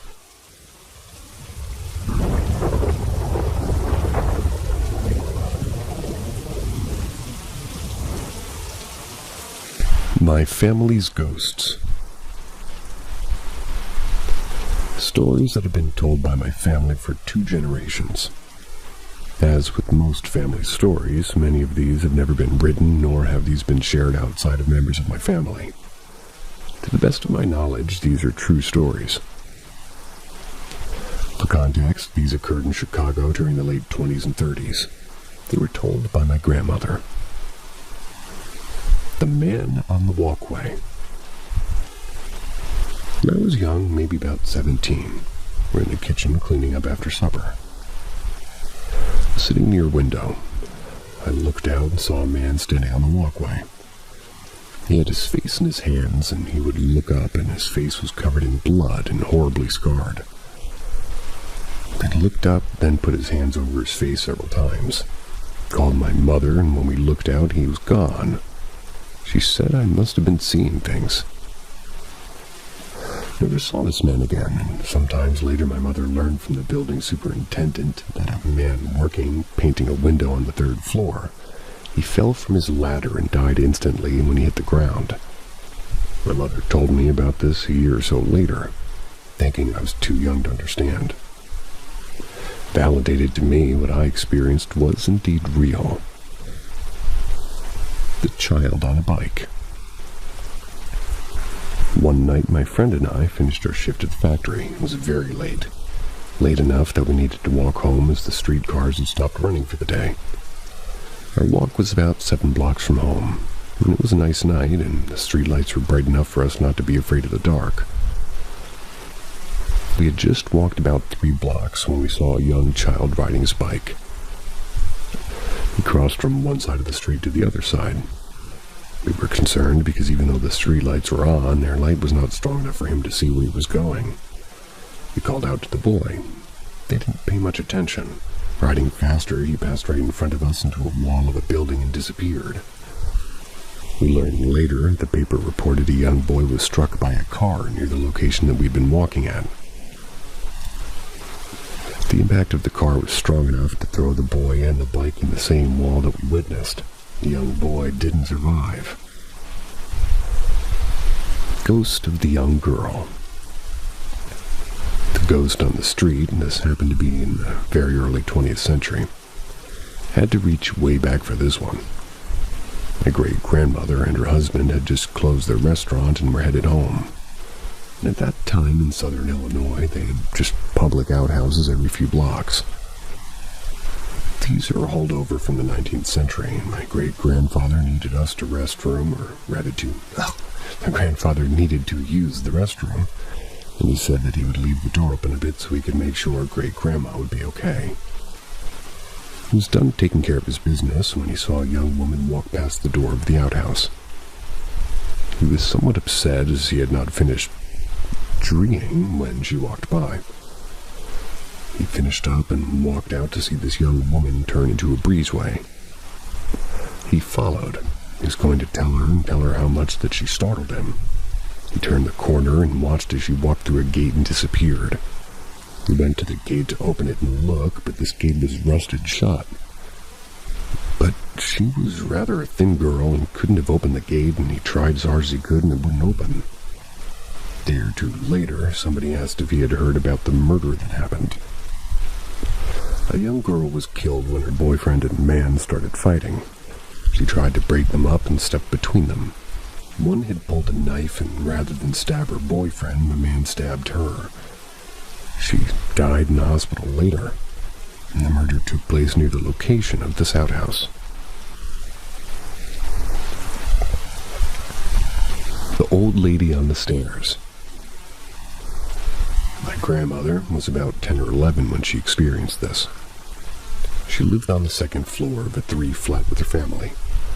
The building had very heavy steps leading to the top floor, which for some reason is very dark. Every so often they could hear heavy footfalls of somebody going to the top floor and stop, but never heard the door open. And this happened a few times when her curiosity got the better of her. When she heard the steps, she walked into the hallway. She looked down and saw a woman dressed as if in mourning. She had a heavy black dress and a veil over her head and face. She hunched over as though she were very old, and the way she walked was odd. She would drag one foot up the stairs as she moved. She walked right past my grandma, brushing against her, and continued to the top floor when the footsteps ended. She told her mother what she had seen. Her mother told her that nobody lived on the upper floor for months, asked if she was sure about what she witnessed. Her mother asked some of the other tenants about it with what my grandma had seen. She was told the woman who had lived there died shortly after her husband had died. She came home from the funeral and walked to her flat, and no one saw her after that. She apparently died the following day. Since that time, people have heard her walking up the stairs. The flat has remained empty and locked ever since. As I said at the start, to my knowledge, these are all true stories.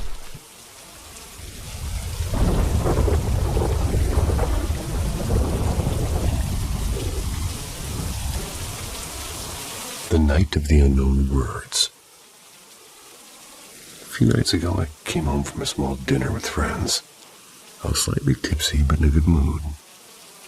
My mom was still awake, so I sat down with her in the kitchen to tell her about the evening. But midway through my story, a heavy wave of sleep hit me, like my brain just unplugged. I remember her laughing and saying, "Go to bed before you pass out right here." That's the last thing I recall. This morning, though, she told me something that honestly gave me chills. Apparently, after I went to bed, she came into my room to take off my shoes. And as she did, I opened my eyes and I started talking. Not in English.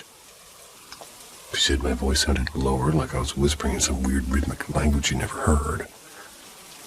She told me she froze for a second and gently said, "Honey, you're dreaming, go back to sleep." But I didn't stop. She kept saying I kept talking, slowly and chanting, and I suddenly sat up and said something like, "No, he's waiting, I have to go." I got out of bed, walked toward the door, and turned around and said, "It's too dark."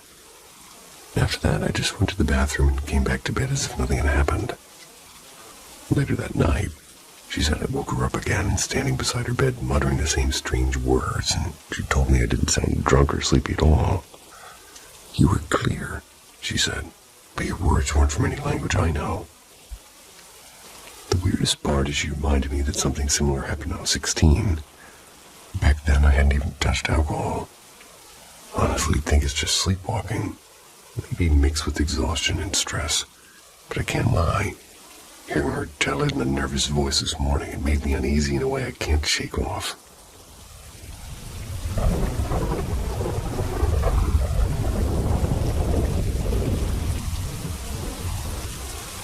The Man by the Bakery. I grew up in a small village tucked between the hills of northern Italy. Around the early 2000s, we had 1,000 people living there. Everybody knew everyone, and I got my driver's license in late September 2013. By December, I was still a cautious driver. Winter nights are always foggy and the roads turned slick with frost. One evening, I'm driving back home from a friend's place and I reached the crossroads near the old bakery. About 2 minutes from my house, I noticed a man standing by the curb. Maybe he was in his 70s and waiting like he wanted to cross. So I slowed down and flashed my headlamp, and headlights, not headlamp, to let him go. He just stood there staring, and I flashed again. Still nothing. I even gave him a small wave, but he didn't move, just kept looking at me, confused, so I muttered a few curses under my breath and drove off. When I got home, both my parents were in the kitchen having dinner.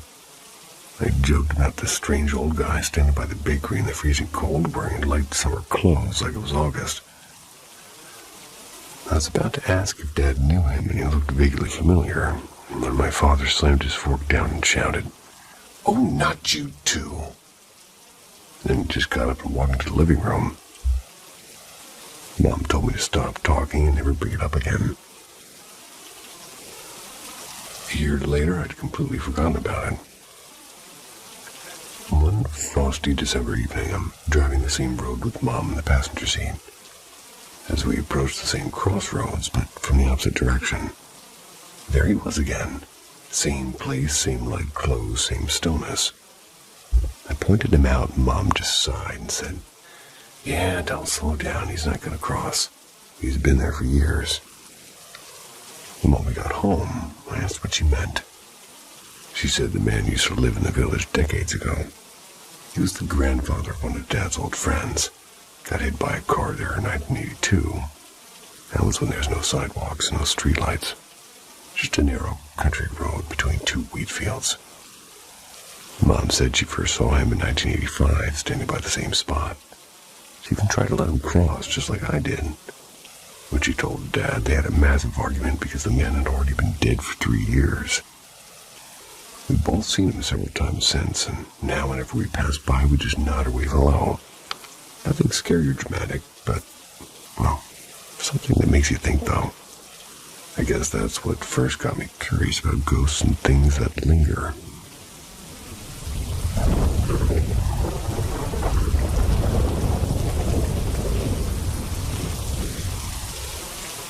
The shadow in the hallway.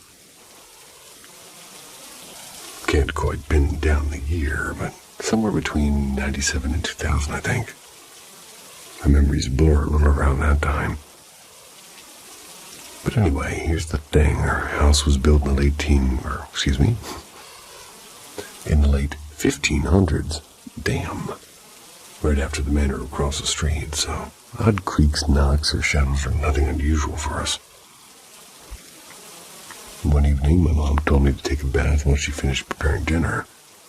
Everything seemed perfectly ordinary, and I filled the tub and got in and watched her moving around the house.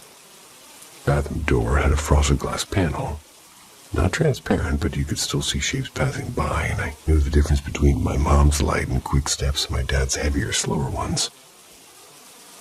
Mom walked past a few times, talking about something, probably school or dinner.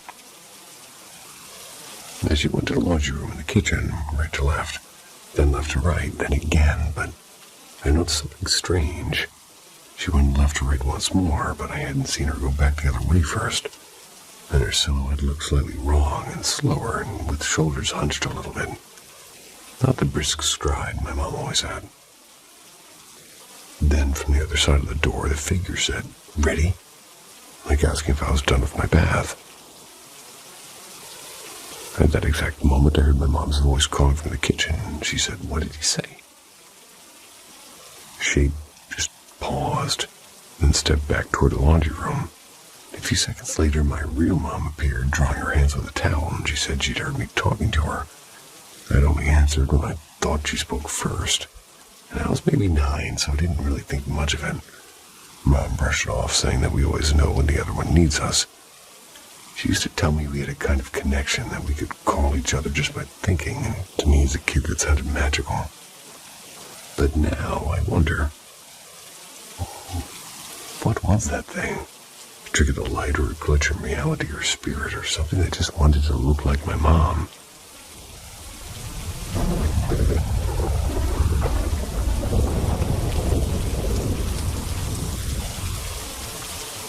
The breathing in the corner. Back in 2008, my cousin and her husband rented a small apartment just a short walk from the house I shared with my mom. A couple of years later, they had a baby boy. He was born with some health complications, and eventually he was diagnosed as being on the spectrum and nonverbal. I lived there for years, but in 2015, the place started feeling too tight for them. And that's when I stepped in. I was hunting for a place of my own. My cousin suggested I take over the lease, and it's a good idea for both of us. I managed to pay everything off in less than a year, too. I moved in that summer and made it completely mine. Soft lamb-soled rugs, a mismatched sofa, and the centerpiece. A massive antique wardrobe I'd restored myself. It looked like something out of a period film, and for a while there at least, life was peaceful. Until it wasn't. In 2016, I started having sleep paralysis. I never saw shadow people or monsters, just the terrifying weight pressing down on my chest. And around the same time, lucid dreams became routine.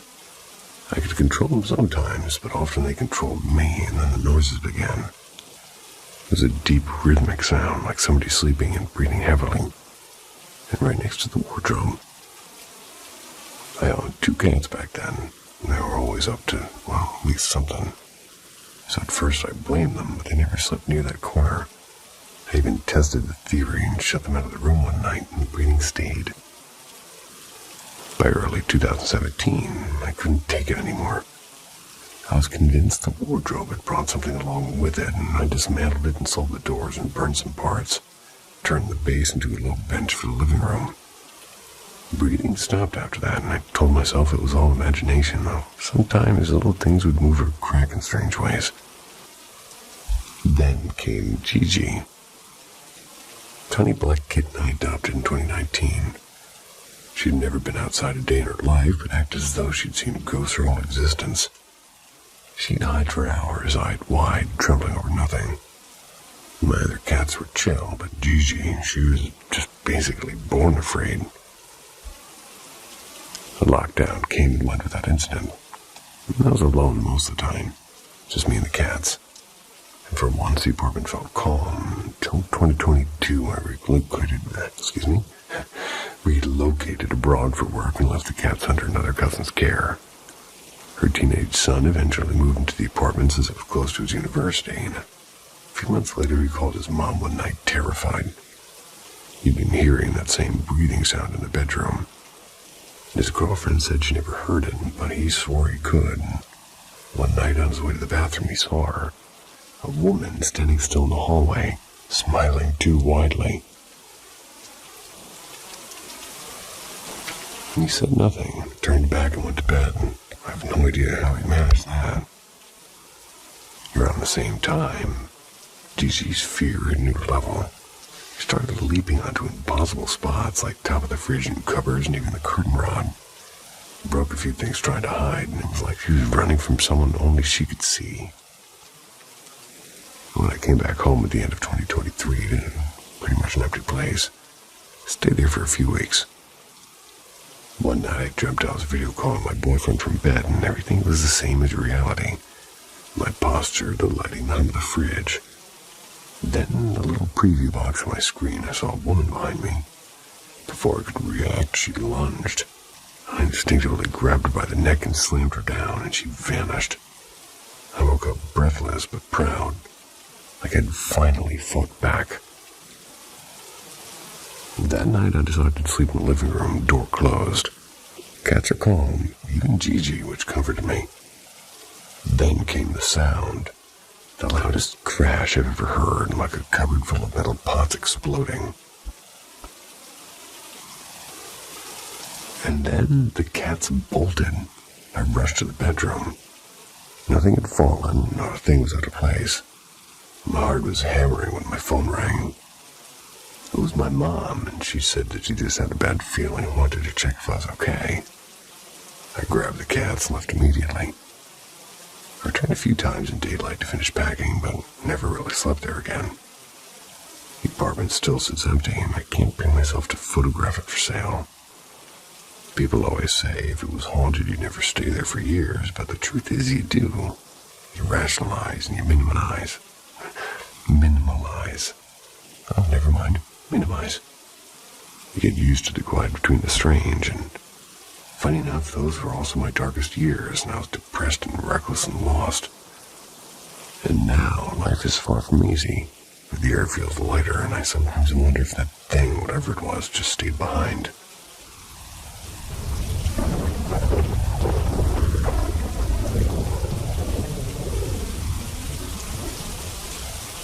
The whispers beneath the floorboards. We moved to a new home 3 summers ago, and it felt like walking into a secret we weren't meant to know. The house had belonged to an elderly couple, all gone now, but somehow their presence lingered like perfume in the air. Soft and haunting and strangely comforting. They began subtly, like doors sighed open by themselves. A faint sound of humming drifting down the hallway. And the piano, the piano. It'd play a single note and always the same one around midnight. Like a gentle reminder that we're sharing a space.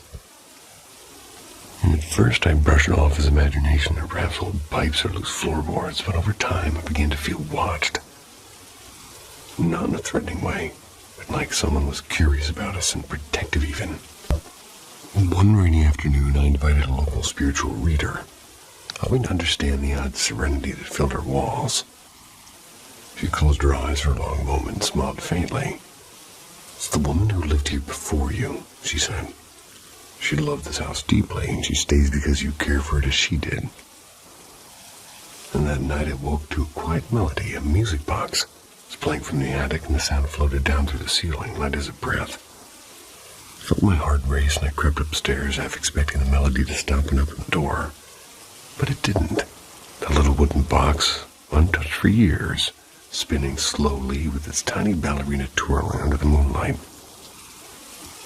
My husband, ever the skeptic, refused to believe it until one evening as he climbed the stairs he froze. He later told me he'd felt somebody right behind him. The faintest rustle of skirts brushing the wall and the smell of lavender. "She followed me halfway up," he said. "Then she was gone. Our children have grown used to it, and sometimes they'll look up from their games and ask, "Did you call me?" when no one did, and other times they'll wave an empty corner, smiling at nothing I can see. I did experience sleep paralysis once. It was like this terrifying stillness where your body won't obey, but instead of fear, I felt calm. There was a man standing by the window wearing a brown cardigan looking out toward the garden. He turned slightly and met my eyes and nodded almost politely before fading to the dim morning light. And now we've learned to live together, us and them. The unseen and the breathing all sharing one roof. The floorboards still whisper at night and the piano still sighs, and somehow the house feels fuller for it, as though love once planted here refused to leave.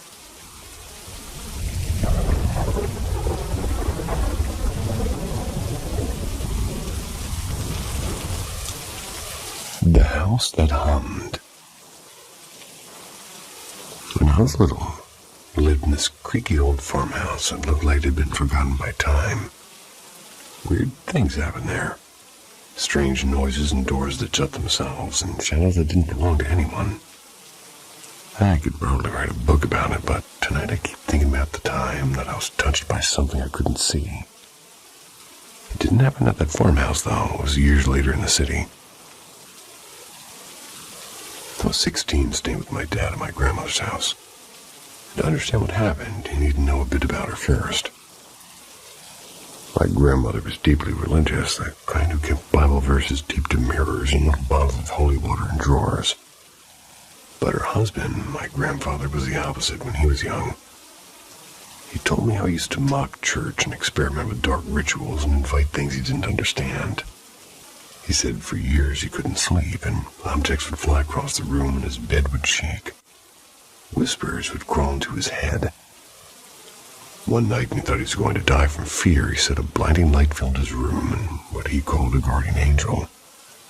That's when he changed his life.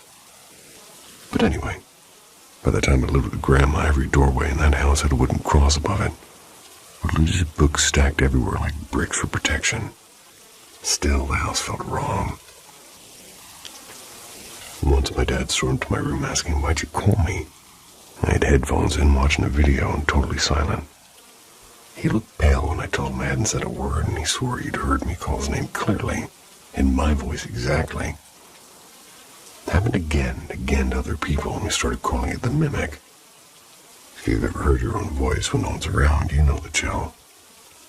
Then came the night that scared me most. Late October, a few days before Halloween. Standing in the kitchen doorway, talking with Grandma while she peeled pears for a pie. We're joking about old horror movies, like how the killer always hides behind the door, and suddenly, something shoved me hard in the back. It was so hard I nearly fell forward into the counter. No one was behind me, and I spun around so fast my heart was hammering, and Grandma froze, knife in midair, staring straight at me. "Did you see that?" I asked. She didn't answer, just looked blank for a moment and quietly went back to peeling as if nothing had happened.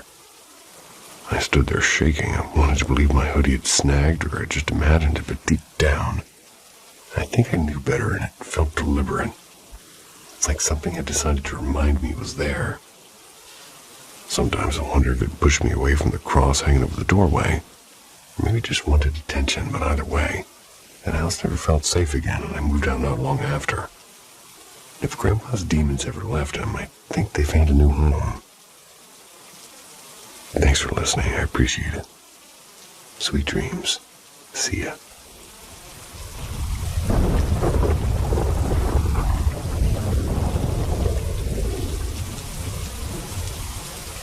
Paranormal M takes you beyond the veil of the ordinary. Ghosts, legends, and mysteries. They wait in the dark. Subscribe now, because the unknown is closer than you think. The Boy Beneath the Floorboards.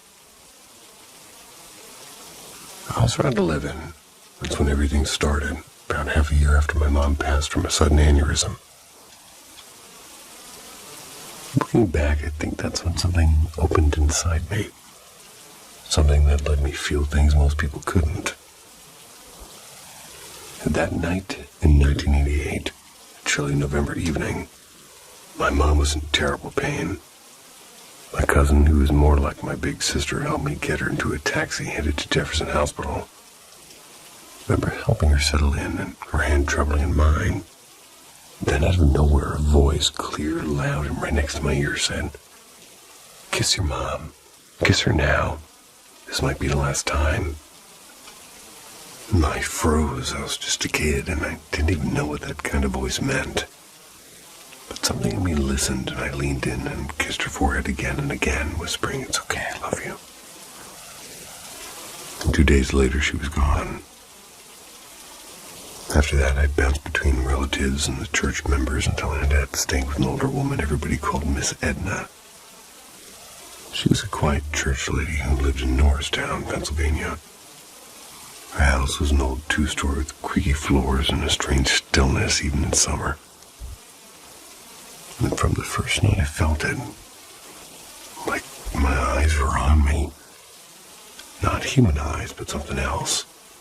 Miss Edna herself was kind of eerie, but pale-skinned, dark circles under her eyes and long silver hair that made her look like she'd stepped out of an old photograph.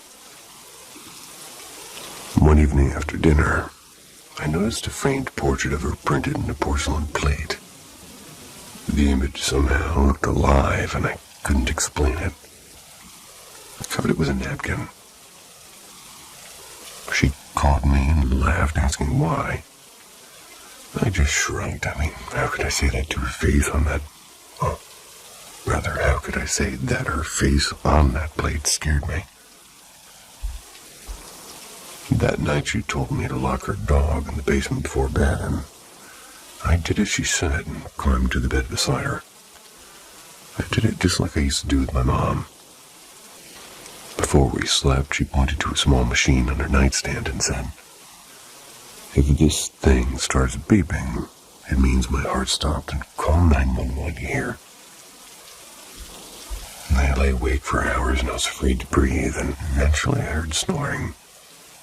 It was deep and strange. I shook her arm, whispering, "Miss Edna," and she laughed softly. "It's just me," she said. "He sneaks out sometimes." But the basement door, the one I had locked, was wide open. Kept happening for 3 nights.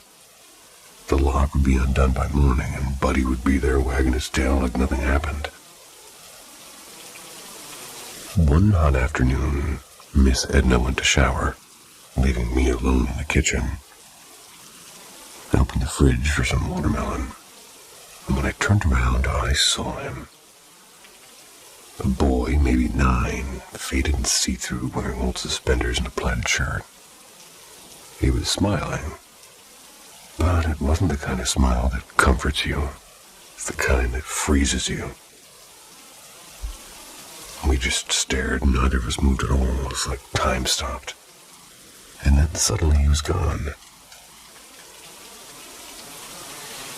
I dropped the watermelon, ran to the bathroom door, and begged her to let me in. She told me I couldn't. The Lord don't like folks barging in on women bathing. When she finally came out, she asked if I wanted to join a church trip to Baltimore, and I said yeah before she even finished her sentence. And then we went back to that house. Never saw Miss Edna again. But that boy and his outline and his smile never left my mind. That was the first ghost I ever saw. And it was just the beginning. And I don't think women like folks barging out of them bathing either. Although I'm sure the Lord also doesn't.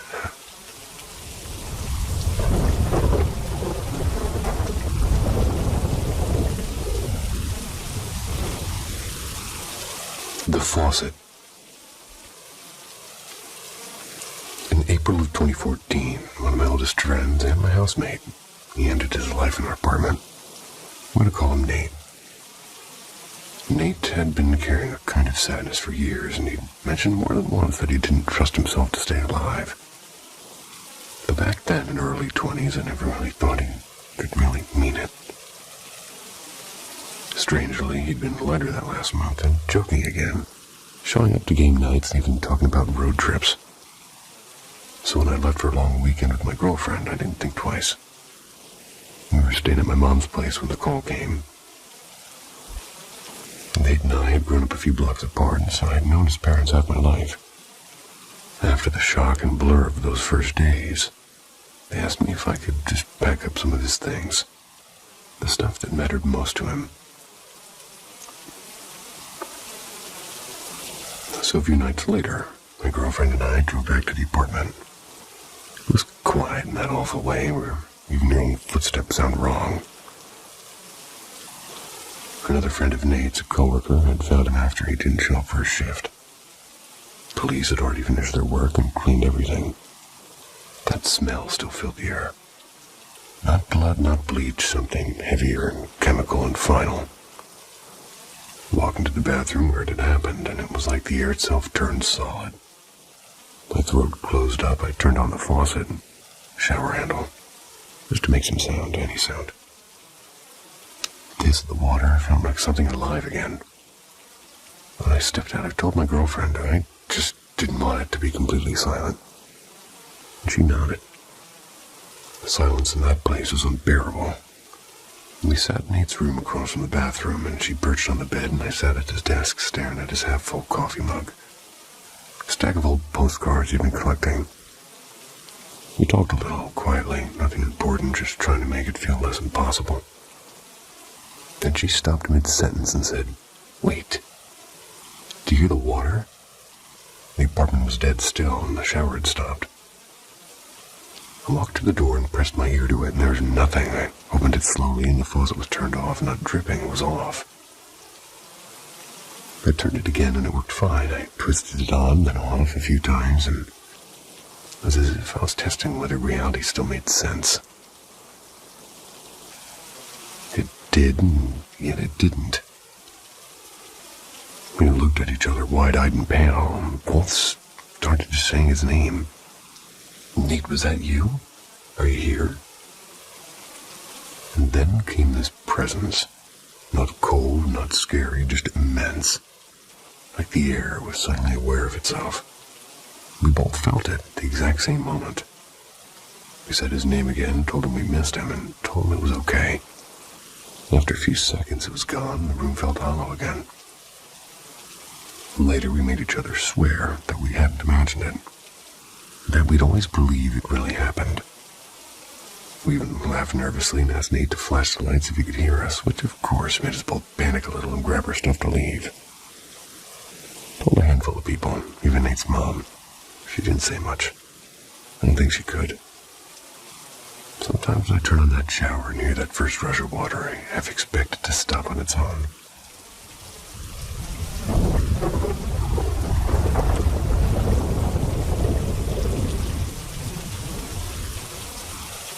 Whispers from the old porch. Ever since I was little, I've always felt something around me. Not in a scary way, just a quiet awareness that I wasn't completely alone. My parents used to tell me stories about things I did as a kid. Apparently, things that would give them chills, and I'm going to share a few here. When I was about 5, we visited my grandmother's old house in Kansas. My grandpa had passed years before, long before I was born. I remember sitting in his rocking chair by the front window. My mom said one moment I was babbling about cartoons, and the next I went completely silent. Then I looked up at her and said, "Don't forget the pipe, June." Her face went pale as a ghost, and Grandpa used to call her June, which is her middle name. And not only that, but he always smoked a pipe. Well, I couldn't have possibly known that. We left soon after that, and Mom never sat in that chair again. When I was 16, we lived for a short while in the woods outside of Flagstaff. It's in Arizona. The house was old and creaky and too far from the neighbors. And one night while I was on my computer in the basement, I heard somebody sprinting down the stairs, and I turned expecting my brother. I saw only a flicker of brown hair disappear into the laundry room, and I called out and there's no answer. Later, when I went upstairs, my mom said everything had gone to My mom said that everybody had gone to town hours earlier. A few days later, our heater malfunctioned and filled the basement with smoke, and the repair guy said the wiring looked like it had been melted from the inside out. Dad had the place blessed the next morning. Years later, when I first started dating my wife, I'd stay over at her family's farmhouse. One that had been in their family for over a century. One night, I dreamt of waking to see an old man at the foot of the bed. He was dressed in suspenders and white shirt, and he looked angry. It's as if I'd trespassed. I woke up drenched in sweat, and my smartwatch said my heart rate had hit 145. The next day, I described him to my wife's mom, and she quietly pulled out a sepia photo of her grandfather, the man who had built the house. He didn't like strangers sleeping here, she said.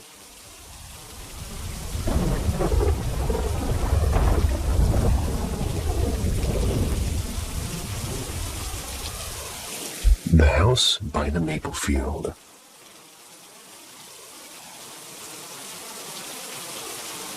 To start off, I should probably tell you the house used to be an old farmhouse. It sits near a maple grove with open fields stretching out in front and a quiet patch of forest behind it. It's peaceful out here. Just a 15-minute drive to town. We've only got one neighbor close enough to wave at, and it's pretty private overall. The house had originally come to us through an auction at a county. The story goes that it once belonged to an elderly man who lived there his whole life. He'd inherited the land from his parents, and after he passed away, no one claimed the property for years. People said he died quietly in his sleep, right there in his bedroom. Some locals even whispered that his brother had taken his own life in the barn decades before. So nobody knows if that part's actually true. And I've done plenty of reservations, or rather, renovations since moving in. The bones of the place are ancient, and judging by the style of the beams and the stone foundation, I'd say it dates back to the early 1900s, maybe even earlier. When we bought the house, one of the previous owners laughed and told me, "Just don't mind the ghosts." I brushed it off and didn't really seem like the haunted type of a house. And that changed one night when our dog Bella started whining at the kitchen wall. No barking, but whining. She stared at a dark corner like she was seeing something I couldn't, and I called her over and she came running. Her tail was tucked behind her and she was trembling. I told myself it was probably a mouse in the wall. Still, it was odd. A week later, I just stepped out of the shower when I heard the bathroom door handle jiggle. That loose metal clink that only happens when someone presses down on it, and I said, "Okay, 1 second." I opened the door, expecting one of my kids, but the hallway was empty and everyone was outside. I told myself there had to be a logical reason. There's always a logical reason, right? There's one particular room upstairs, the one with the old cedar bed frame, had a strange reputation. Everyone who's even slept there at one point or another has felt the mattress dip in slightly. It's as if somebody had just sat down on the edge, and each of my kids experienced it at different times growing up. None of them mentioned it until years later, and it turns out they all had the same story. My husband had heard his name whispered in the dark, clear as day, and more than once. He also caught the sound of footsteps pacing downstairs when the house should have been empty. Once I was chatting with him in the kitchen when my cell phone started ringing. The caller ID said home phone. Except we were both right there, staring at the house phone on the counter. Neither of us had touched it. And then there's the voice, and I've heard my daughter call Mom when she wasn't even home. My husband's heard it too, and it's uncanny the way it sounds exactly like her. One night around 10:30, I heard a heavy crash from the upstairs hallway. It was loud enough to make me jump, and my husband was at work. I grabbed the biggest knife in the drawer and froze halfway up the stairs, debating whether I really wanted to check. And I ended up calling my son, who was at a bonfire about half an hour away. He came right over with a couple of friends, all of them acting like they were clearing a SWAT zone, complete with flashlights.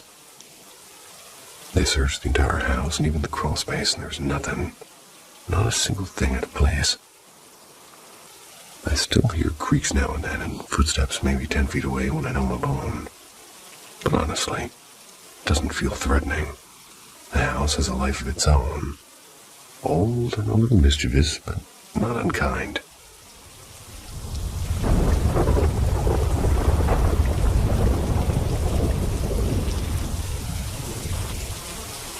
The Visitor at Willow Creek. Alright, so a little background first. I, a 25-year-old female, I've dealt with weird paranormal stuff basically my entire life now. And trust me, I wish I hadn't. I've tried everything.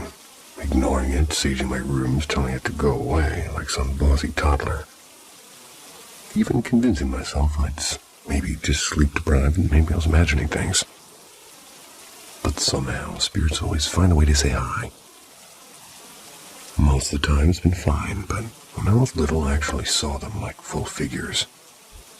As I got older, it turned into more of a feeling. Sometimes random objects moving or lights flickering when they shouldn't be. Never anything truly bad except twice.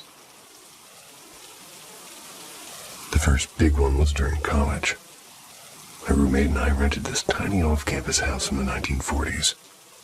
Real fixer-upper feelings. A few weeks in, we found out the landlord's father had accidentally just died in that house. And at first it was little stuff, like our kitchen clock would stop every night at 2:11 a.m. The front door would unlock itself.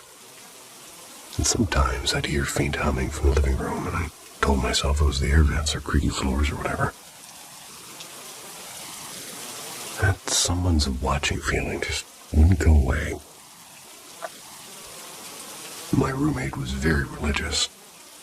Not Catholic like the girl in my old story, but Pentecostal. And she was terrified. Her aunt came to pray over the place, left bottles of anointing oil in every corner. And that's when things got worse. One night I woke up in the middle of a sleep paralysis, and I could move my eyes, but I just couldn't move anything else. In the doorway there was a tall, warped shadow. I told myself not to look directly at it.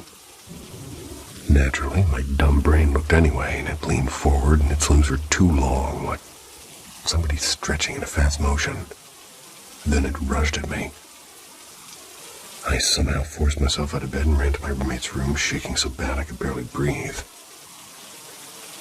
And after that, things went quiet. We broke our lease and left before the semester ended. So we're gonna fast forward to now. I live in my great-grandparents' farmhouse. It's on our family's property, 80 acres of forest and creek land. It's been here since the late 1800s, and it's peaceful. It's remote and, probably haunted. I moved in last September with my sister, fully expecting something paranormal to happen. But for 6 months there was nothing but silence and bliss. Then she moved out last month, and about a week later, weird things started again. Last Monday, my dog, who's a big shepherd mix, jolts me around 1 a.m., growling at the window. Not as usual someone's outside bark, but this deep, trembling growl.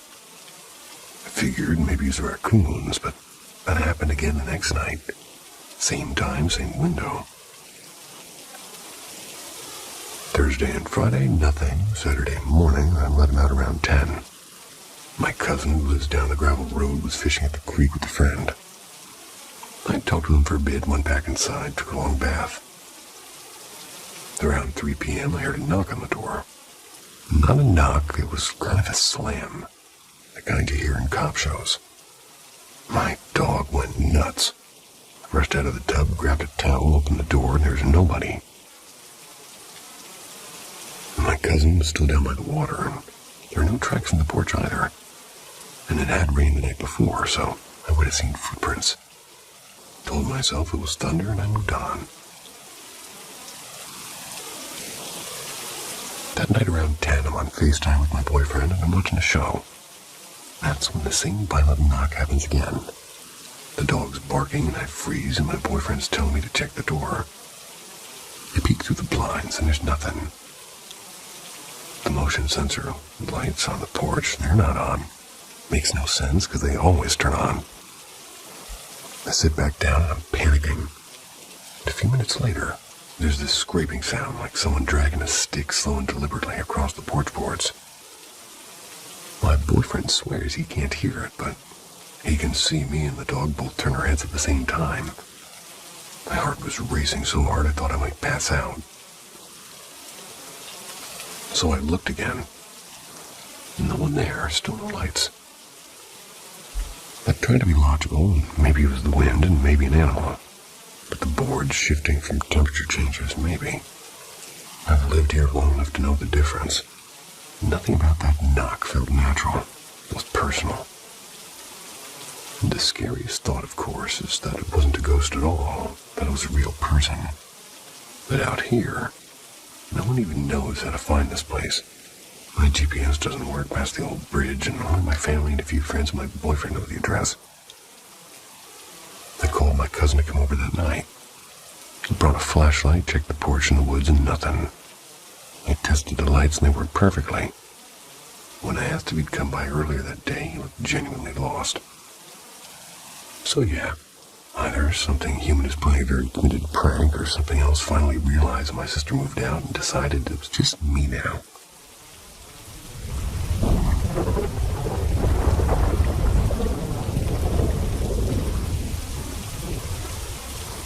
The sound beneath my bed. Oh, I'm still terrified of sleeping in the dark. And even now at 26, I leave a dim lamp on through the night. People say it's childish, but they weren't there when it happened. When I was little, something strange happened to me. Something that still makes my chest tighten whenever I think about it. I used to be skeptical about paranormal stories for the most part. I thought people exaggerated or misremembered things. But after that winter, I stopped laughing. My mother raised me, my older brother, and my younger sister on her own. We grew up in a small apartment near the river.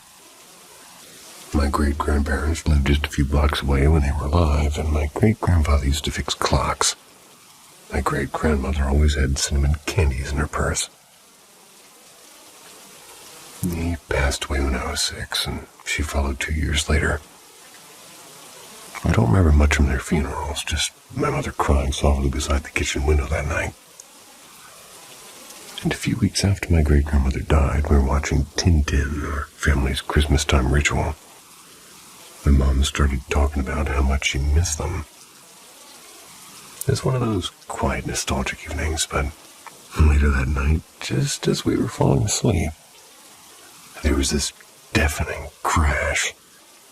Like someone had slammed a door right next to my ear and the entire apartment shook. My mother ran into her room, panicked, but everything seemed fine. Nothing had fallen, nothing was broken. The next morning, weird things started. At first, it was harmless stuff. Radio turned on by itself. Hallway light flickered even after being replaced. We'd hear faint knocks coming from the kitchen walls, like soft tapping from inside. Mom kept saying it was the pipes or the wind, and we tried to believe her, and then it got worse. I started waking up in the middle of the night, and I'd be frozen. I couldn't move, I couldn't scream. And from under my bed came this slow, rhythmic thump, like something pressing against the floorboards again and again. Sometimes I'd move closer toward my headboard, and I'd lie there in absolute terror with tears running down my face. I'd be praying it would stop. After a few nights of this, I told my mother I couldn't sleep there anymore. She let me share a bed with my sister, but even then I'd hear faint scratching sounds from the next room. It'd be as if whatever it was knew I had moved. My mom eventually took us to church. She didn't know what else to do. I mean, the priest gave her 3 small wooden crosses and told her to hang them above her beds. I remember holding mine so tightly that I left marks on my palms. A few days later, my mom gathered us and said we should tell it, whatever it was, that we were safe and it could leave now. We said it out loud, all 3 of us. It felt silly, but it did work. The noises stopped and the light stopped flickering, but I never really forgot.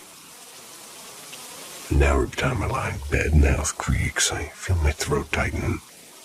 I still wonder, was it just sleep paralysis, imagination, or did something follow us home from that quiet December night? Whatever it was, it made sure I would never sleep comfortably in the dark again.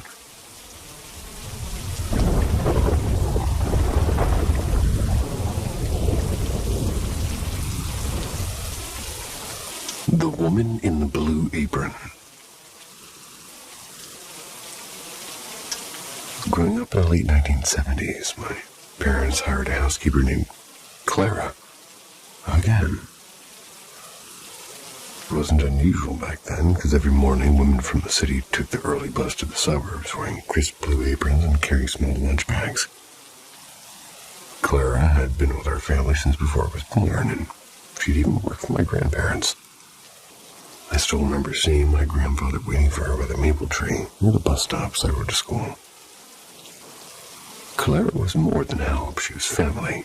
She came twice a week to our home and twice a week to my grandparents' house. I always felt strangely jealous of the Friday family, the one she worked for on her 5th day. Felt like she belonged with us, and my name is Claire, and my parents had planned to call me Clara. But when our Clara joined us, it would have been confusing, so I became Claire. Claire was gentle and soft-spoken, or Clara. She left peppermints under her pillows and pressed flowers inside of her books, and when she found coins in the laundry, she polished them, arranged them neatly in our dressers. At Christmas, she brought us hand-knit mittens, and she always remembered her birthdays. One summer, my mother took us to see where Clara lived, a small brick building near the river. It was pretty tall, though. Her apartment was tidy and full of light, and what caught me off guard were the photographs. Our old-school portraits all framed and hanging proudly on our wall. We were her family, too. When I was 14, my parents separated, and my mother cried for weeks. Clara comforted her, quietly folding laundry while my mother poured out her heart. Clara told us her own husband had left years ago. She understood. She held her family together when we were falling apart. Then one hot afternoon in 1981, my sister ran upstairs to tell my mother that Clara was asleep in the chair. My mother's face just went off. There was no 911 back then, so I called the operator and the ambulance came. But Clara never woke up. It was a stroke, they said. She died that day. They wouldn't let us see her in the hospital because we weren't quote-unquote family, but she was our family. She had died in our home, same place she had cared for all of us all those years. After Clara passed, strange things began to happen. When I babysat my little sister, I'd hear soft footsteps upstairs. The dog would be fast asleep and my sister snoring. And sometimes, late at night, I'd hear the faint humming. And, by the way, Claire used to hum while she worked, so my mother didn't believe me. Years later, after I'd grown up and divorced, I moved back into that same house with my mother. And one night, my boyfriend and I were sitting by the fire when he went upstairs. I came down, white as a sheet, and, "Claire," he whispered, "who's the woman in the blue apron? She just walked past you." I froze, and Claire had always worn the blue apron after all. And at her funeral years before, her niece had told me how much Claire adored, quote-unquote, her girls. I let her believe I was named Clara, and it made her smile. Maybe that was my small way of saying thank you. Because some people don't leave when they die. They just keep looking after you, in the only way they know how.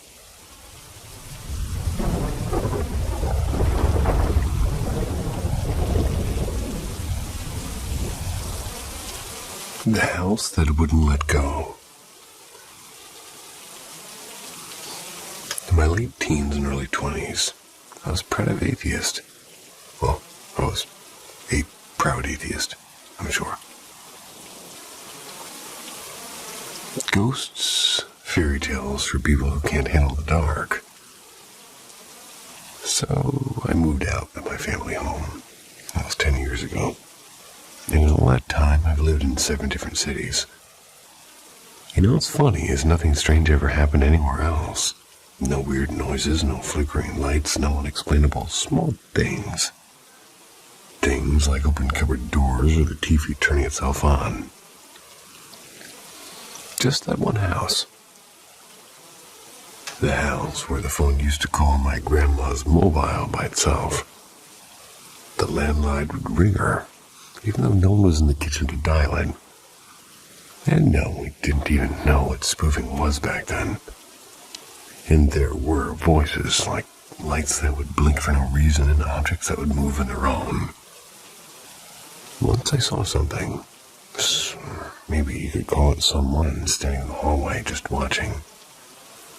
I could fill a book with what happened, but 2 stories stand out. Incident 1, the flying nasal spray. It was around 7 p.m. and Grandpa had gone to bed early. My siblings and I were on the lounge. Grandma was cooking dinner. Mom was tearing the place apart looking for her nasal spray, and she was already irritated when I decided to help. She stood at the start of the hallway, me by the doorway at the first bedroom. The rest of the corridor was empty. Then Mom yelled, half out of frustration and half jokingly, "If someone knows where it is, just give it to me already." And from the far end of the hallway, something flew through the air. The nasal spray hit her in the chest before bouncing to the floor.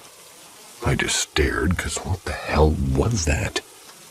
She looked at me wide-eyed and said, "You saw that, right?" No one else was there. I swear I saw it fly straight toward her.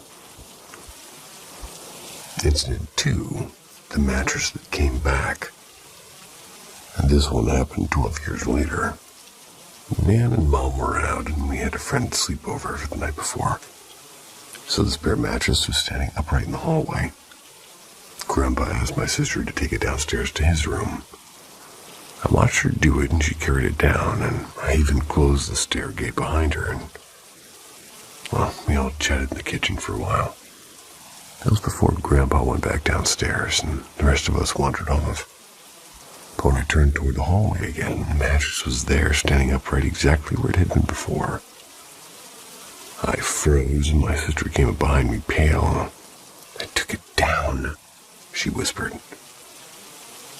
Grandpa didn't want to talk about it. We didn't either. None of us stayed alone for the rest of that day. And for weeks afterwards, I couldn't shake it off, because every time I thought about that mattress, my stomach turned cold.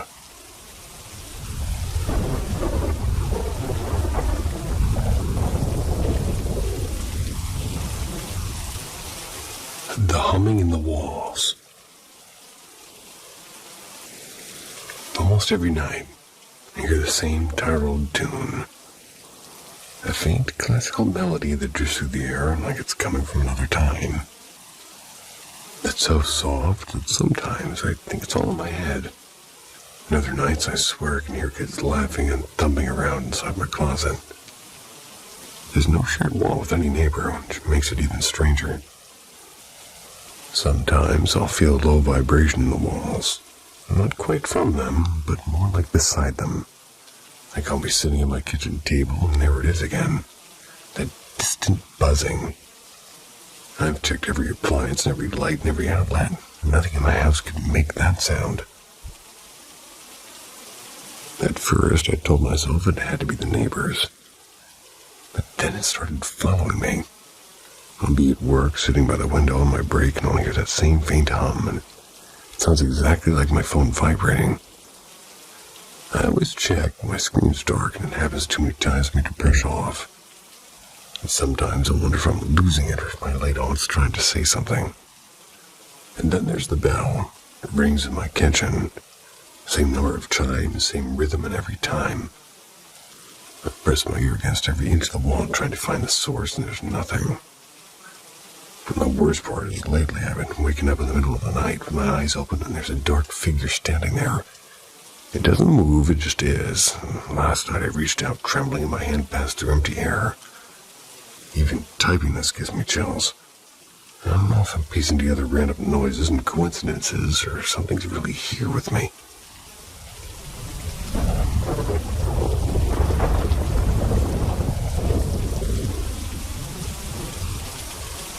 The thing with my eyes. When I was younger, my father lived across from a small forgotten churchyard. I used to think it was the most fascinating thing in the world since I'd always been obsessed with ghosts and mysteries. Between our house and the graveyard was an open stretch of wild grass, tall enough to brush our legs when we crossed it, swaying like whispers whenever the wind blew. And somehow that made the place even more unsettling. The first day we moved in, I was annoyed that my sister and I had to sleep in the basement alone. The stairs leading down were painted and faded red, and there's 12 of them. And even though my dad laughed when I pointed out the number, something about them made my stomach twist. They creaked differently, as if they were alive. And the first strange thing that happened was at night. My sister and I are lying on our mattresses on the floor, staring toward the dark hallway. We heard a woman's soft voice calling from the other side, gentle and almost kind, asking us to come see something. I wanted to listen, I really wanted to, but something about her tone made me hold my sister tighter instead. Maybe that upset her. Because after that night we began hearing footsteps on the stairs, slow and dragging and sometimes like hands and feet crawling together. We told ourselves it was just the house settling, but the whispers that followed didn't sound like wood. Then came the night that changed everything. The air felt charged like static. The shadows moved differently and heavier. We heard something rush down the stairs. And my sister whimpered, pressing against me. I pulled her close, both of us trembling, watching the doorway. And then it appeared. A pale face leaned against the hallway into the room above the doorframe. My sister screamed, but I couldn't move. The face wasn't right, it was smiling, but the eyes were too empty. It pulled back fast as if it realized it had been caught. I dragged my sister into the tiny bathroom and locked the door. We didn't sleep the rest of the night. For years, I lied about what I saw. I told people it was a woman with black hair and a ghostly white face. And that wasn't the truth. The truth was worse. It had my hair, it had my eyes. It looked exactly like me, only thinner and paler and tired. I always loved my long brown hair before that night. And the next morning, I cut it to my chin. Years later, I asked my sister if she remembered that house. She frowned and said she didn't remember anything strange at all. Maybe her mind buried it, maybe she was lucky. I still see that face sometimes, and it still looks like mine.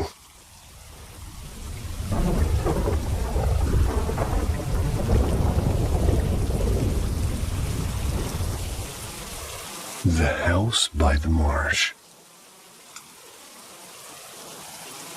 It was my senior year of college, and I had completely dropped the ball on renewing my lease. By the time I started looking for a new place, the options were slim to none. Fortunately, a couple of coworkers from the cafe where I worked offered me their upstairs guest loft for $350 a month. Compared to the $950 I'd been paying before, it sounded like winning the lottery. I told myself I'd just be a temporary stop and maybe 4 months tops, so I could move back closer to downtown Savannah with some friends. The house was in White Marsh Island, about a 20-minute drive from the city. It was an old tan brick place with creaky wooden stairs. It was surrounded by cypress trees and overlooking a stretch of marshland that glimmered silver at dusk. The air smelled faintly of salt and rot, depending on the tide. My new roommates, Mark and Jesse, were both in their 30s. Older than me, but laid back. We got along fine, but one Friday night, the three of us were playing cards when we heard someone pounding on the front door, and it was hard. It was like they were desperate to get in. We all assumed it was Jesse's brother, who often dropped by unannounced. But when I went to open it, there was nothing there, just the wind stirring through the hanging moss. Porch light buzzed faintly, and I remember standing there a second too long, trying to make sense of it. When I came back, they asked who it was, and they said no one. Kind of laughed it off. A few weeks later, after a brutal weekend shift, Mark bought a bottle of wild turkey. We decided to have a liquid recovery day. Three of us sat around the same kitchen table drinking and talking trash about customers. The air was warm and hazy. And then, out of nowhere, Jessie stopped mid-sentence and pointed. We all turned our heads just in time to see a spoon slide slowly but deliberately across the countertop. It didn't fall, it just glided a few inches and stopped. Nobody spoke for maybe 5 seconds.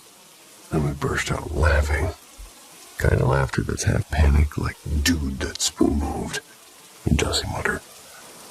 I walked over and touched the counter, and it was dry and flat. No trick of moisture or slope, nothing logical. So we decided to keep drinking.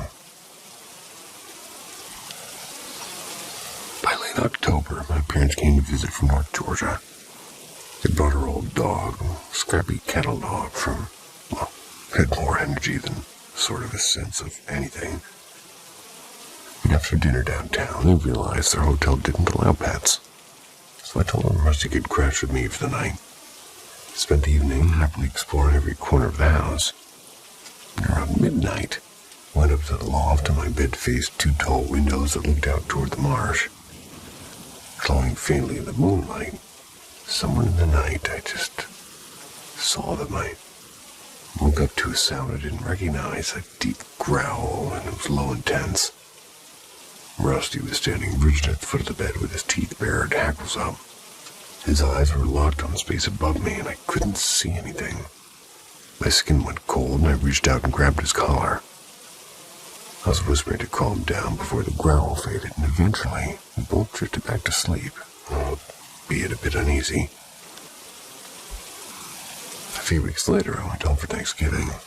Our farmhouse in Elijah always felt like a reset, quiet and safe. And one afternoon, I laid down for a nap, and I was exhausted.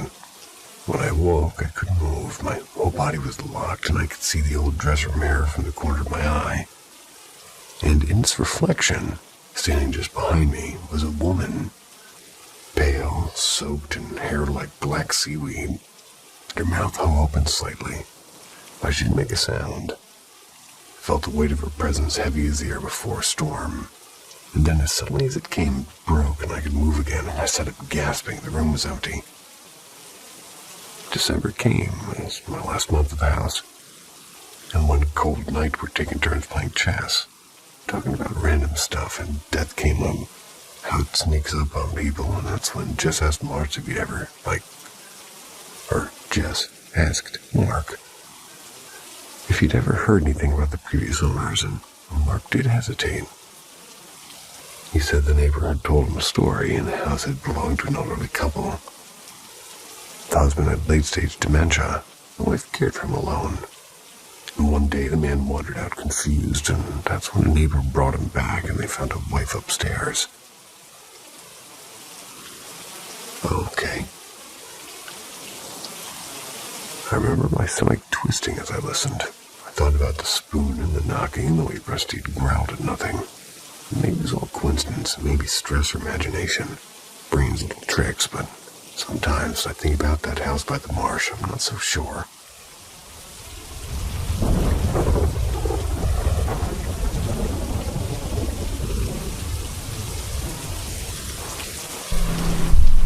The Devil's Tramping Ground.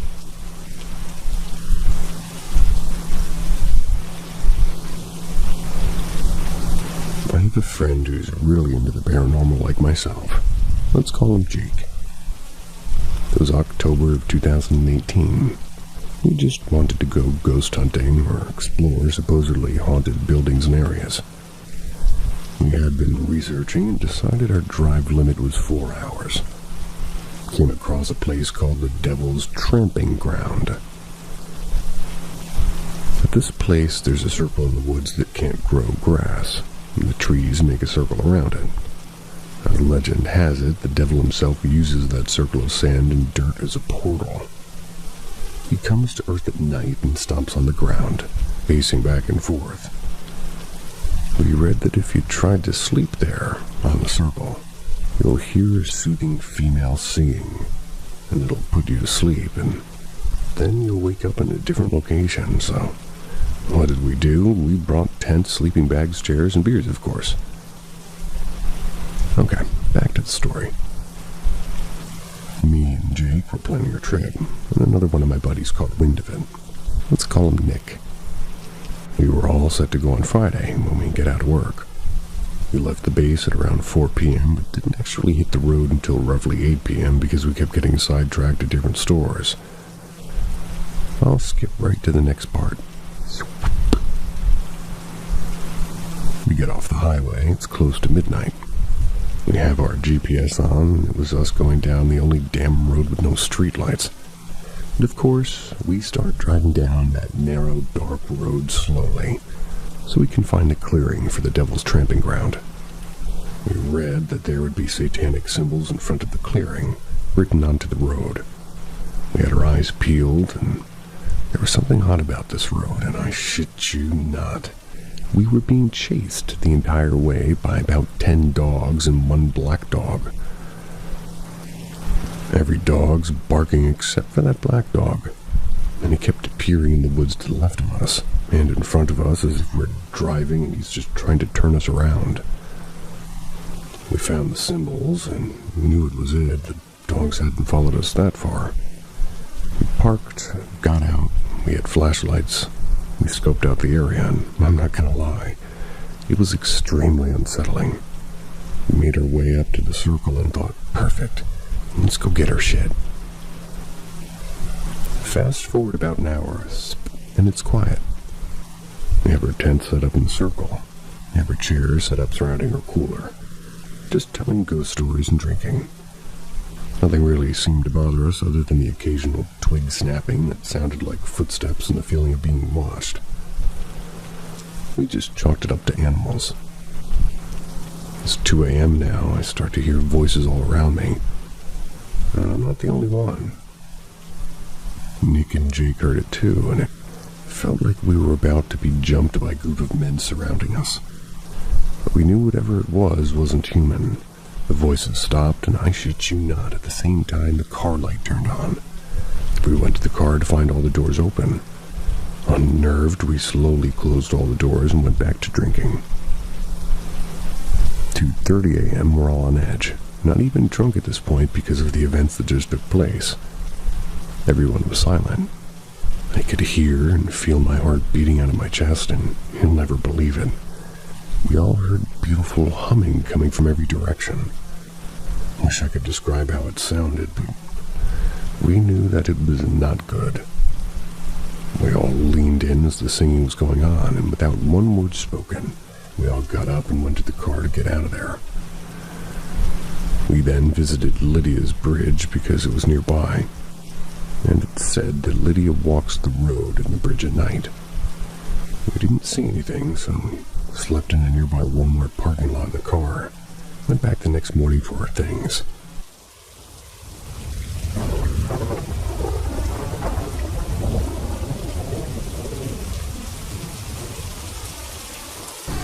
An unusual encounter.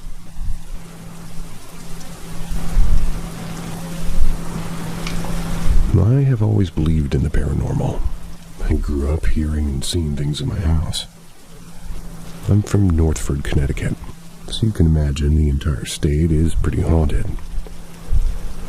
I've heard everything from the house settling to glass breaking, and to my shock, no glass would be shattered on the floor. Anyways, I was 12 when this happened. That makes it back in 2010. My mom and dad split up, so I would go visit my mom on the weekends. I'd be with my dad during the week. My mom found a nice house in East Haven, Connecticut, set up on a hill with a road leading up the hill. On top was a farm with horses. My mom loves horses, so she jumped on the offer. I was a little shit when I was 12, so I'd gotten expelled from school. I was living with my mom and my older brother full time. I'd stay up until the crack of dawn every night and sleep all day. I'd always hear things like creaking steps and doors opening and closing, you know. The usual things. One day my mom has her boyfriend over. He was standing in the kitchen when he felt a tug at his shirt. He turned around and nothing was there. Left shortly after. This one night I'm about to tell you about has me shook to this day, and it still remains a mystery. I'll give you a visual of the third floor of the house. That's where my room was. When you open the front door to my old house, directly to your left is the staircase. You walk up the staircase, and on the second floor, kitchen and living room areas directly on your left. And as you keep walking up, there's a hallway that cuts to the right. At the end of the hallway is a bathroom and a dead end. My room is on the right as you're walking down the hallway, right next to the bathroom. One night my mom, brother, and 2 cousins and aunt went out for dinner. I just wanted to stay home and play Call of Duty. My dog Sydney was in the room keeping me company. She was a small Yorkie. And as I was playing, I suddenly had to go use the bathroom, so waited until my game was over, and when I was back in the lobby, I got up and ran to the bathroom. And my dog followed me. I finished, flushed the toilet, washed my hands. As soon, and I mean as soon as I cut the water off, and I was just there, and I was drying my hands, I heard creaking up the stairs. It sounded like somebody was walking up the stairs, and I froze, not knowing who it was or what to do, and I was home alone. Sat there for another second. Footsteps up the stairs stopped. A few seconds went by, which felt like forever, and then just like that, I heard a footstep reach the top step. The hallway. I didn't hesitate. Picked up my dog, ran to my room, and locked the door. Sat back down in my chair in front of my TV and just listened. More footsteps, but this time coming down the hallway toward my room. Heard the footsteps creak all the way until I got to my door, and then it slowly stopped. I was frozen with fear, and a few more seconds go by, and then knock, knock, knock. I immediately called my mom to see if she was home yet, and of course, she said no. And after the 3 knocks, I didn't hear anything. No more footsteps, no more nothing. Waited until I finally heard the front door open, and I just burst out of my room relieved. Told my mom what had happened for her to tell me countless other stories of experiences that she had in the house.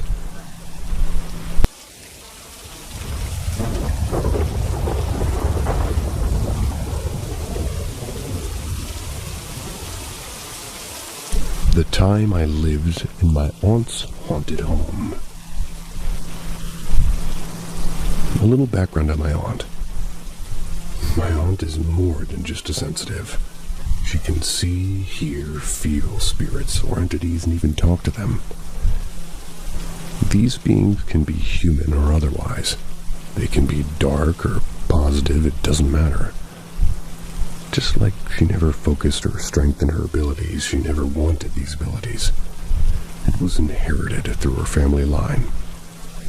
But different from me, my aunt is extremely powerful without even trying. During the time I was living there, we became very close. She told me a lot of things about my own abilities that I never would have known if I hadn't lived with her.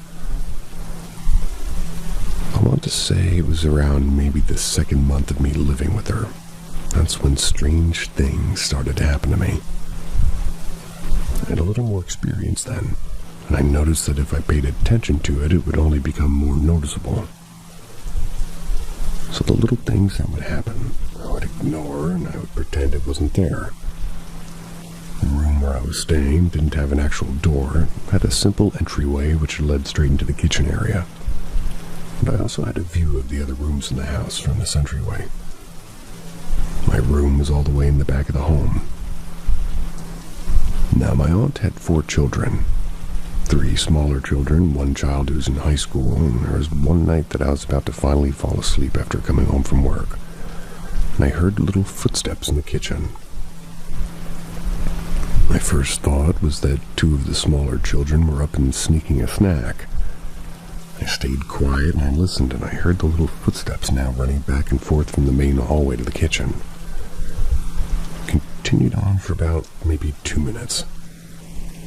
At this point, I got up to confront them about being up so late, and walked into the kitchen area. There was no one in the kitchen, and as I walked more into the kitchen, I could hear and feel on the ground the footsteps going away from me, then toward the hallway. And suddenly, everything went quiet. I mustered up some courage and went back to check on all the kids. I walked into each of their rooms. They were all in a deep sleep, and I didn't understand what was going on. I didn't want to overthink the situation, freak myself out either.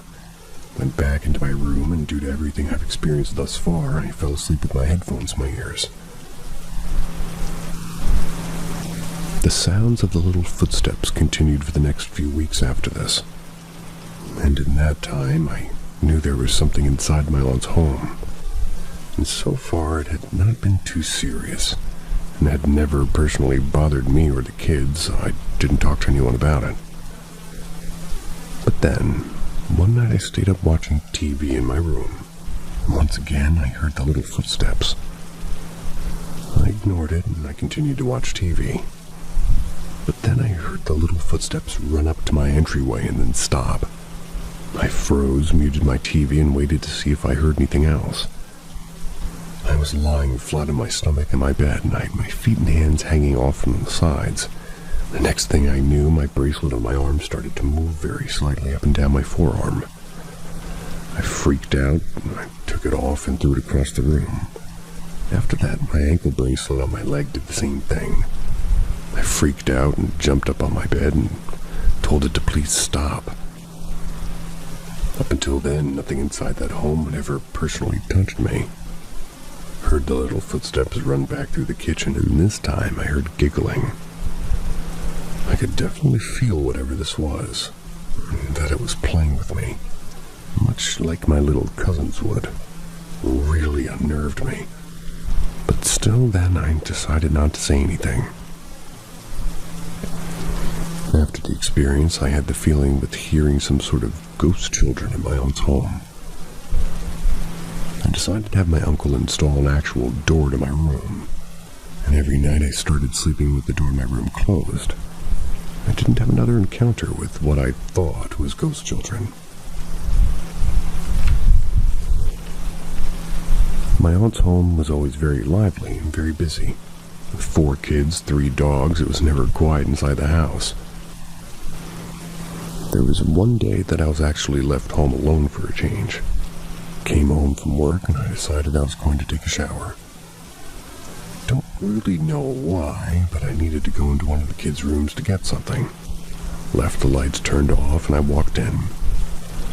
I looked to my left toward one of the boys' beds. I saw a transparent figure of a man sitting on his bed. Couldn't see his entire body but the upper torso, and I could vividly see all the features of his face. He had sunken dark eyes and long black straight hair. He had no expression, but his eyes were full of sadness. And as soon as I saw him, I did a double take, turned on the lights, and the figure was gone. For some reason, I wasn't really scared of this apparition, and I honestly doubted myself about what it was I was seeing.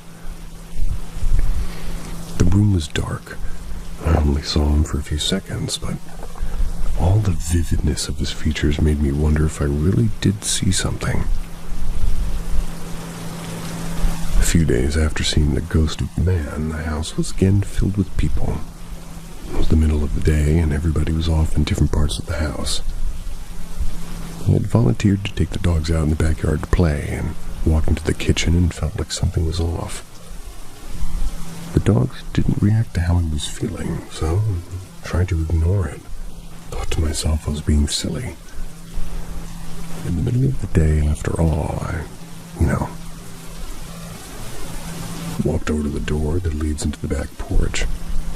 And as I reached for the handle of the doorknob, it turned by itself, and the door opened. I backed up and watched the door fully open and then out of nowhere completely close again by itself. My heart was racing fast. My aunt's boxer dog was standing in front of me with his attention on the door. He was tensed up, growling, and ready to pounce at whatever was in front of me. I waited to see what would happen, and all of a sudden there was a loud boom sound on the side of the porch door. It was so loud, everybody just ran over to see what happened, and I couldn't explain any of it. This was my last straw. I decided to tell my aunt that night everything I had experienced in her house. With all the experiences I've had so far while living with my aunt and her family at her home, I decided to sit down with her and let her know everything that happened to me. I'd tell her about the ghost children, the apparition of the man that I saw, and the door that opened and closed by itself during the middle of the day. My aunt then began to explain to me my family's connection to being able to feel, hear, and talk with the other side. Apparently, it was mostly just the women on our side of the family. There were a few men, including one of her young boys, that had this ability. She explained to me that I was a little bit different. That's because not only my father's side had this ability, but also women in my mother's side as well. She told me I was strong with my ability, but since I was afraid and couldn't open myself to it, I couldn't do the things that she or her mother could do. And that was because I was so afraid that, there's all these different entities and they're attracted to my energy. Unfortunately, it would be something that I could not turn off on my own without practice and meditation. Then she revealed to me something that, until this day, I'm not really sure if I believe yet. She told me that I was extremely highly protected by quote-unquote something. She couldn't really clearly see what was protecting me, but she couldn't tell if it was an ancestral spirit or just my guardian angel. But she told me if I ever were to have a psychic or fortune teller, the person who truly had these abilities, the entity protecting me would not allow for them to read me. Apparently told her that because she is my family, didn't have to protect me from her, so I was completely shocked by this.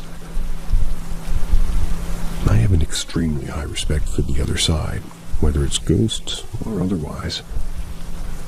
I don't try to provoke or draw these beings to me, and I've never pursued finding out what it is that's actually protecting me. I have accepted that, unfortunately.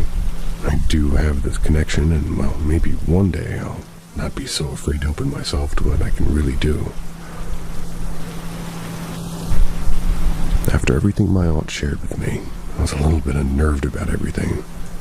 Everything I knew that was now inside her house. She told me the ghost children were connected to the land, but they were no threat to us. They were here mostly because of the energy of her own children being in the house. And she did also tell me that she couldn't see or feel the apparition of the man that I saw. She knew something was inside of their son's room, but it was always hiding from her. She told me the door that opened by itself was something that was like somewhere outside of her home. It was living out there. I was trying to find a way to come inside. Whatever this thing was tried to use my fear to find a way inside of her home. And this particular entity was something very negative. That day it merely hit the wall on the outside of the door because my protector would not allow it to enter, no matter how scared I was. The last thing that happened to me at this house was one night I'm watching TV after everyone was asleep. Started to hear and feel somebody tapping on the window that was above my bed. I had the curtain closed, and for some reason I was a little afraid to look outside. Then the tapping noise started to move, and it tapped my window, moved up and down the wall of my room and up to the ceiling. My heart started to race at this point. Then it stopped at the ceiling and I actually started to hear footsteps on the ceiling. I was was freaking out now. He backed up toward my door, and I was ready to go and get my aunt. Then I heard something fall and hit the ground outside of my window. I'm not too sure what I heard after that, but I think it was something like growling. At the same exact moment, my aunt's boxer dog was outside my front door, scratching at my door and barking. Went over and let him in, and he ran and jumped up on my bed and started barking at whatever was outside. Everyone woke up, and my aunt was able to calm down her dog. She knew the thing was out there. She said that it was going to seal my window and sage my room to cleanse. This thing was very attracted to my energy, and it was very angry that I was too protected to get to me. That's probably one of the scariest experiences I had in that house. Literally, about a week later, I got super lucky and finally found my own place to live and moved out. My aunt ended up giving me her boxer. That's because she said the dog and my protector were now attached, and I had even more protection. All of these events happened about 5 years or more ago now, and I've accepted my abilities for what they are. I don't allow for these beings to infest my life or my loved ones. I keep myself always surrounded by positive energy, and thankfully, I'm living a peaceful enough life.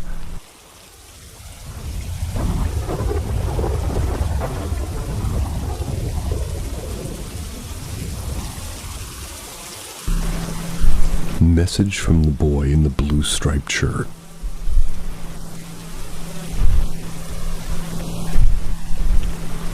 I noticed a few weird things happen in my place. Tried my hardest to ignore it. I practiced meditating and keeping myself calm and balanced. That way I can control the fear I had. There were a few constant things that continued happening that I could not explain. First thing was my wallet. I always put my wallet inside my purse hanging from the doorknob of my closet door. There were numerous times I'd find my wallet in really random places. I'd wake up and find it on the floor at the foot of my bed. I'd find it laying on the windowsill inside my bedroom. My wallet at the time was a zipper wallet with a loop for your wrist attached to it. There was one time I found it hanging from the hook of where I hung my towel in the bathroom. Super weird. There's even one time my roommate left it hanging from the room doorknob. Told her I didn't know where it was, and she said she found the wallet on top of the washing machine in the laundry room. It became pretty obvious that something was trying to get my attention. Then I started seeing really weird shadows from the corners of my eyes. Started right after my roommate's boyfriend had moved in with us.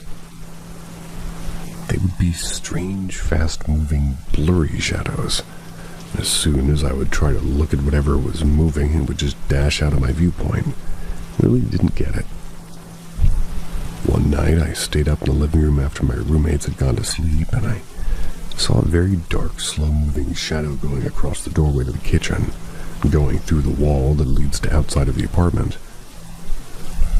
I was really scared because this thing was completely black and solid. Even though I didn't feel anything negative about it, I was not sure really what to do. I actually got up and opened the front door just to see if I could see where it went, and saw nothing. I ended up asking my roommate if she saw anything, and she told me that she had never seen anything like that before. Didn't want to frighten her, so I didn't mention anything else about her. About maybe 2 weeks or so after that experience, I started to see the boy in the blue striped shirt. He wasn't really a small child, he was more of a teenager. I want to say maybe 15 or 16. The first time I saw him, he was sitting on the stairs behind the stairway that led to my apartment. Saw him through the cracks in the steps on the other side of the stairway. Never seen him before, and since he had his back to me, I didn't really say anything to him and continued walking to my apartment. As I reached my apartment, I had a view into the sort of back forested area of the apartment complex. And I saw this kid running into the forested area. I froze because there's no way he could have run that fast from the second floor stairs to the bottom and run across the parking lot into the forest. Didn't even hear any footsteps or anything, and I knew immediately then that there was something else. After this, I would see him on and off near the apartment building, or sometimes near my actual apartment door. He'd never look at me or recognize that I was staring at him, but it happened so much I got used to it. I was able to keep myself being afraid and ignored him. One night I got home from work pretty late. Went to sleep rather quickly after taking a shower. Around maybe 1 a.m., my dog started barking into my room. I got up angry because I just didn't want him to wake up anyone else. As I just sit up in my bed, just getting ready to yell at my dog, this kid is standing by the door to my own room, staring off into space. Didn't notice I was staring at him. And at this point, I'm completely frozen. My dog stops barking and is just tensed up next to my bed with his attention completely on this kid. Then out of nowhere, this apparition slowly moves himself in my direction and starts to walk toward my bed. He stops halfway and then he started speaking. At first he sounded muffled, but then I clearly heard him saying to me, it's demons, don't be fooled, everything is because of demons." The way he said it was so strange, like he had to tell me, and it was pretty quick. Right after I heard this, he completely disappeared and my light switch flicked up and my lights turned on. Heard the light switch flick back up, but I was completely frozen solid in my bed. Afterwards, my dog calmed down like nothing happened, jumped up out of my bed to sleep with me. Didn't dare get up and turn my lights back off. Such an ominous message. Sort of thought maybe he was trying to give me a warning about the apartment. Never saw the kid ever again after this.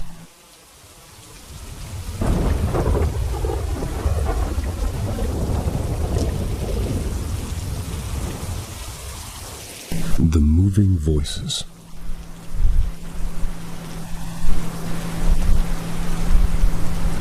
I've been told from my family that a few of us are sensitive, whether it be paranormal or otherwise.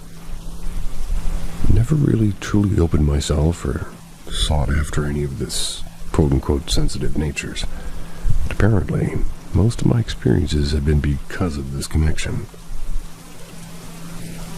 I don't have any pictures or evidence, just my own first-hand experiences. My first experience that I remember vividly and have perfect memory of is when my family moved away from my childhood home when I was around 13. We'd been living in the new house for about a month or so and started having some strange things happen to me. It seemed that I was the only one who noticed things even happening. During this time, my parents were fighting quite often. I grew accustomed to hearing them arguing in their room, but then one night, I heard them arguing and I stepped into the hallway to use the restroom. And as soon as I stepped outside of my room, the arguing stopped. Both of my parents were asleep. Everyone was asleep in the house. I'm not sure what I heard. I was young and confused and thought maybe my mind was playing tricks on me. But the next night, it was the same thing. I would hear mumbling far away and voices arguing. Just to step into the hallway and hear nothing but silence. Then one night it got even stranger. Stayed up very late, almost into the morning, and for some reason I just couldn't get to sleep. Turned off my TV just to try to shut my eyes. Everything was very quiet, and then suddenly started to hear the voices again far away arguing. The voices started to become louder somehow. Then they started to move. Tried as hard as I could to understand what the voices were saying, but I couldn't distinguish any words. Then I heard them by my front door, then in front of my closet, then at the foot of my bed. I was so scared I jumped out of bed and turned on all my lights. Stood there waiting to see if I could hear the voices again, but it didn't happen again. After that night, I slept with my TV or my radio on. I would sleep with headphones in my ears so I wouldn't hear the voices. A few months later, we moved out of that house and I never heard the voices again. This This was something that did affect me at a young age, and never forgot the experience. It was one of my first experiences that I considered to be paranormal.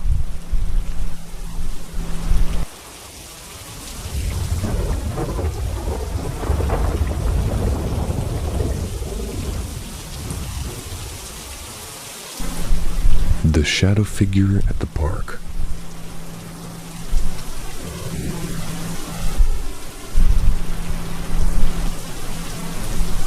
This experience I actually shared with an old friend of mine who was staying with me for a week. This didn't happen to me, which actually made it a little bit less scary for me. And since usually stuff would happen only when I was alone, my friend, who I'm going to call L for privacy, had come over during his vacation time from work, decided to stay with me. He was living in a different state at the time, and he would visit his family during the day and then come back to the apartment at night to sleep. Towards the middle of that week, I finally had a day off from work the next day. We'd agreed to hang out that night. Picked me up at my job after work, and this was almost 10 p.m. Picked up some takeout and drove to the small park in my apartment complex to eat. We walked over to one of the 2 picnic tables that were at this park, and we were there for maybe an hour just eating our food, reminiscing about old times and just joking around and having a good time. Suddenly, I felt some really heavy energy in that atmosphere. It was a familiar but still creepy as hell feeling. Kind of froze up and got really quiet and had the urge to get up and look around. I ignored what I was feeling and stayed sitting at the table. Al was now giving me a funny look. He asked me if I was okay, and I told him yes. I was starting to get a bit used to this stuff just randomly happening. Didn't want to make a big deal about it to my friend. I then felt like someone was staring at me from a distance. I got chills up and down my arms. Apparently, my friend had some sort of strange feeling too, because I saw him slightly jump up in his seat at the same time that I got this feeling. We looked at each other and we were quiet for a few seconds, and then he asked me if all of a sudden I felt cold. Told him yes. Yeah, I felt cold, and then told him that we should go back to the apartment. I got up, started packing up our trash. Walked away from the picnic table and went over to the trash bin, which was to my right. It was near the sidewalk. Turned around, and I can see my friend had stopped and picked up the trash since he was answering a text message on his phone, and well, right behind him on the second picnic table was a shadow figure sitting at the table. I froze and was completely getting chills all over. I automatically assumed, because of my sensitivity to these things, that I was maybe the only one who could see it. My friend then noticed that I was staring behind him. He turned around, my friend jumped back, dropping his phone in the process, and ran over to where I was in panic. I asked him in a whisper if he could see it. He whispered back to me, "Holy shit, is that real?" I told him I could see it as clear as day. We both froze up, stood there super quiet while the shadow just sat there not moving at all. This figure had no discernible shape. It was not in the shape of a person or anything. It was just a round black shadow that only had shoulders and a head. And as I was staring at it, I started to get a sick feeling in my stomach. Started to pray silently in my head that this thing would go away. And suddenly it just randomly vanished. I swear it must have been sitting there for almost the longest 2 or 3 minutes of my life.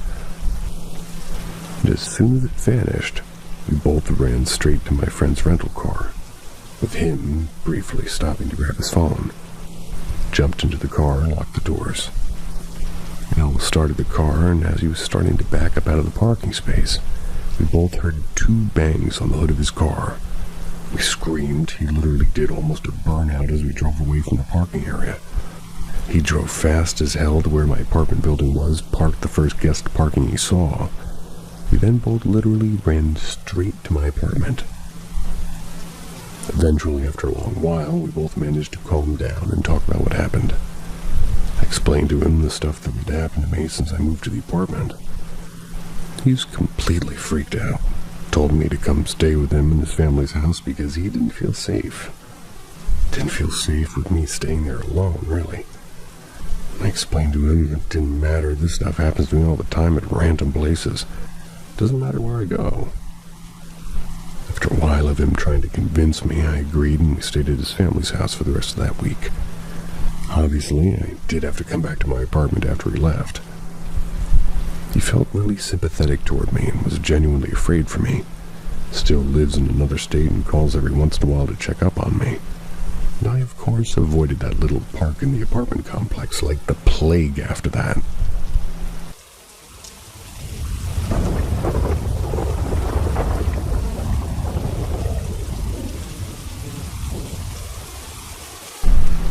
Bus stop experience.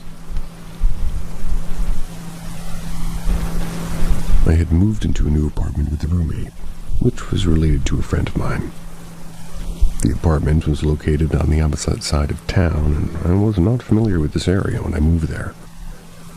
A lot of these apartments were literally newly built, but a lot of the lots around the area were still being developed, and it was a very, sort of desolate part of town. Most of this area before construction began was large amounts of old farm areas that were unkept and no longer lived on. My fear was literally a beacon as my aunt explained this to me. The very first event I experienced after moving into my new apartment happened within a week. At the time, I didn't have my own car, and besides getting rides from friends, I mostly had to take a bus to get to work. The bus stop I had to walk to was pretty far away from the apartment complex. There is a lot of new construction everywhere in that road and in front of the complex. But there was a gas station and a very small shopping plaza that was mostly empty except for a bunk and a small mop and mom and pop's, or small mop, a small mom and pop grocery store. I used to sometimes stop at this grocery store to get some Starbucks iced coffee before walking up to the bus. One very early morning, I want to say maybe 5:30 a.m., I'm walking to the bus stop, and I know this is bad for a girl to be walking alone, but I had my earbuds in and was just walking along, not really paying attention to my surroundings. And suddenly I got a very cold chill up and down my spine. I got the distinct feeling somebody was walking behind me. I turned around, and obviously no one was there. I got a little nervous, and I left one of my earbuds out just to keep myself a little bit more alert. I continued walking and was almost getting to the shopping plaza when I hear running footsteps behind me. Turned around, continued hearing the footsteps, and basically I'm frozen in fear, and I couldn't move any further, and then I hear something rustle in the bushes next to the sidewalk. It's very close to me, and the footsteps stop. I caught my breath, and for some reason, the energy I felt was not a positive one.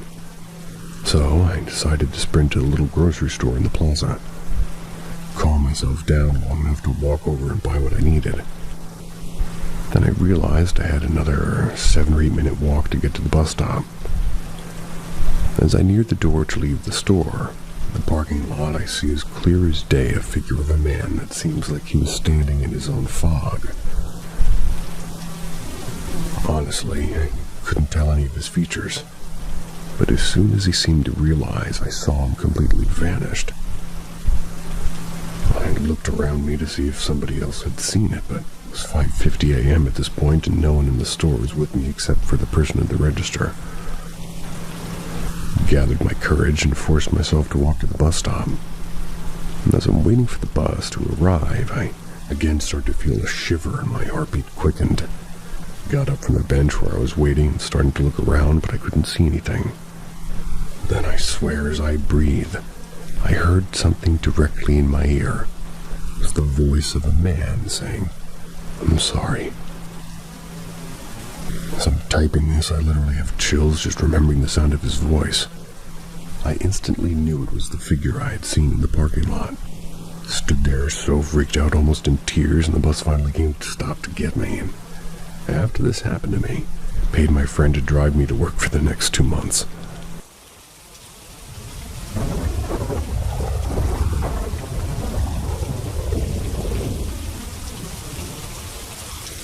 The man behind the glass. Since I was a kid, I've had a few strange, unexplainable things happen to me. But this one is the first time I truly questioned reality. I was about 13, just back from school. I lived in a small apartment building on the second floor, and normally I'd take the elevator because, long day plus heavy backpack equals no stairs, please. But that day, even though my hand reached for the elevator handle, I suddenly pulled back, and I don't know why. Something deep inside whispered, "Don't." So I took the stairs, and on the top, right by the door to the corridor, there was a small window high up so kids couldn't really peek through it. Still, when I passed it, I froze. Through that window, I saw an old man, pale, still, and staring at me. Never seen him before. Figured he was living, maybe visiting someone. There were 4 apartments on my floor, but something about him felt off. I grabbed the door handle and I was ready to greet him. The moment my fingers touched it, he vanished. No sound, no movement, just gone. For years, I told myself it was my imagination or maybe a trick of the light. I didn't tell anyone. Even tried to forget his face because it was gray and hollow, like life had been drained out of it. But 6 years later, something happened that brought everything back. My little nephew, he was about maybe a year and a half old, actually. And that's when he was running around my parents' house while we were in the pool. His mom was watching him when suddenly he stopped and stepped back and pointed at the sofa and he started crying. We rushed over and asked what was wrong, and he said, trembling, "Mommy, there's no man under the sofa." At first, we panicked, thinking maybe somebody broke in. My dad sometimes did come in through the back door after work, but there was no one there, nothing. Just the empty living room and a crying child. 3 years later, when he was older, he mentioned it again, and pretty calm this time. He said he saw the same old man with gray skin, tall and standing right next to my mom, and the way he described that face, it was the same one I saw through the little window. And to this day, I have no idea who he was, but I am sure that we both saw the same man.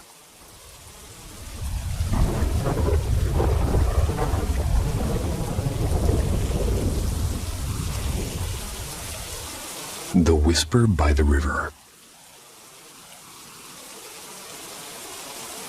This is a story my mother told me from her teenage years when she lived in a quiet village tucked deeper than one of the Philippine Islands. Happened sometime in the late 1970s. When my mother first entered high school, she met a girl who shared the same first name. They bonded quickly over music and sketches, the way both of them loved to sing while walking home from school. They became inseparable. One morning, her friend didn't show up for class, and the teachers didn't seem too worried, but the whole village was small. People always knew who lived where, and after school, my mother decided to visit her friend's house near the riverbank to check in. But on her way there, a group of classmates stopped her. "Don't go near that house," one of them said. My mother asked why not, and one girl said with wide eyes, "Because they eat people." My mother rolled her eyes, and she'd heard that rumor before. The family by the river practiced something dark, but she never believed it. Her friend was kind, and her food tasted normal, and her laughter was real. So my mother continued walking. It was 4:30 in the afternoon, and the river shimmered gold with the lowering sun. And then, from a distance, my mother saw a woman crouched by the shallow water. She thought maybe the woman was washing clothes or relieving herself, but as she got closer, she noticed something strange. The woman's hair was tangled white, almost glowing against her black dress soaked to the hem. Then my mother heard her murmuring over and over, "I wish the sun would set soon, I wish the sun would set soon." That basically when my mother's courage broke. She ran home so fast her slippers nearly flew off. That night, she tried to convince herself the woman was just ill, maybe even out of her mind. She blew out the candle lamp beside her mat and lay down on the bamboo floor of the nipa hut. Around midnight, she woke to a faint rustling beneath her. At first, she thought it was a rat. Then she felt a cold pressure against her back, something moving under the bamboo slats. Slowly, between the cracks, bony fingers began to emerge. Long, thin, colorless fingers searching and tapping and feeling. She froze and the fingers withdrew and there was silence. Then she felt them again, pressing through, and this time poking her back, pinching and digging. The pain was sharp and burning, and she couldn't scream, she couldn't breathe. Tears slipped from her eyes in silence. Then suddenly their cat hissed and bolted, knocking over the candle lamp. The noise startled everyone, and my grandfather grabbed his bolo and rushed outside, following the cat's furious screeches. There, in the moonlight, he saw the cat clawing at a large black bird as he raised the bolo. The creature twisted, and its feathers were rippling and its shape blurring until it turned into a wild boar that fled into the trees. Shocked, my grandfather shouted into the darkness, "Come back here and I'll hunt you down myself." He stayed awake, guarding the house until dawn. The next day, my mother went to school, but her friend never came back and no one saw her again.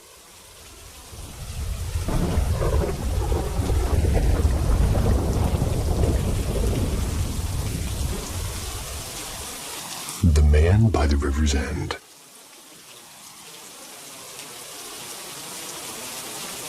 When my grandparents screwed that up quick.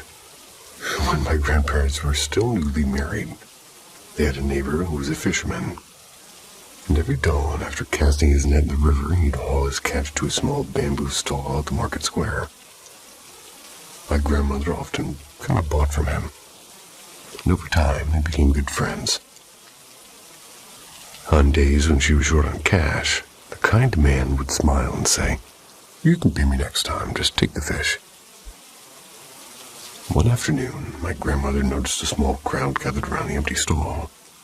The neighbors murmured that the fisherman hadn't showed up for days, and with the village feast coming soon, everybody was hoping he'd return. An old woman decided to check on him, and since my grandmother knew him well, she went along. When they reached his hut near the edge of the forest, the door was locked and windows were shuttered tight. The old woman called out, but a rough voice from inside yelled, "Go away!" And they both froze. My grandmother spoke softly and said, "Ta-da, it's me."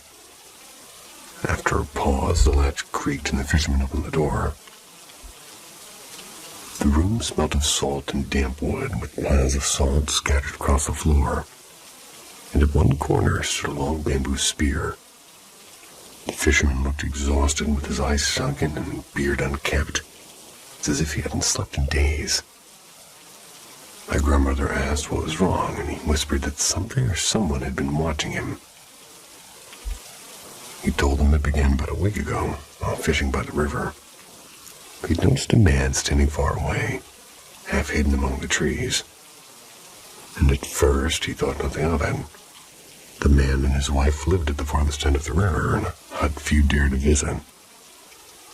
Wanting to be friendly, the fisherman decided to drop by and introduce himself. He greeted the couple with a smile and offered them fish for lunch. The man refused politely, saying they had no money. The fisherman laughed, saying it was a gift. Grateful, they invited him to share lunch with them. The wife began cleaning the fish outside while the man chopped firewood. Waiting inside, the fisherman thought maybe to help season the fish, and he went to look for salt. So he searched the shelves and then the jars under the sink, and that's when he smelled something foul. He opened a jar and nearly fainted because inside were small grayish human fingers.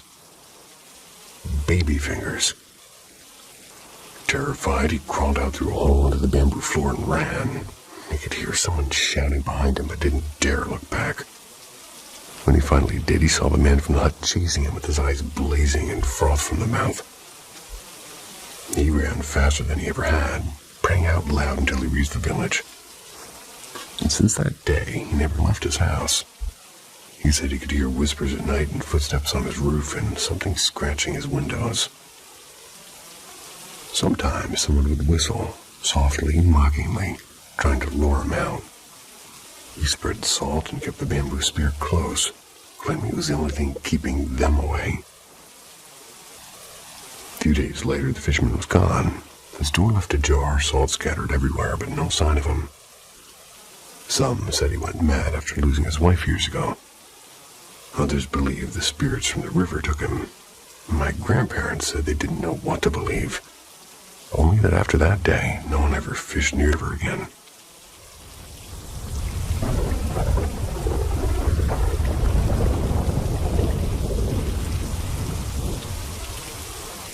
The River and the Wolf. I'm 40 now, but when I was around 15, my uncle lent my parents his cabin up in the far north of Quebec. It's wild country.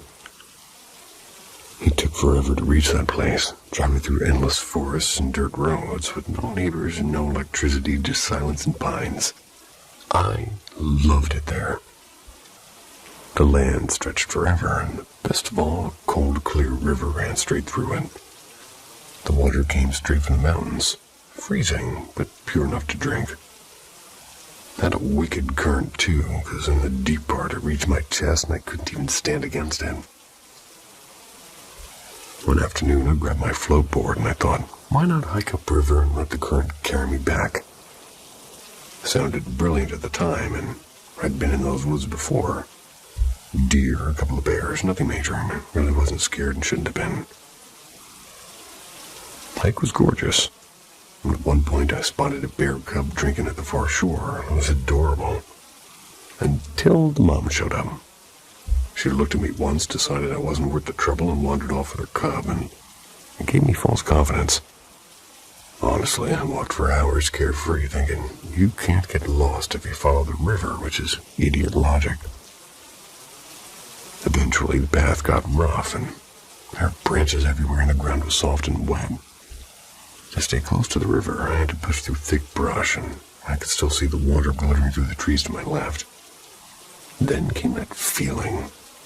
The forest went dead quiet. No wind, no birds, just pressure in the air, and my skin was prickling. I froze because something was on my right, and I turned my head slowly, and there it was. A huge black shape between the trees, two faint yellow eyes staring straight at me. 15 feet away, not moving. Neither of us moved. I realized it wasn't a bear. It was a wolf, black as night, bigger than any bear I'd seen. And it wasn't curious. It was calculating. I remembered my cat once freezing like that before pouncing on a bird. And that was the thought that hit me. I'm the bird. To my left, 10 feet away was the river, blocked by thorny bushes, and I couldn't really think. I just ran. I crashed through branches, scratched my arms and face, and dove headfirst into the icy water. The current grabbed me, yanked me away like a leaf, and I didn't look back and I didn't dare. Later, when I told my uncle about the huge black wolf, he laughed and said there weren't any wolves in that area, and it was just my imagination. I mean, maybe he's right, but sometimes even now, when I'm in the woods at night, I still see those two little yellow dots staring from the dark.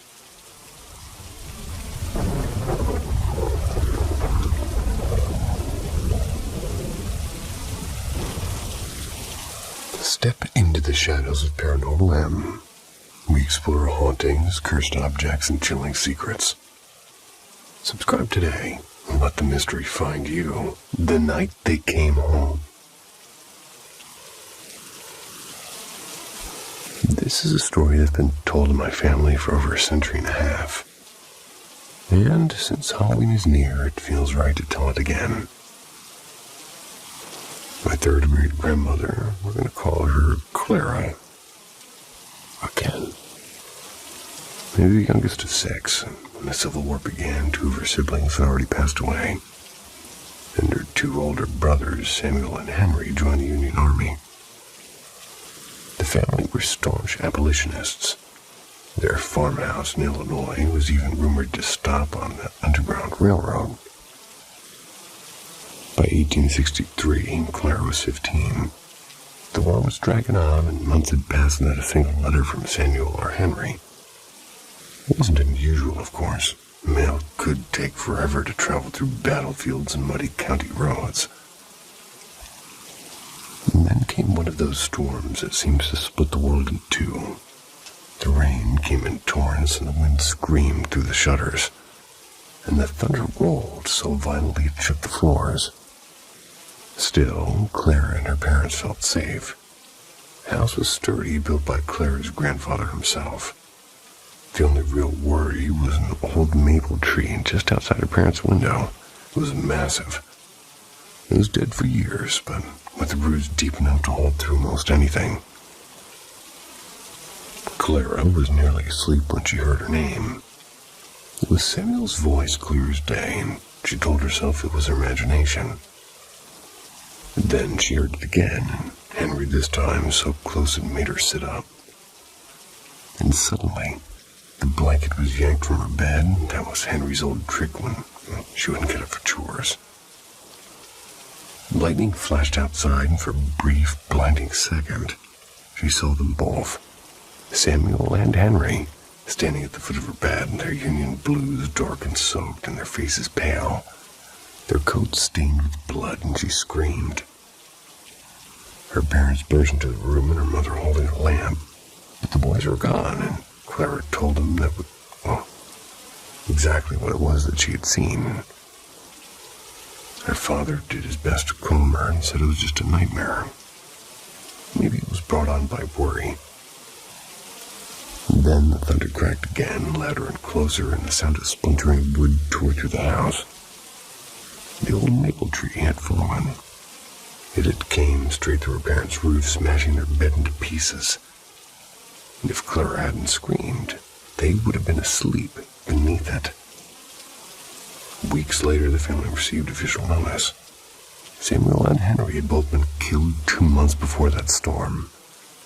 And until the day Clara died, she swore that her brothers came home that night, not to haunt her, but to save their parents.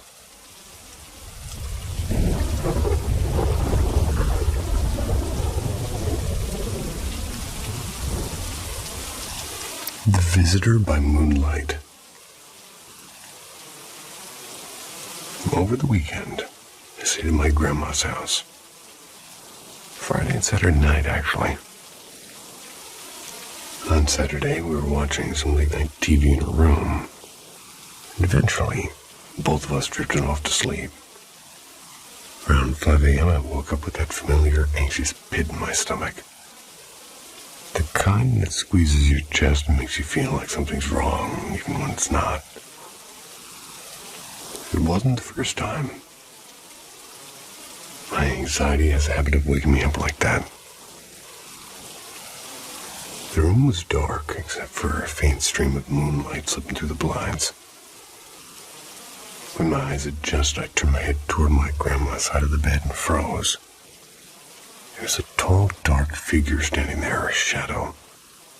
No face, no features, but the shape of a head and shoulders and body. And I could feel it looking at me. I don't know how I knew that, but I did, and my body reacted before my mind could catch up. I made this low, panic sound, like a groan or half yell. My grandma stirred beside me, shifting a little bit, but not waking up. And as she moved, the shadow slowly turned and walked out of the room calmly, just walked away. I stayed there completely still. My heart was thudding.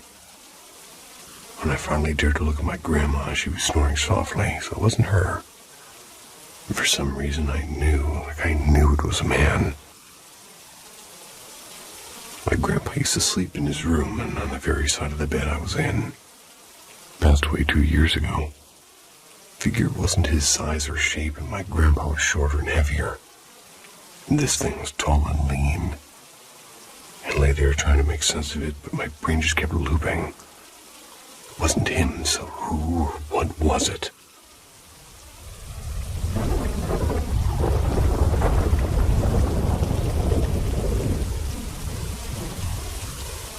The typist in the vault. I heard this one secondhand, but it stuck with me. Came from a guy I used to work with, a painfully practical fellow. The kind who double-checks his receipts and irons his socks. The sort of man who wouldn't exaggerate even if it earned him a raise. In the late 1980s, he was a junior programmer at a small town credit union in Washington State. The office was inside this creaky brick building that used to be a law firm, back when men wore hats to work. One evening, he stayed late debugging some code, and everybody else had gone home. The fluorescent lights were buzzing, and the air felt heavy with that after-hours quiet. Then he noticed it, a soft, uneven tech. Not the quick rhythm of a keyboard, but the hesitant pecking of a typewriter, as old school and manual sounding. He paused and listened and called out, "Hello?" No answer. Sound kept coming. It was faint and deliberate, but he decided to investigate. The desks were empty and chairs pushed in neatly.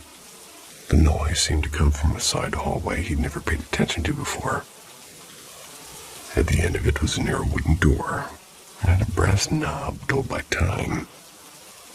The typing stopped as soon as he had his hand touching it. He opened it anyway. Inside a cramped storage room with boxes of stationery, stacks of ledger paper, and on like a metal filing cabinet, an old black Remington typewriter with no paper in it. There was no ribbon either. It was just sitting there like it had been waiting. He shut the door and left the office without saying a word. Never asked anyone about it. Never mentioned it again until years later, and that's when we were swapping weird stories over lunch. And that's it. No punchline, no haunted finale. Personally, I've really had to gone back, and maybe I left a blank sheet in that thing to see what it wanted to say, but not him. The man didn't have a curious bone in his body. Would you have checked?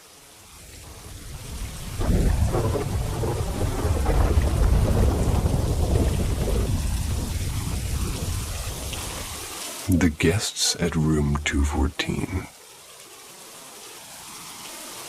I once had a strange night at a Days Inn. It was just outside Round Rock in Texas. It had been one of those exhausting heavy days. The kind where your chest feels too tight and you can't quite breathe right. At the time, I was lying in bed trying to calm down, and suddenly the air in the room dropped cold, like somebody had opened a freezer door. And then I heard a voice, and it was soft and it was clear as day. "You're safe. You're going to be okay."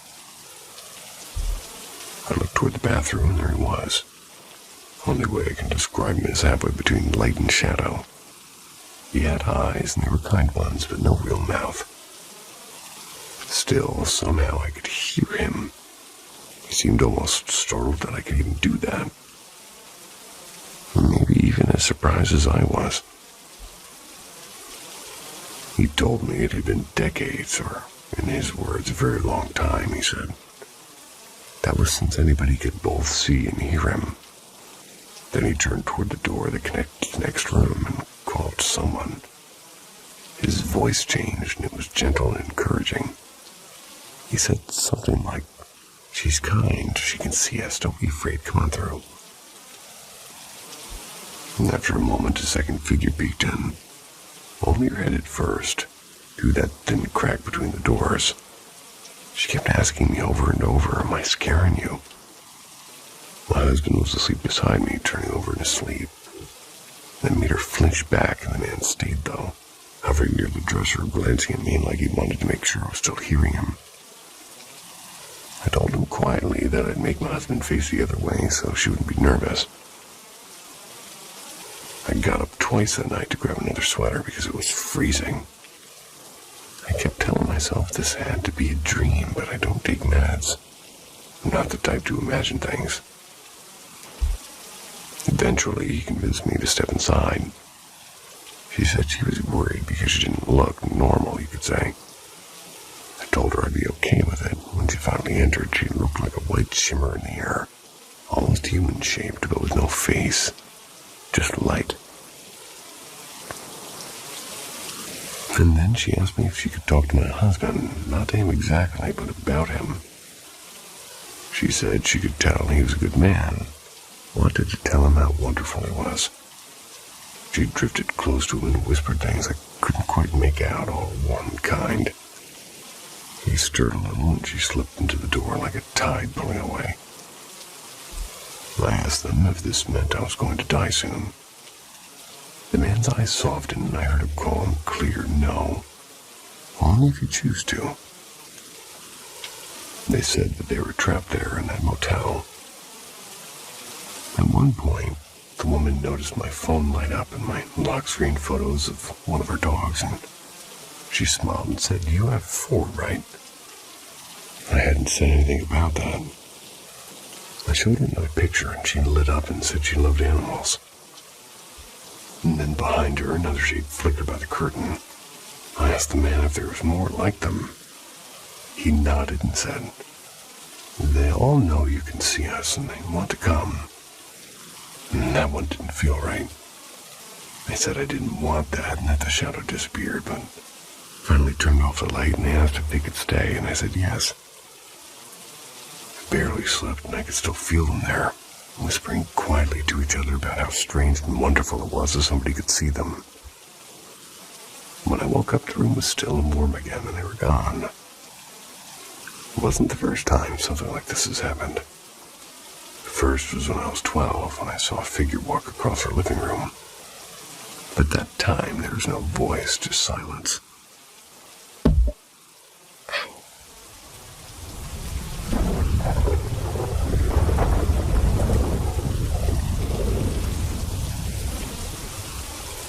During the mid-90s, we lived in a narrow little townhouse.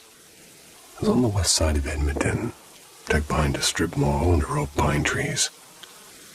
Cozy, yes, but absolutely haunted. My husband, her daughter, and I each had our own run-ins during those long years there. Our daughter, who's about 9, sometimes heard a little girl's voice chatting with her in the basement, asking her to come play. One afternoon, she and her best friend saw her doll swing start moving on its own.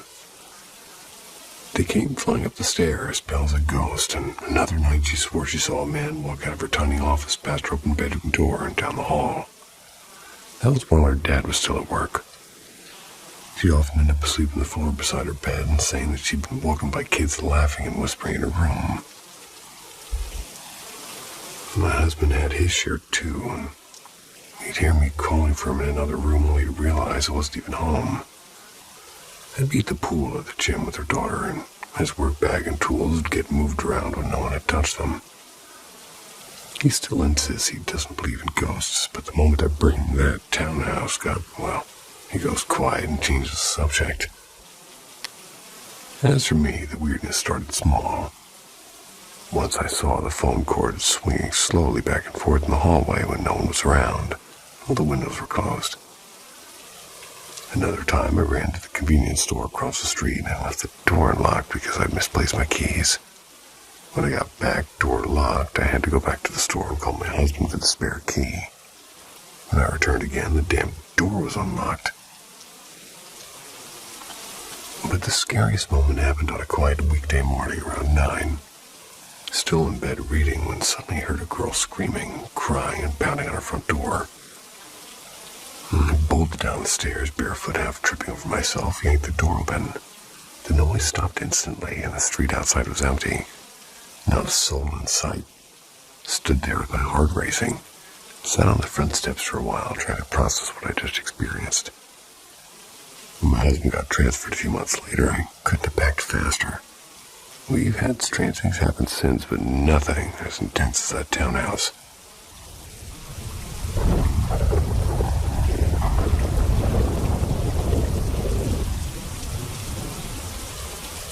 The man at the window. When I was around 13, I used to get terrifying sleep paralysis almost every night. I'd fall asleep fine, but a few hours later I'd wake up frozen and my body completely locked up. My bed was right next to the window back then, and every single time I'd see a tall, shadowy man standing just outside staring in at me. He wore an old-fashioned bowler hat and a long coat, and I could always hear his faint jingling sound, like metal brushing against metal. Eventually, I realized it was a chain, a pocket watch swinging from his hand. The ticking was so sharp it felt like it was drilling into my skull, and I'd try to scream, but I couldn't even move my lips. And after months of this, I finally told my doctor and therapist. They decided to put me on sleep medication. The episode stopped after that, at least for a while. When I was 16, I started seeing this guy, really jealous and really toxic. We were together for about a year and a half, maybe. One afternoon, we're hanging out in my room, playing games on my laptop, and out of nowhere, he went pale. I called the blood drained from his face. He turned toward the window, started shaking, and then burst into tears. I'd never seen him cry before. And after I calmed him down, he told me that he saw a tall man outside with a bowler hat and swinging a pocket watch. He said the man told him to leave me. Well, something terrible would happen to his family. I had never told him about the sleep paralysis, not even once. And that scared me more than the paralysis ever did. Over the years, weird things kept happening in that house. Doors creaking open and things falling, and the strange sweet smell like burnt sugar drifting through the halls. I used to joke about it and call the figure Mr. Hollis. I don't know why, it just sounded like his name. A few nights ago, I told my grandfather about all this. So while one of my friends was visiting, and he looked thoughtful and asked, "Did you say Mr. Hollis? And he had a watch?"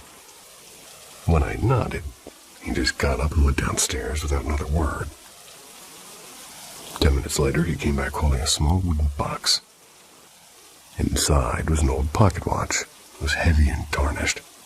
And on the back, engraved in fading letters, were the words E. Hollis, 1894.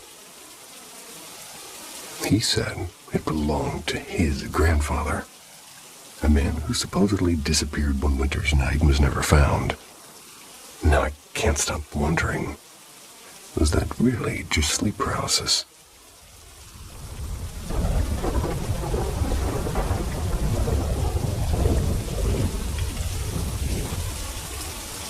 When the Walls Remembered.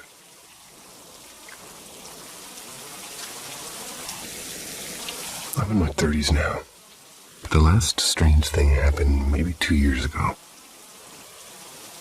At the time, I was living alone in a small one-bedroom apartment on the edge of Seattle. And for weeks before it happened, I couldn't shake the feeling that something was watching me. Every time I lay down at night, I felt like that. You know those goosebumps you get in the back of your neck, like you're being stared at? It's exactly like that. And then one night around 3:20 a.m., I woke up with that same heavy feeling. I turned my head slightly toward the doorway, and I felt something shove my face back into the pillow. Not a gentle touch, it was like a firm hand pressing down.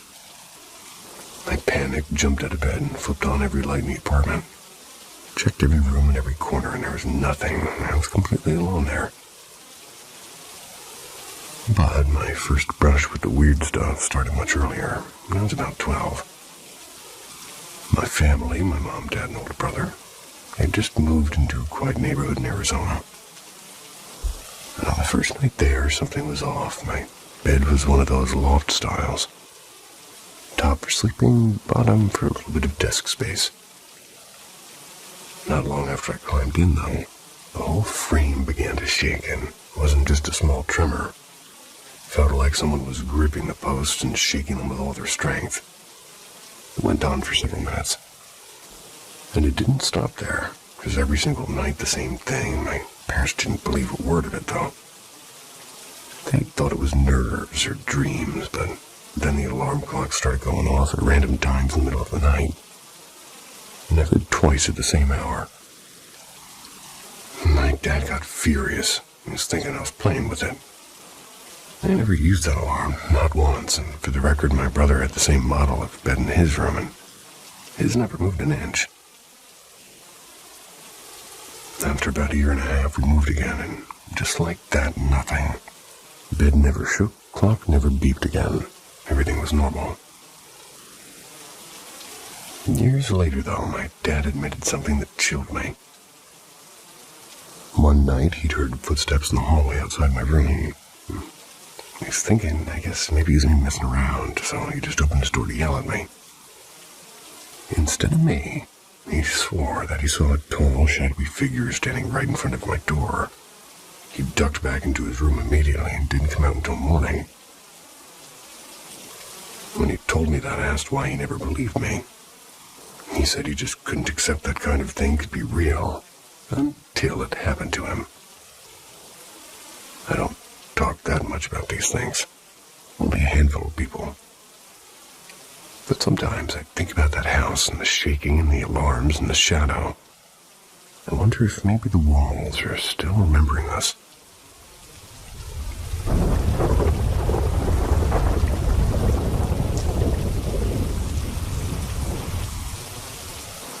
The Quiet Corner.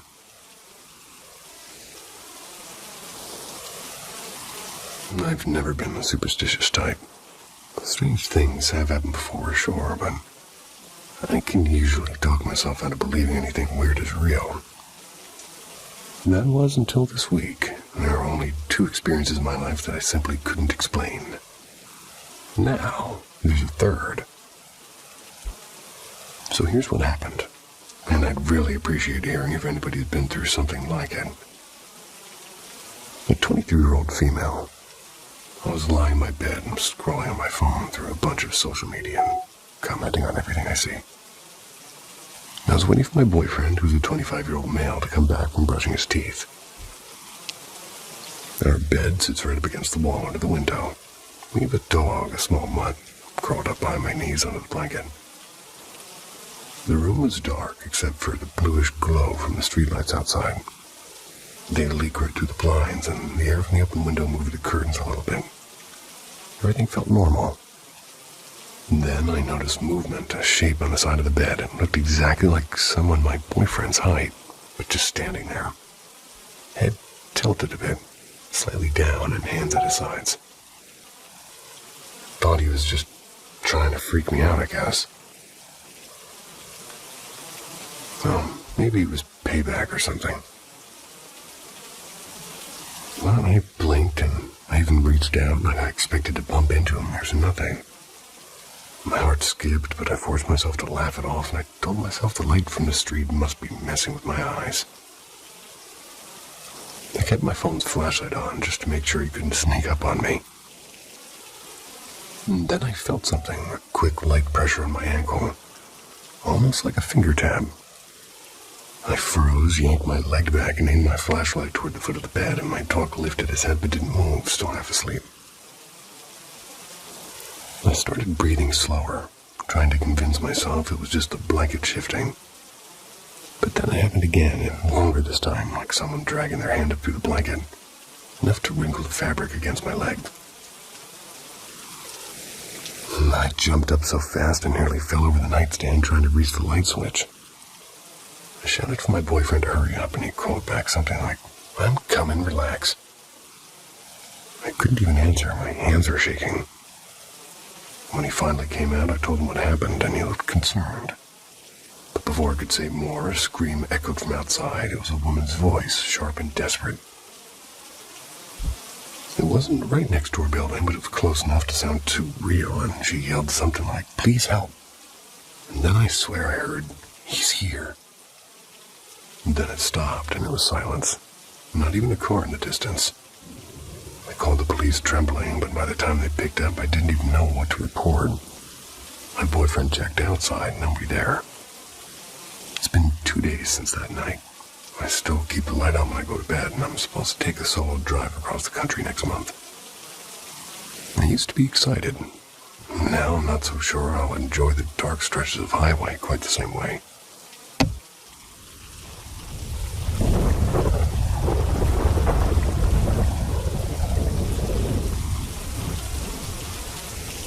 The thing on the rooftop. Hello, friends. What I'm about to share is one of the scariest things that's ever happened to me. And, by the way, it's not fake. It's the first time in my life I've ever seen something that I truly believe was a ghost. I live in a small town in Chhattisgarh, in India. And every night after dinner I step outside for a smoke, and kind of my daily routine. Just a short walk from my house is a row of old government quarters surrounded by trees. But that night everything started as usual. It was summer and the air was hot, so I bought a bottle of cold water from the fridge. Around 11:30 p.m., while smoking, talking to my girlfriend on the phone, I stood near the small black gate that leads into the colony. The gate was always closed at night, and I remember checking it earlier, and it was definitely locked. While chatting, I turned my head slightly upward, just casually, and that's when I saw it. On the roof of one of the quarters stood a tall, black, human-shaped figure. At first, I thought it was someone from the building. Maybe they were out late to take down their dried clothes. But something just didn't feel right. The figure wasn't moving normally. It didn't even look like it was standing on solid ground, more like it was floating or leaning backward unnaturally. For a second, I thought my eyes were playing tricks, and maybe the darkness made it look strange. But then I swear the thing moved, leaned back slowly as if it was melting into the shadows behind the rooftop. And then it was gone. No sound, no footsteps, just silence. My heart started pounding, and I quickly walked toward the quarters to check the gate, and it was still closed. Nobody could have gone up or down without opening it, and I stood there frozen with a cigarette in my hand, trying to make sense of what I'd seen. I'm writing this now because my mind just can't process it. I've been outside that same place hundreds of nights, doing the same thing. Never like this ever happened before. I don't know if you believe in ghosts, but I'm telling you after tonight I'm 100% sure they do exist. If anybody wants, I can post pictures of the area and the quarters. So thanks for reading, my friends. I hope I never see that thing again. Stay safe and don't go smoking alone at midnight. Don't tell me what to do. But maybe take his advice.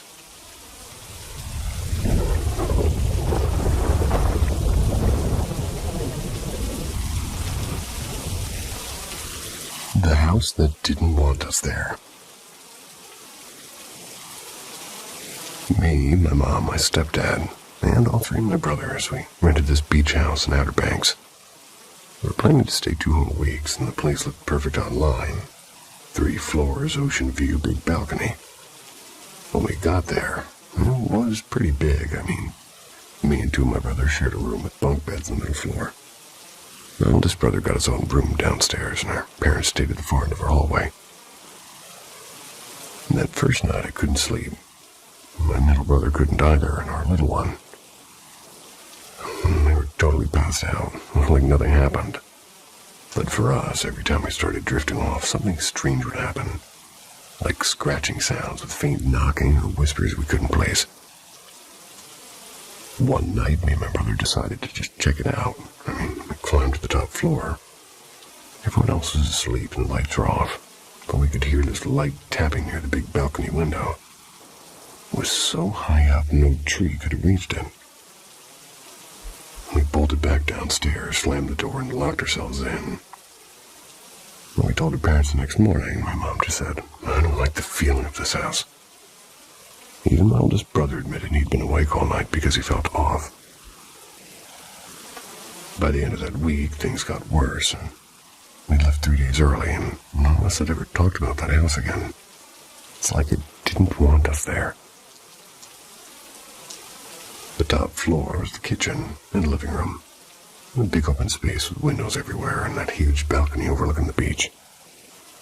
That was where we'd hear the scratching most nights. During the day, we'd play board games like Uno and charades. Nothing creepy, but every now and then I'd feel something watching us through that balcony glass. I'd turn around fast, nothing there, but it felt real, like something pressing its stare into my back.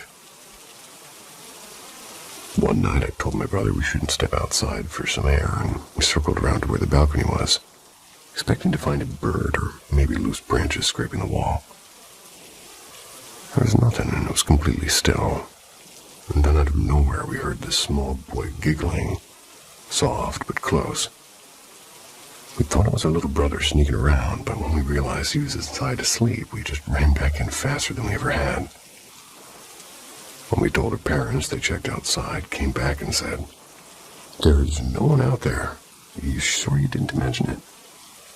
And I swear that moment made me question my own sanity. Our floor is the middle one, bedrooms and one long hallway. The fifth night was the worst, and ironically, it was the only night I managed to fall asleep for a while. Around midnight, I woke to slow footsteps outside a room.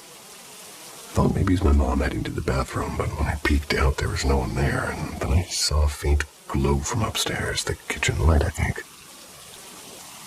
I could have sworn we turned that off, so I went up to check.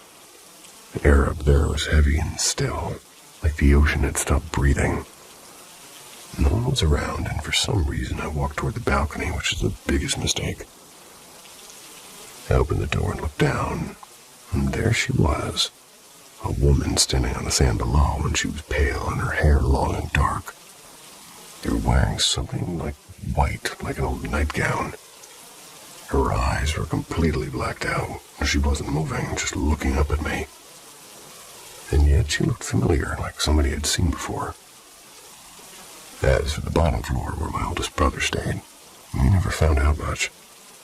He said he'd hear footsteps above him, even when everyone was asleep, so he never stayed in that room again for the second night. And none of us have been back to the Outer Banks since.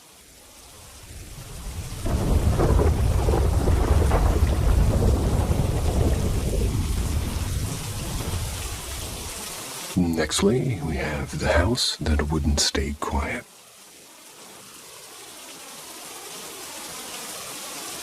I think it all began early this year, and let me just take you right into it. For context, I'll start with the house. I live in a big, quiet home in Massachusetts with my fiancé and his parents. I've been here almost 4 years now, and we stay in the lower level. It's completely finished. More like a little apartment than a basement. The place was built around 2002, and one of the first odd things I noticed about this property was that when you look it up on Google Maps, it seems to show up as an old chapel site. But the actual chapel, according to Google, is about 1.5 miles down the road. Strange little coincidence, right? Anyway, I just brushed it off, and, well, until I started seeing something. Out of the corner of my eye, I'd catch this pale gray figure near the small kitchen area at night. At first, I figured I was imagining it. I'd had a few glasses of wine those nights, so maybe that was it. But it kept happening, and even when I was totally sober, and it was tall, almost human-shaped, but never clear enough to see a face. Just a blur that would vanish if I turned my head. By March, my fiancé's mom posted something on Facebook that caught my eye. She works in healthcare like me, and she asked if anybody else had ever brought something home from the hospital. She said that she felt like somebody was watching her, and that freaked me out, and I messaged her right away.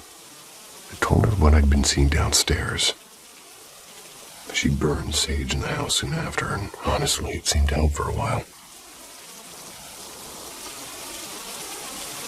Then came April 23rd, and she made another post saying that she needed another cleansing because the knocking sounds were back. The dogs were barking at empty hallways again. That night I woke up to go to the bathroom, and as soon as my feet touched the floor, the printer across the room turned itself on and filled the whole space with light. My heart dropped. I just did my business, turned over, and tried to sleep again. A bit later, I'm half asleep when I just felt the bed jolt, like someone had hit the corner of it. And then I felt a breeze move my hair, and I froze, pulled the blanket up over my head, and didn't move again until that morning.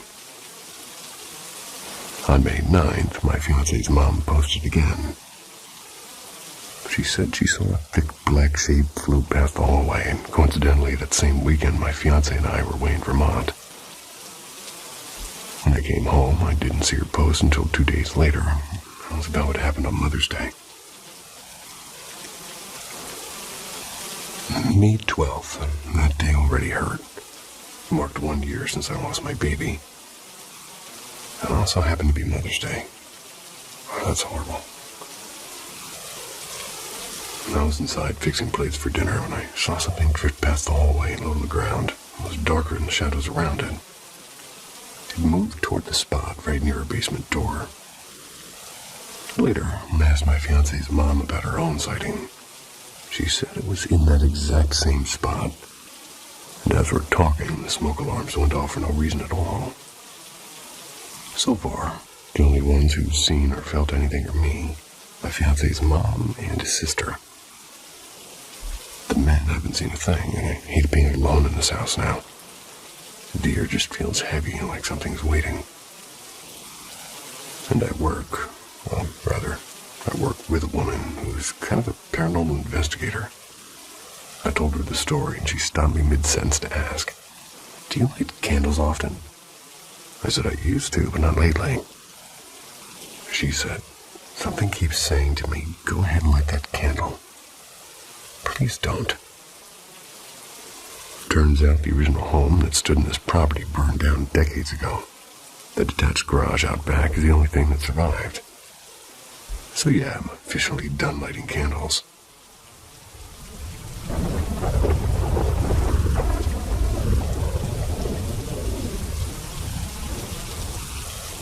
The Green Monk at number 42.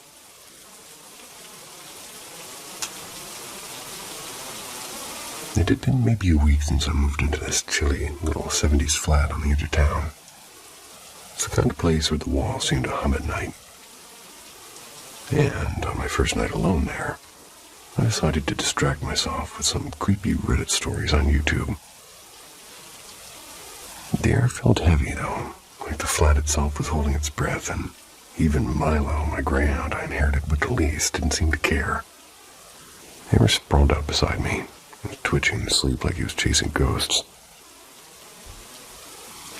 And just as video had started buffering, I heard a faint shuffle from the corridor. Not the pipes this time, but something slower and deliberate. I paused listening, and when I peeked out, the hallway was still empty. The dim orange light from the stairwell barely reached my door. I was about to close it again, and so I saw movement, a small, hunched figure in the corner of my vision coming up the stairs. My stomach dropped. The person was dressed in a long robe like an old monk, moving painfully slow. I slammed the door shut and leaned against it, and every hair on my arm standing on end. Milo didn't stir. I thought about jumping from the kitchen window, second floor with concrete below. Not ideal. Instead, I convinced myself I was being ridiculous. I opened the door again and looked down the stairwell. And he was still there, and this time I could see him clearly under the flickering light. His skin looked waxy and pale green like wet paper. And his hood was tattered and pointed, and he was muttering softly, scanning the floor as though looking for something lost long ago. His movements were almost sad. My phone, of course, was dead, though it had been plugged in all evening. And that's just what happens in this place. Everything works until you need it most. But I feel ya. The steps started again, slower and closer. Milo woke up then and let out a deep growl that rattled the air. The footsteps stopped right outside my door, too. I swear I could feel him standing there listening just inches away. We waited 10 seconds, maybe a minute, I don't know. Eventually, the quiet came back and I didn't hear him leave, but he was gone. And that was 6 months ago. Milo and I still live here, and sometimes at night when the stairwell creaks and the air smells faintly of damp stone, I think about him. Maybe he's still searching or still lost, somewhere in the dark corners of number 42.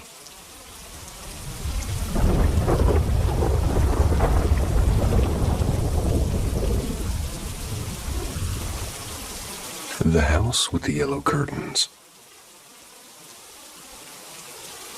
My aunt's house is haunted.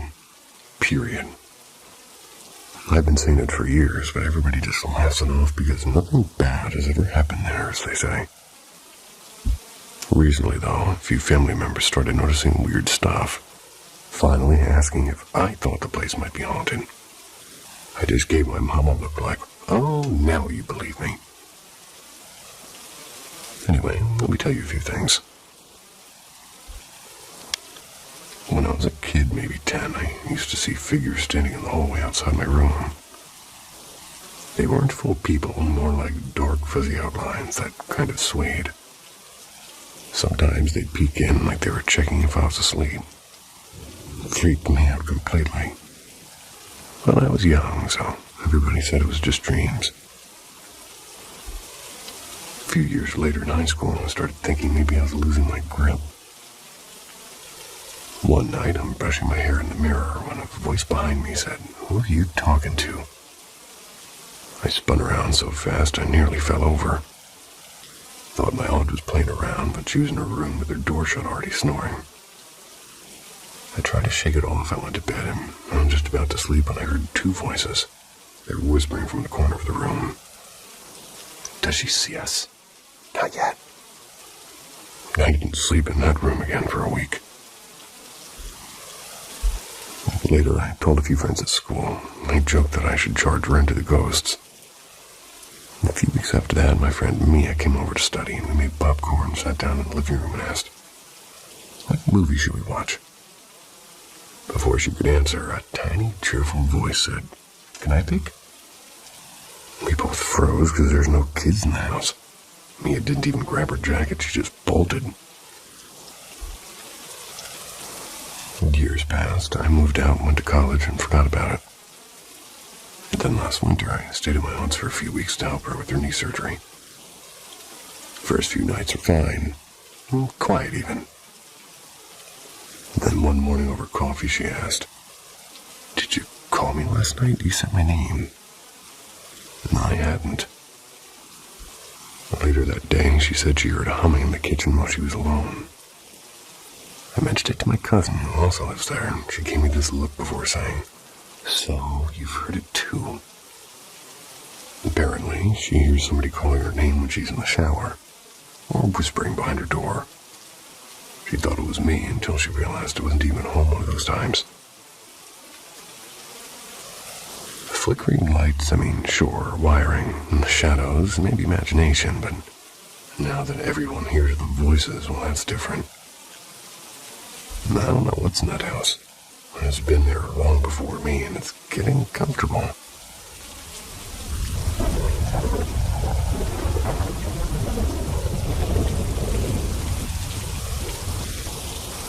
The night the forest screamed. I've never told this story before. Fair warning, because it's a weird one. My grandparents passed away a couple of years apart. Grandma in 2020 and Grandpa in 2022. She'd fought cancer for years, and after she was gone, she just deflated. He didn't want to end up in a hospital bed, and not after watching her go through all that. In the end, he got some sort of aggressive eye cancer, and the doctors told us it would be fast, like days fast. Then one evening, my dad called, and it was Grandpa's last day. My sister, my girlfriend, and I just went over right away. He was asleep when we arrived, breathing slow and peaceful. We didn't wake him. I held his hand, I kissed his forehead, and I said my quiet goodbye. Not cinematic, but honest. We decided to stay at my mom's that night. Didn't feel right to drive home. Later, when the house was quiet and heavy, my girlfriend and I went for a walk into the woods to smoke a joint. Had to hide from my parents, of course. It was just after sunset and it was cool and calm. Then halfway back we heard it, and this sound ripped through the forest. It was like some prehistoric monster that had been dropped into Canada by accident. It wasn't a coyote. It wasn't anything local. It sounded like the jungle. We froze with wide eyes, and we were high as hell. My girlfriend whispered, "Could that be like a bear?" I said, "Dead serious. If that's an omen, I'm out." We bolted, sprinting through the woods like two idiots in a horror movie. And when we stumbled back to the house with our hearts racing, I checked my phone and one unread text. "Grandpapa est parti," which is Grandpa's gone. The next morning, I told my mom about the noise, and she went still, looked me straight in the eye. Was it like a jungle call? Turns out our neighbors, the ones connected to the woods, they had just brought home a peacock. A temporary peacock. So yeah, it's terrifying, otherworldly cry of death that we heard in the dark. It was a peacock. I swear that bird owes me a decade of life expectancy. I'd like to understand the use for a temporary peacock more than I ever had in my life before. And I think I'd wondered it several times prior, even that.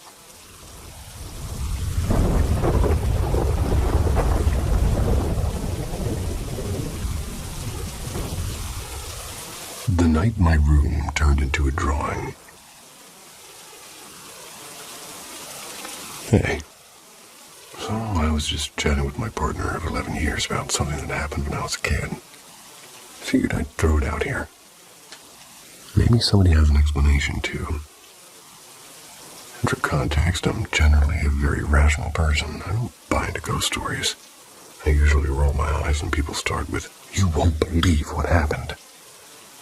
But a few days ago, I never went on about how her house was haunted, and she's a bit eccentric. Somehow it pulled this memory right out of storage.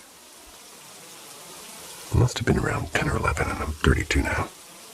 And one weekend, my best friend was sleeping over, and I shared a small room with my younger brother. Bunk beds, of course. Normally, I slept on the top and he on the bottom, but since my friend was the guest, I let him choose, and naturally he picked the top. But here's where things start to get weird. We decided for some reason to sleep with our heads at the opposite end of the bed that night, right next to the wall with the light switch. And it was late and lights are out, and we were whispering about whatever 11-year-olds whisper about. That's when suddenly he went completely still and said, "Shh, be quiet." Something about the tone froze me. My eyes were closed at first, but I opened them. The entire room was glowing. Not light on glowing. More like everything was made of white paper and drawn in black pencil outlines.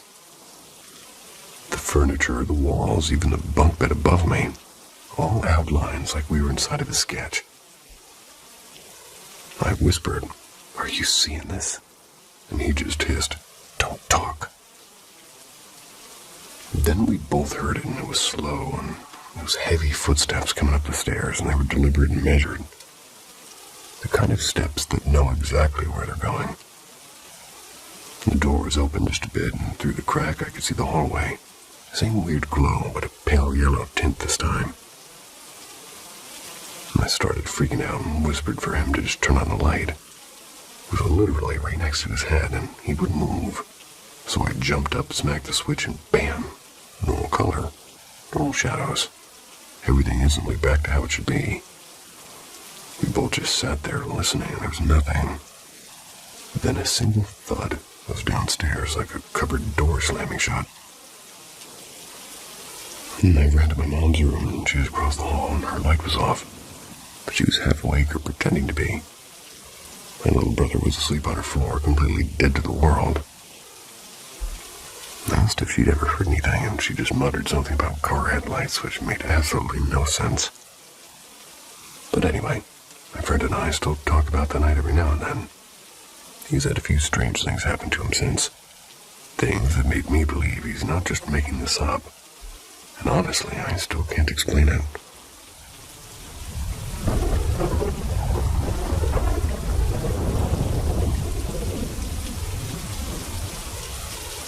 The Night Without Eyes. When I was 12, I remember lying awake in bed, somewhere around 10:30 at night. I wasn't tired, not even close. The door to my room was half open on the left side of my bed, and I kept staring through it. I was doing absolutely nothing, just waiting for sleep to find me. My parents were in their bedroom down the hall. I could faintly hear the low hum of their TV. My mom always kept a small crystal lamp on her nightstand. It gave me off this sort of soft orange glow, spilled faintly into the hallway.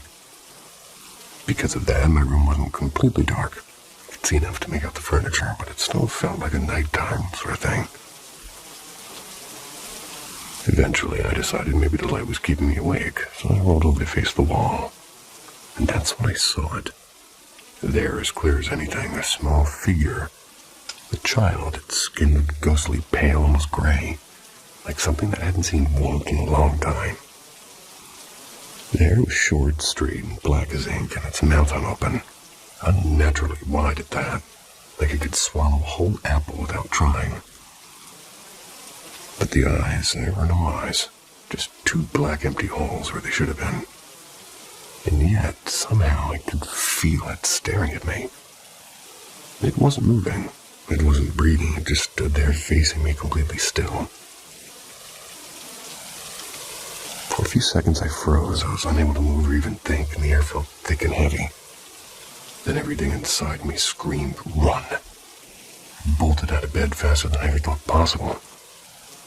Tore down the hall to my parents' room, and I was crying, shaking so hard I could barely speak. I'm 26 now. I still remember the night as vividly as it happened yesterday. The light from the hallway and the silence and that horrible, eyeless face. I've never felt anything like that presence again. Even now, thinking about it gives me goosebumps. I've never been into horror movies or ghosts or anything supernatural, so whatever that thing was, it was something entirely new to me. Has anyone else ever seen something like that? Or know what it might mean? Because after all these years, I still don't have an answer.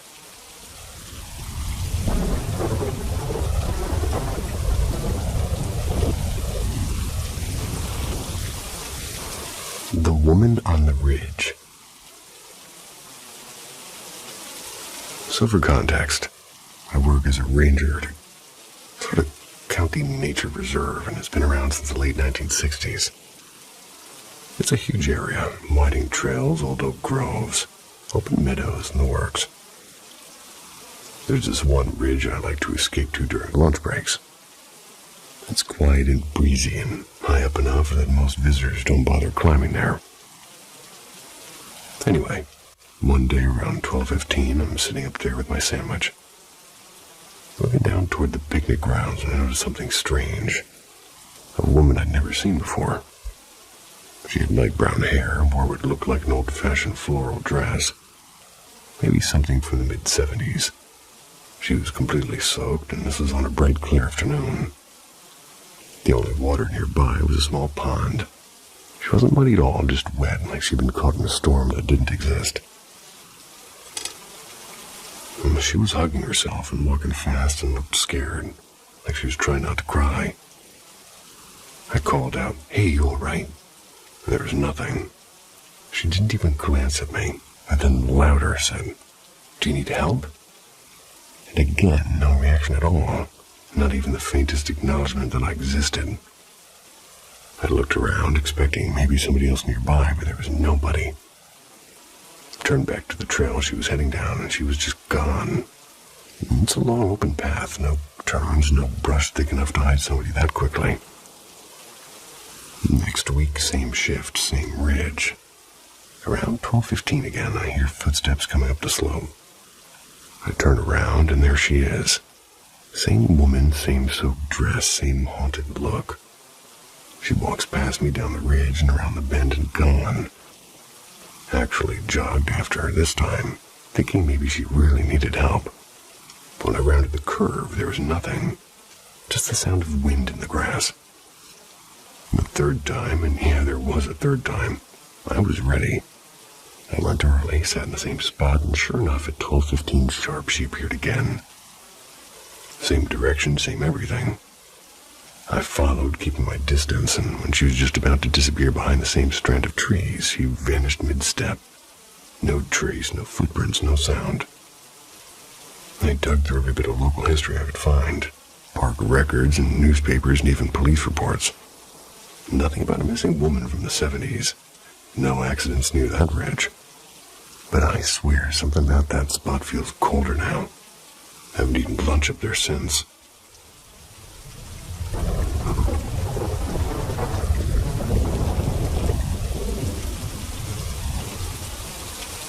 The girl by the TV. I have a strange little story that happened to my younger brother. It was around 2008 or 2009. This wasn't just once. It happened a couple of times. The first time was at my grandmother's apartment. Everyone was having one of those peaceful afternoons. Music playing and people talking, that kind of day. And then out of nowhere, we heard my brother crying from the hallway. Now, this hallway connected straight to the living room. You could see all the way down. We all turned, and there he was, sitting on the floor, crying and pushing himself backward like he was trying to get away from something. We asked him what was wrong, but he couldn't say a word. He just screamed and cried.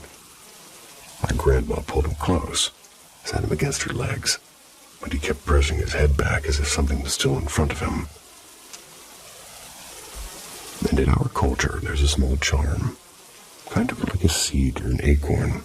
It's used to protect you from spirits. And if you wear it, the spirit supposedly can't follow you anymore. So my grandma did that. And after a couple of hours, things kind of finally calmed down. But later that night, I asked him what happened, and he whispered, "There was a girl. She kept coming closer to my face." A few years later, we moved into a new house. And 5 days before the move, my brother and I went to explore the backyard. And there was a little gate at the back, and my brother went to check it out. It led to the back door of the house.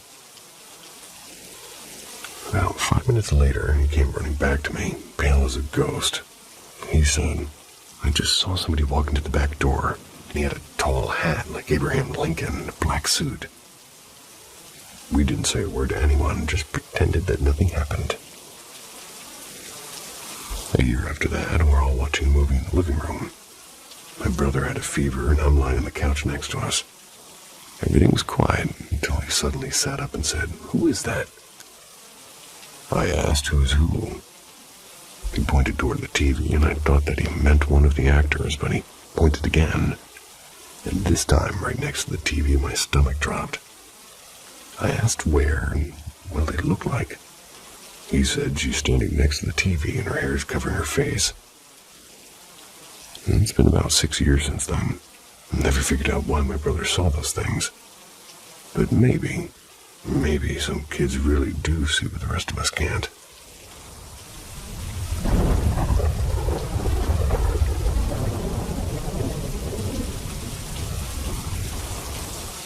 The girl by the church tree.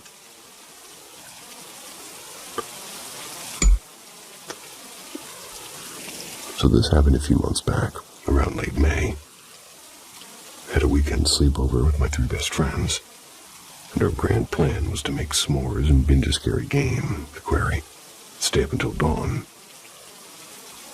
I live in a quiet suburb and kind of blurs into the countryside. And across the street are a few houses, and behind mine there's this huge open field owned by a Catholic church. It sort of sits right in the middle of it. Since it was summer break and the weather was perfect, we decided to play tag in the church playground. With my glowing NeoPixel lightsaber, obviously. My friend showed up around 5:30. We exchanged some small gifts and demolished a pizza and started downloading the quarry on my PS4.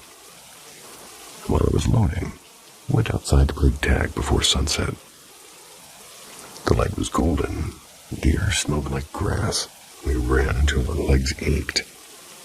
Later, we roasted marshmallows, laughing too loud, and finally headed back to the basement to play the game for hours. Around 10 p.m., somebody had the genius idea to go back outside. It was properly dark now, perfect for running around with a glowing lightsaber. Ben and Noah took the saber to one side of the playground, while Carter and I ran through the grass toward a small corner near 2 trees and a wooden bench. As we rounded the corner, both of us froze. And right beside one of the trees, it looked like there was a little girl, knees tucked up, head buried in her arms. She didn't move, and for a full second we just stared. Then Carter whispered, "It's just roots or shadows." We both nervously laughed it off and went back to playing. And nothing else weird happened that night. We went back inside and forgot about it mostly. Until tonight. Carter and I were shooting hoops in my driveway. That's when he saw a man sitting on his porch across the street, smoking. Totally normal, but for some reason it made us remember that night in May. One thing led to another, and of course we decided to go back to the church field. Same lightsaber, same time of night, around 10:30. And everything looked identical, except for one thing. There was no root, no bump in the ground, no shape that could possibly look like what we'd seen. We even walked around shining the lightsaber from every single angle, looking for any hint of that same silhouette. We tried sitting by the tree, testing shadows, moving the bench, trying to recreate that shape. The only way it worked was if one of us actually sat there, curled up like that figure. So yeah, the most logical explanation is that somebody was sitting there that night, maybe crying, maybe watching us, but neither of us saw anyone walk across the open field to get there or leave afterwards. Could it have been a ghost? I don't know. We tested every theory. Tree roots, missing roots, weird shadows, even pranksters. None of it fits.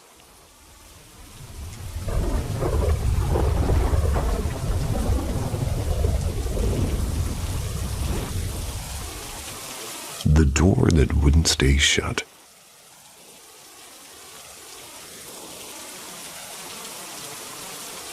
I used to live in a small one-story house. It's barely 4 rooms, single bathroom squeezed together. Some of my school friends happened to live nearby, which was kind of nice.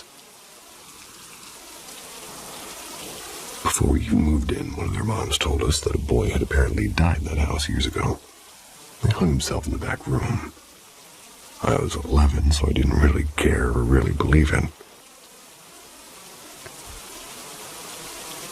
When I first stepped inside with my mom and my older brother, we were just checking out rooms, figuring out who would sleep where. The moment I walked into the back right room, though, something hit me. The air felt heavy. The place was darker than the other places, even with the blinds open. Cold and sad, like the walls remembered something. My mom and brother both paused, and later I invited 2 of my friends over and I told them to go in there without saying anything about it. One thought it was fine and said I was just being dramatic. The other froze halfway through the doorway and just said, "Dude, that room feels wrong." But anyway, that's the setup. Now for the real stories. I've got a bunch, but these 3 are the ones that still make my heart pound when I think about them now. The first one is, the door that opened itself is what we'll call it.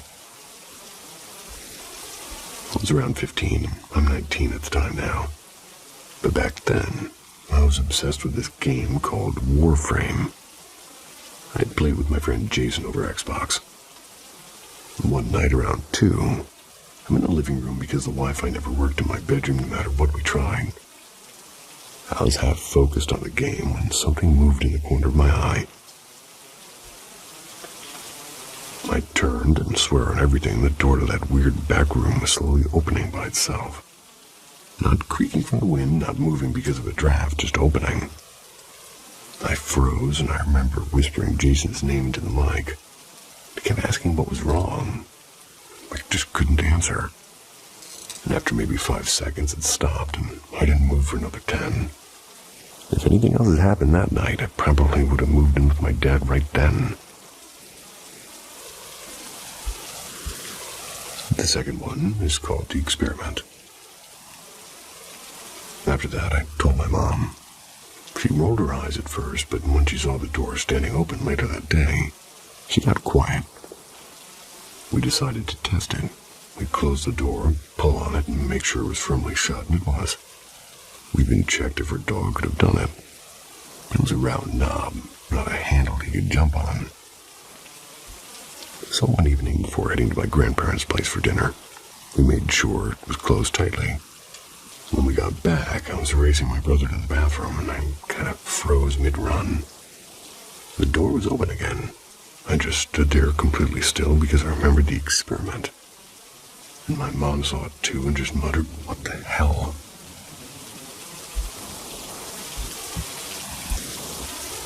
The closet. This last one didn't feel that scary in the moment, but looking back, it really was. I was lying in bed in a school night watching YouTube, starting to drift off. I turned my phone off, plugged it in, and shut my eyes. Then I heard this soft clinking. The hangers in the closet were rattling. I looked over and they were all swaying slightly, like somebody was brushing past them. I told myself it was just the air conditioner, and I rolled over, turned my back to the closet. And that's when a chill ran across my whole body. I heard one of the hangers fall. Then slow footsteps. Soft, slow, coming from the closet toward my bed. I just whispered to myself, "Nope, I'm going to sleep." And somehow I actually did, and when I did wake up, I remembered everything. I started crying quietly and told my mom, and that was the first time I saw her look genuinely scared.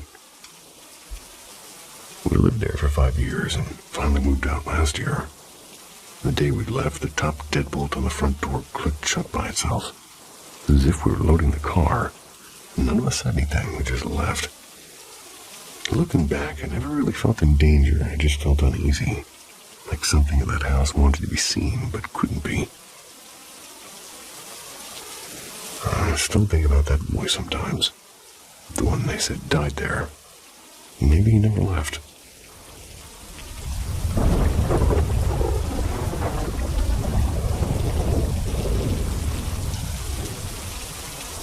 The tenant who wasn't there. In 1987, I had a friend named Mark. And yeah, it's his real name. They were searching for a new place to rent. We lived in a small university town, so our rent was a little bit too high to be comfortable.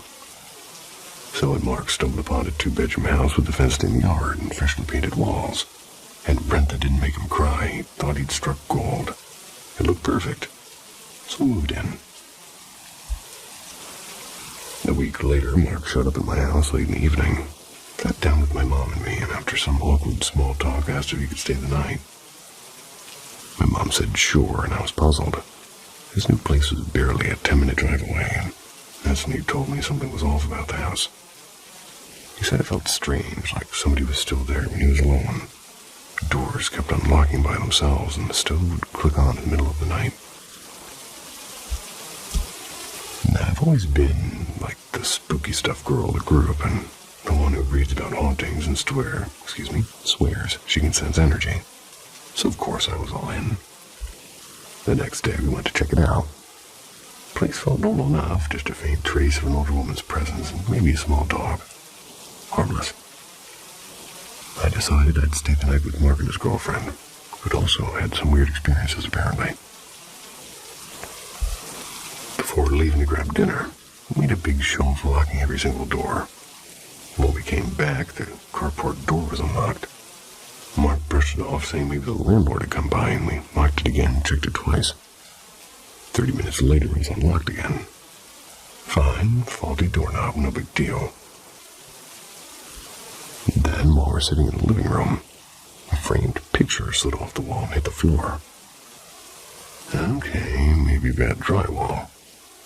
But then every picture, every single one, fell at once. The stereo blasted on full volume. Mark jumped up and turned it off, and just as he reached it, the volume dropped to a whisper on its own. I went to the kitchen for a glass of water. The stove was burning hot. One of the burners was on, and nobody had even cooked in that house yet. And that night we tried to sleep, and around 2 a.m. the stereo came to life again, louder than ever. I was already halfway down the hall when Mark caught up to me, and just as we turned the corner, the stereo shut itself off. And this was the 80s, there's no universal remotes then. And that's when I often saw him. An old man sitting at the dining room table, just glowering at us.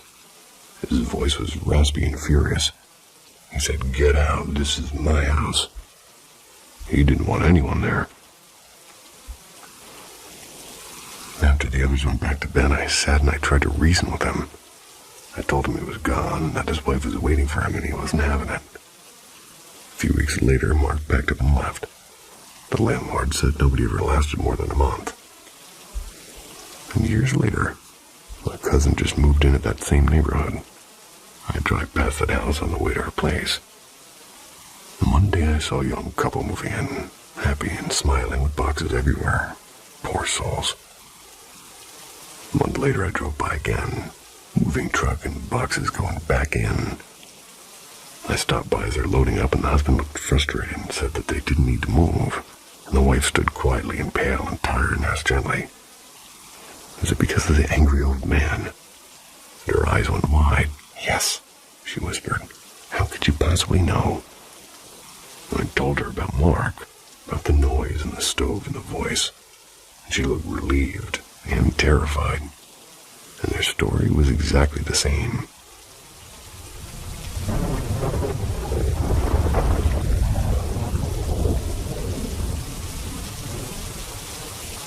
The Girl by the TV. I have a strange little story that happened to my younger brother. It was around 2008 or 2009. This wasn't just once. It happened a couple of times. The first time was at my grandmother's apartment. Everyone was having one of those peaceful afternoons. Music playing, people talking, that kind of day. And then out of nowhere, we heard my brother crying from the hallway. Now, this hallway connected straight to the living room. You could see all the way down. We all turned, and there he was, sitting on the floor, crying and pushing himself backward like he was trying to get away from something. We asked him what was wrong, but he couldn't say a word. He just screamed and cried. My grandma pulled him close, sat him against her legs, but he kept pressing his head back as if something was still in front of him. And in our culture, there's a small charm, kind of like a seed or an acorn. It's used to protect you from spirits. And if you wear it, the spirit supposedly can't follow you anymore. So my grandma did that. And after a couple of hours, things kind of finally calmed down. But later that night, I asked him what happened, and he whispered, "There was a girl. She kept coming closer to my face." A few years later, we moved into a new house. And 5 days before the move, my brother and I went to explore the backyard. And there was a little gate at the back, and my brother went to check it out. It led to the back door of the house. About 5 minutes later, he came running back to me, pale as a ghost. He said, "I just saw somebody walk into the back door, and he had a tall hat like Abraham Lincoln and a black suit." We didn't say a word to anyone, just pretended that nothing happened. A year after that, we're all watching a movie in the living room. My brother had a fever, and I'm lying on the couch next to us. Everything was quiet until he suddenly sat up and said, "Who is that?" I asked who's who. He pointed toward the TV, and I thought that he meant one of the actors, but he pointed again. And this time, right next to the TV, my stomach dropped. I asked where and what they looked like. He said she's standing next to the TV and her hair is covering her face. And it's been about 6 years since then. I never figured out why my brother saw those things. But maybe some kids really do see what the rest of us can't.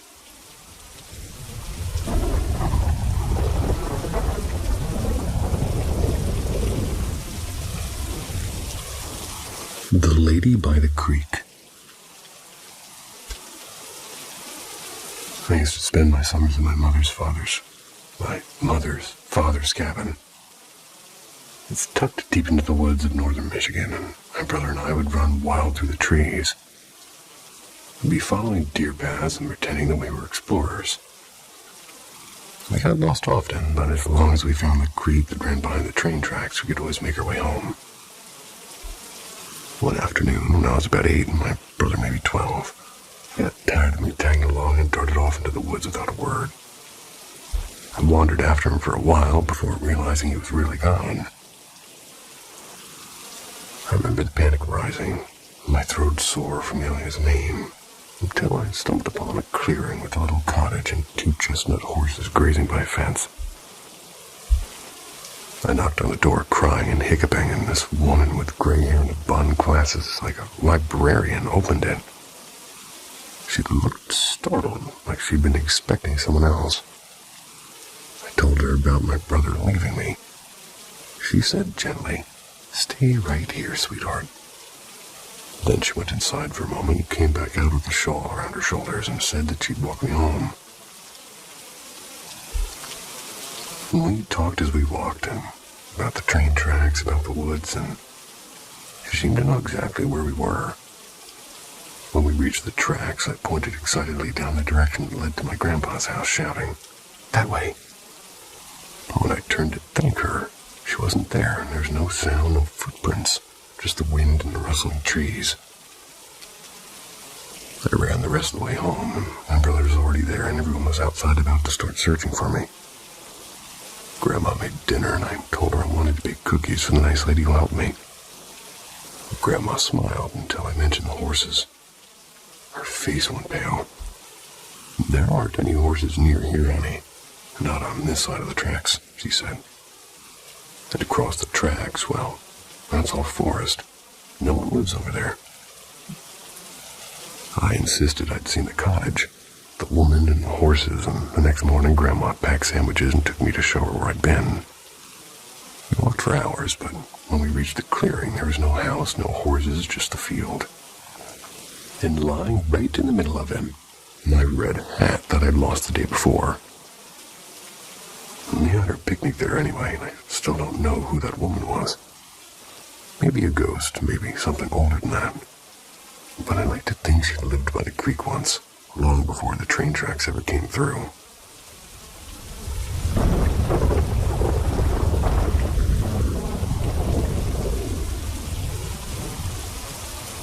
The Giggle in the Glen.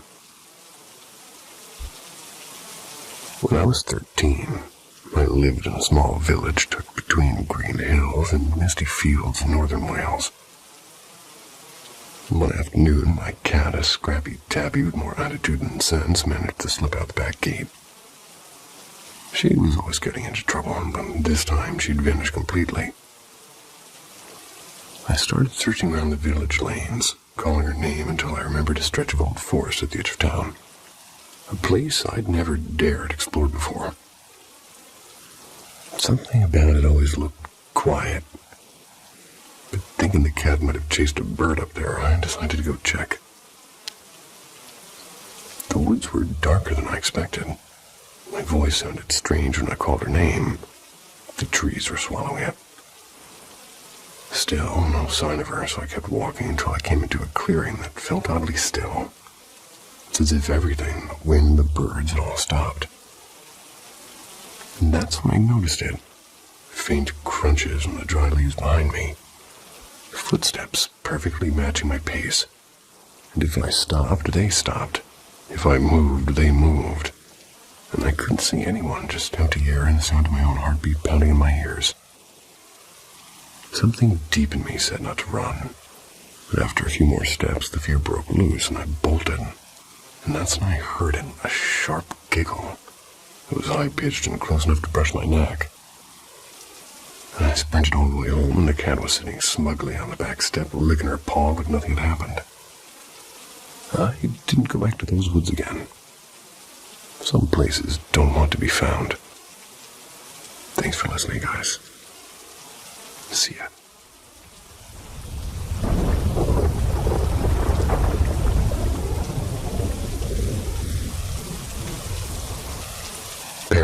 M reveals what hides between fear and fascination. From eerie stories to unexplained encounters, nothing is off limits. Subscribe if you're ready to face the unknown over here. The Girl on the Carpet.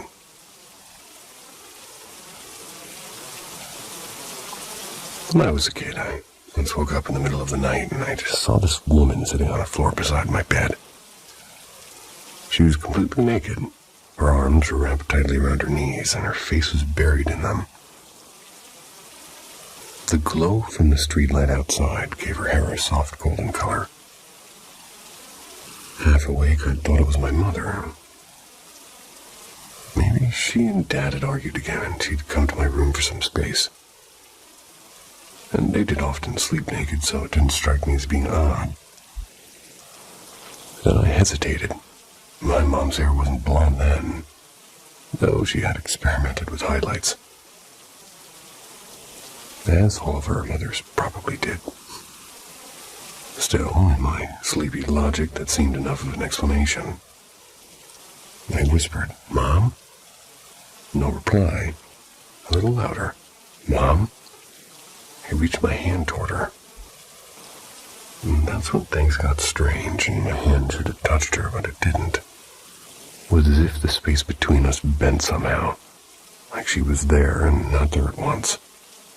And at that moment, she lifted her head and looked straight at me. It wasn't my mom. The woman was young, maybe in her 20s, and her eyes were red and glistening. I could tell that she'd been crying, although I don't remember if I actually saw tears or just knew. I froze and she looked at me for a heartbeat and turned her head away. Slowly, she began to fade as if the darkness of the room swallowed her up. I didn't dream it. I remember staring at the carpet afterward, trying to bring her back by blinking hard and rubbing my eyes. I'd always been afraid of ghost stories as a kid, but that night I wasn't scared, not even a bit. I didn't think ghost, I didn't think much at all. I just rolled over and went back to sleep.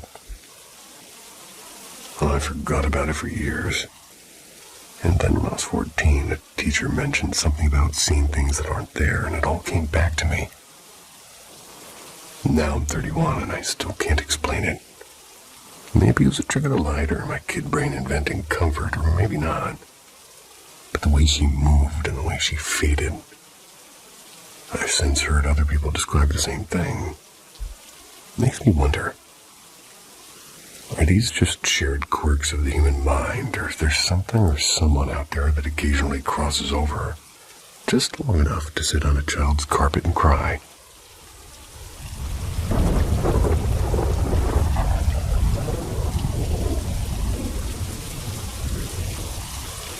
The night the Fawcett's woke up.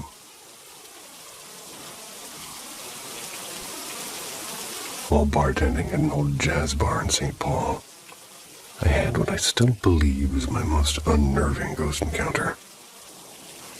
It was a quiet Wednesday night around 11:15. I was halfway through closing. The regulars had all gone home and the jukebox was silent, and every door was locked. It was just me, the hum of the fridge, and the faint smell of beer and bleach. The layout of the place was simple enough. A long mahogany bar stretched down the room, ending at a narrow hallway. Turn right, and there's a rickety stairwell to the basement. The kind that creaks even when you think you're walking softly. Keep straight and you hit the kitchen. And the only entrance behind the bar is at the far end near that hallway. As I queued up a playlist to clean to, I heard something that made me pause. A faint rush of water from the kitchen. The music was low, so it was impossible to miss. I frowned, thinking maybe one of the cooks had come back to grab something. I walked through the dim hallway, I flicked the kitchen light on, and I saw it. The big industrial sink was running full blast. The handle was turned and cold water was pouring steadily. I knew it hadn't been running a minute ago. I turned it off, shook my head, and told myself maybe the faucet had a loose valve. Lights off, back to the bar. Maybe 30 seconds later, there it was again. The unmistakable whoosh of water. My heart was pounding when I went back, and this time leaving the lights off. And sure enough, the smaller hand-washing sink next to the big one was gushing water at full tilt. The faucet had been turned completely sideways. I spun around, expecting to catch someone crouched behind a counter laughing, but there was no one. The air felt heavier, like the moment before thunder hits. I swallowed hard and said as calmly as I could, "Please don't do that again." The water stopped instantly, and I won't pretend I was brave. I grabbed the chef's knife, I called my friend on speaker, walked through every inch of that place. Nothing, no doors open, no footsteps, no draft. I finished closing up somehow. Every muscle was tense. I was feeling eyes on me. That wasn't until I stepped out into the cold air. A few weird things have happened since. Chairs moving slightly and glasses clinking when no one's nearby. But that night, that was the one that still gives me chills.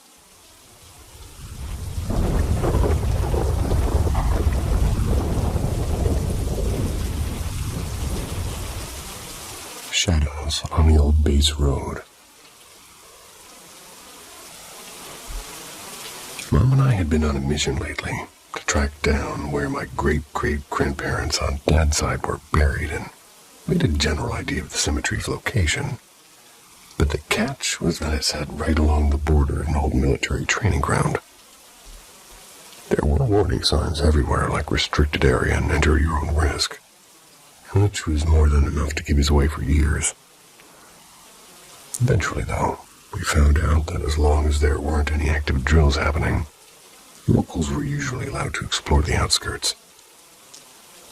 So one cloudy afternoon, we took a chance and drove in through a narrow service road that looked like it hadn't seen a vehicle since the Cold War. And after bouncing along for what felt like forever, we finally came across a small clearing. You could just make out the cemetery through the tangle of vines and fallen branches. Mom told me to stay in the car with her dog, an older black and tan terrier mix. Because with my poor eyesight, she didn't want me tripping into a snake pit or something. So there I was, sitting in the passenger seat with the dog curled up on my lap. The only sound being the wind and the hum of cicadas. Then suddenly the dog stiffened. Her ears shot straight up and eyes locked on something outside. Slowly, her head turned, following nothing. At least nothing I could see. I still had some usable vision, but there wasn't a soul out there. The way she tracked the air, though, was how, she was acting like somebody walked by, and she was quiet, alert, and patient. I grabbed my phone and called Mom, and I said, "Find anything?" She hesitated and said, "Yeah, actually I did. I found their graves. But I swear I just heard footsteps behind me, like somebody's walking past. When I turned around, no one was there, and I'm heading back now." We didn't wait around much after that. Once we got back to the car, we both agreed to come back another day. Maybe with better shoes and daylight. Between my dog staring at invisible people and Mom hearing phantom footsteps, we figured we'd had our fill of ghost stories for one afternoon. I meant to write this down while it was still fresh in my mind, and as I'm doing that, I remembered something eerily similar from a few years ago. Same dog, different graveyard. That one was a rural cemetery off a county road, with another modern one across the street from it. The older section had this monstrous oak tree. Had to be at least a century old, with its roots curling over and around the gravestones like something out of a fantasy novel. The locals called it the witch's tree. Mom and I are wandering through the old part, reading the names and dates from the 1800s. And that's when we realized the dog was gone.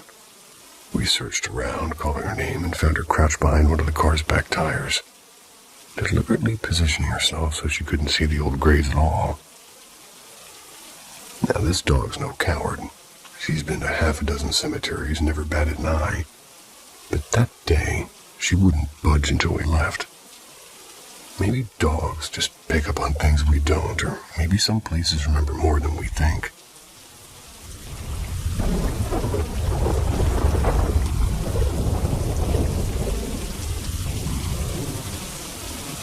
The voice beyond the door. This story is about my Uncle Robert, who passed away when I was 6, almost 7. It happened in the early 2000s. Sudden, shocking, and impossible for me to truly understand at that age.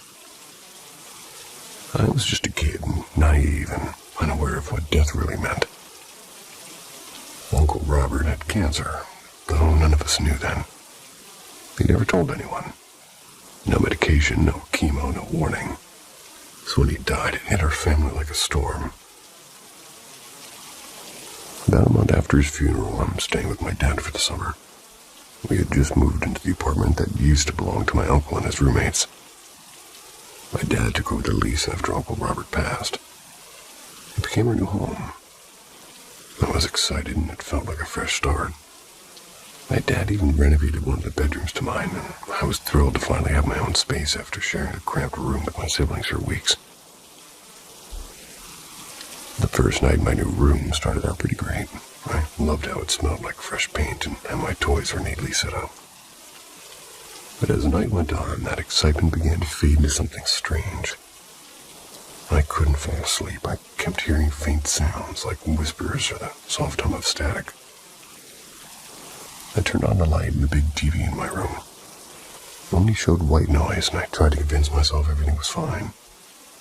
Eventually drifted into what I thought was sleep. At some point during the night, I woke up to the sound of crying. Deep human crying. Just outside my bedroom door, too, and the lights were off. I don't remember if I turned them off or if my dad did, because my door was closed, so I pressed my ear against it. The sound was clearer now, wailing and desperate and heartbroken.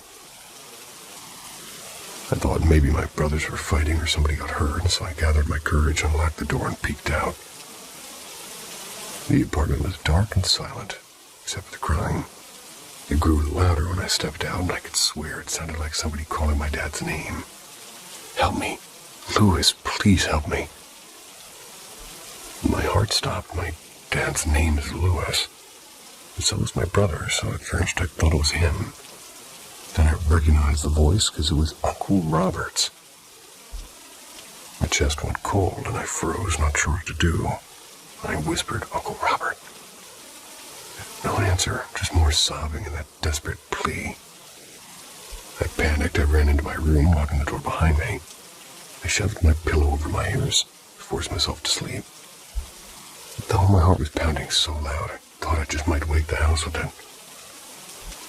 The next morning over breakfast, I asked carefully, did anyone hear anything last night? Everybody shook their heads. My brothers laughed it off and said I must have dreamed it. When I told my dad what I'd heard, the voice calling his name, his face went still. He didn't say anything for a while, just looked at me like he wanted to believe it was nothing. Couldn't quite manage to. I never brought it up again. 16 years have passed since then, and I'm 23 now. I still remember it like it was yesterday, and I've had other strange experiences since then. Whispers calling my name when no one was around, or maybe all in my head. But that night felt real, too real. I still pray for Uncle Robert's spirit, hoping he's found peace, but sometimes, when the house is quiet, I still wonder, like, was he just lost in trying to reach my dad one last time? Or is he already gone, and I was just the only one still listening? Well, I'm glad you guys are still listening.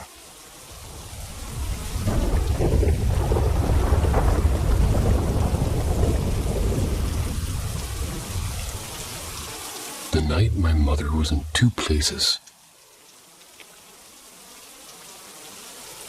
This strange little memory, or dream, or whatever it was, happened when I was about 7 or 8, and I'll tell it the best I can remember it. It was a regular school night.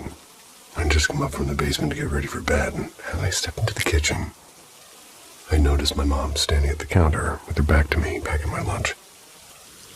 And that alone made me pause. She usually made my lunch in the morning before work, not at night. I didn't think too much about it. I just said, I'm headed to bed. When she turned around, I noticed she was wearing her pink robe with tiny stars on it. I used to love that robe for some reason. Maybe because it smelled like her perfume.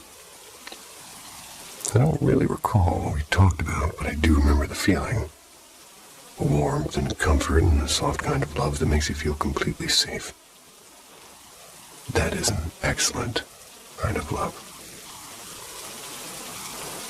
She smiled and said I looked sleepy. Told me she'd come up soon to say goodnight.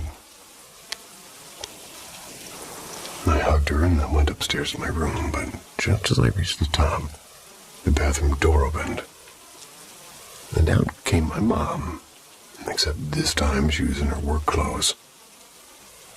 I froze and she looked at me confused and asked what was wrong. I asked how she got upstairs before me. She blinked and said she'd been in the bathroom for a while. I told her what I saw, that she was downstairs making my lunch. She looked at me like I was joking and said, "Honey, I haven't been downstairs," she said.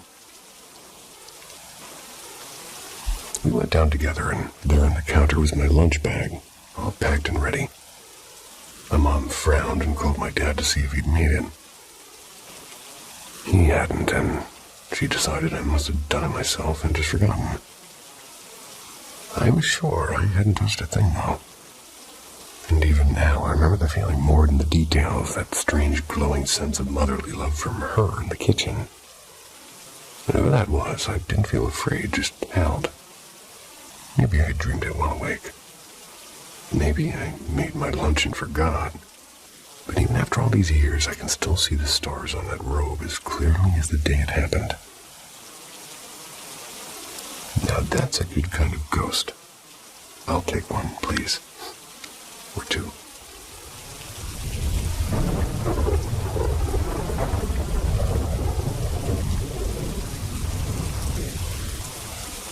The footsteps above the ceiling.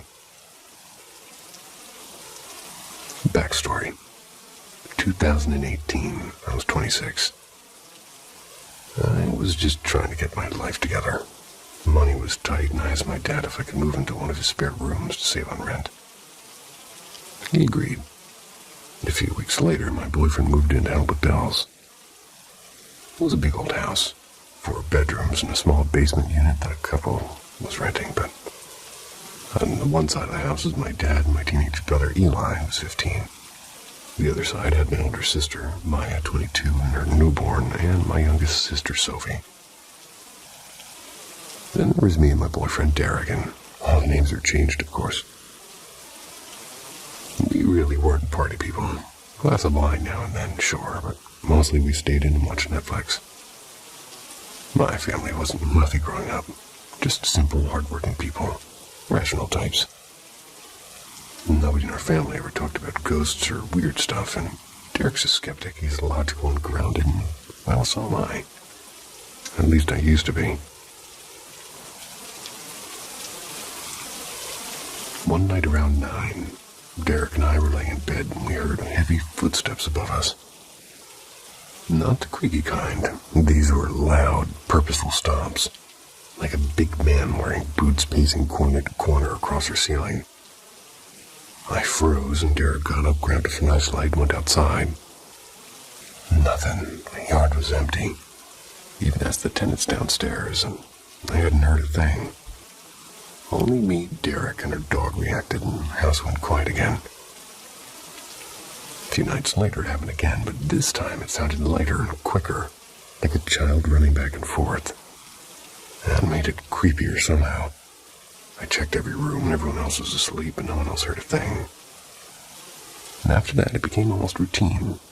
Every few days, footsteps above our room. I was convinced somebody was living in the attic, and each time I'd open the hatch and stick my head up with my phone light. Nothing. Eventually, I crawled up there. No signs of anyone or anything. Derek started getting annoyed, and I started losing sleep. At the time, I was training for a marathon, and I desperately needed rest. driving me crazy. One afternoon, when everyone was out, I heard the steps again, louder and angrier. I ran straight to the attic and shouted, "All right, I'm alone. What do you want? Show yourself." Nothing, just silence and dust. So then weeks passed, and one night, at around 2:30 a.m., the steps came back, faster and erratic, like someone running wild above us. I sat up shaking, and Derek tried to call me. I started Googling in the dark, like footsteps in the ceiling at night, ghost footsteps or spirit noises. And that's when I stumbled upon the word poltergeist, a noisy spirit. I learned it's not a ghost, but a kind of energy created by strong emotions, usually from teenagers, and I clicked. Our house at the time was chaos. My brother was getting into trouble at school, and my sister and dad fought almost daily. And Maya was exhausted from her baby, and I was burned out and anxious. The air in that house was heavy and negative, and constant yelling and crying and tension. Derek and I realized maybe that energy wasn't just emotional, maybe it manifested. So we tried something new. We started praying before bed. We opened windows, and my sister brought sage and burned it, while my dad read verses from the Bible. We even agreed as a family, no more shouting, no more anger, just peace. And that same night, for the first time in months, there was silence. No footsteps. Nothing. And it stayed that way. We never talked about it again. And looking back, I'd like to think it was the universe's way of forcing us to change, to calm down, to take care of ourselves. And Derek and I are married now with a little boy. Moved into a new house in November 2023. And on our first night there, I stood in the living room, held his hand, and said, "Only good energy in this home." He laughed, but I was serious. He lit some sage, and I whispered a prayer of thanks. And we haven't heard a sound since. Well, that was cute.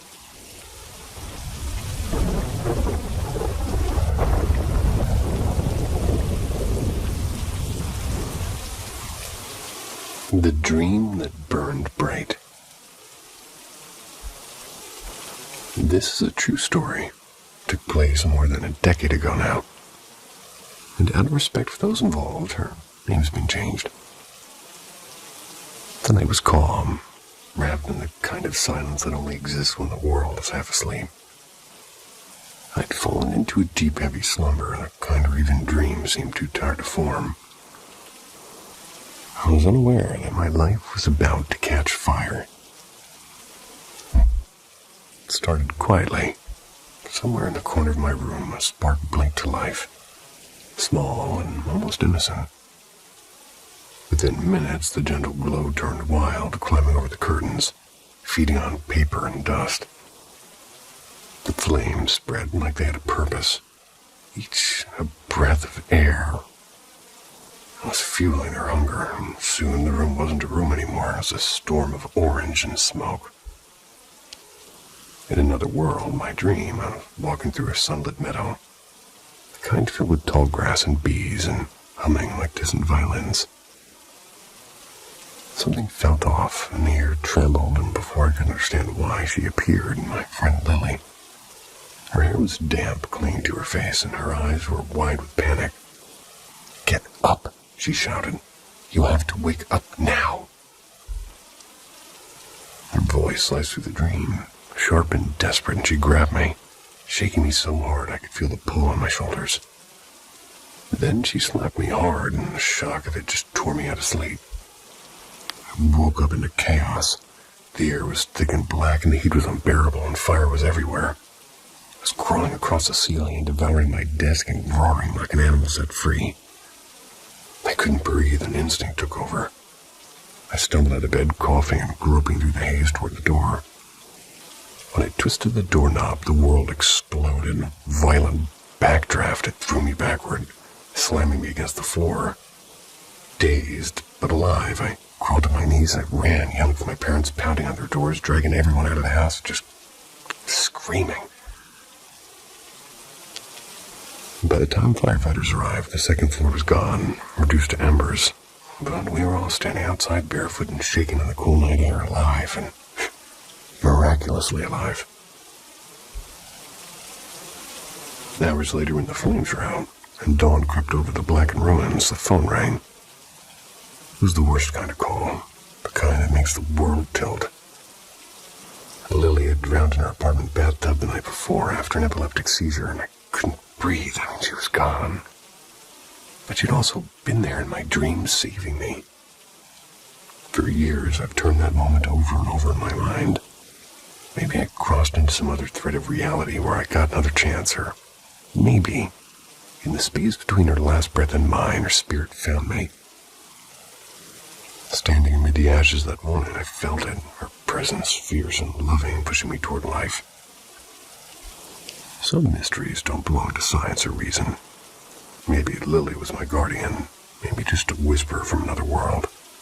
But one truth burns clear. Her friendship didn't end with death. It saved me, and I will never forget that.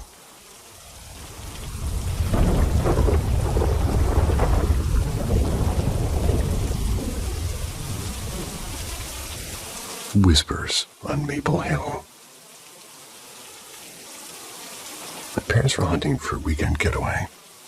They could have gone with something normal, like a beach cottage in Cape Cod, maybe a cozy place by the lake, but no. They bought an ancient and, yes, seriously haunted colonial estate from the late 1700s up in Vermont. The place sat on nearly 90 acres with 8 bedrooms and a carriage house. A few crumbling barns that looked like they hadn't seen a horse since the Civil War. One of the outbuildings had once been a smokehouse, and another, strangely, was a tiny sort of church or chapel, whatever you want to call it. Had a rusted iron bell still hanging in the steeple. The land itself had quote-unquote history, as the realtor delicately put it. Old Revolutionary War skirmishes and forgotten burials, that sort of thing.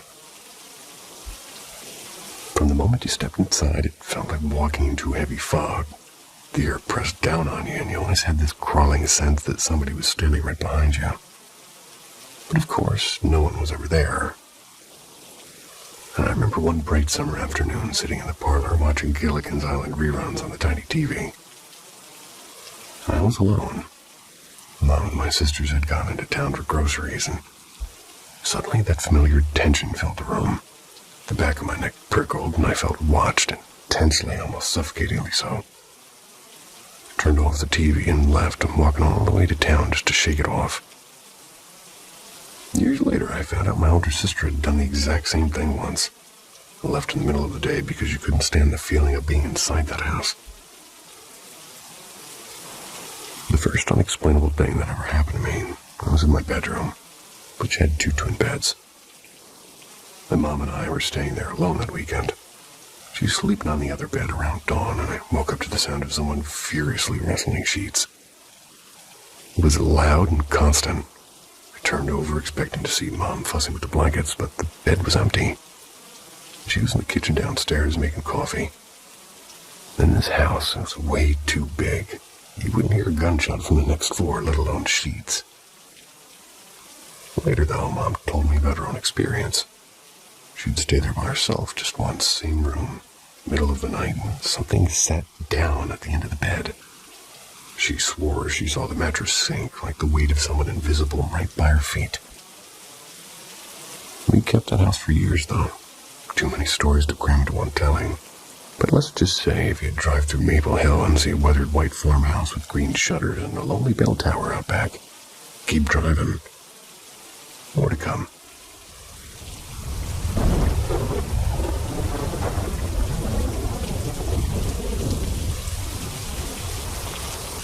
The Night Visitor.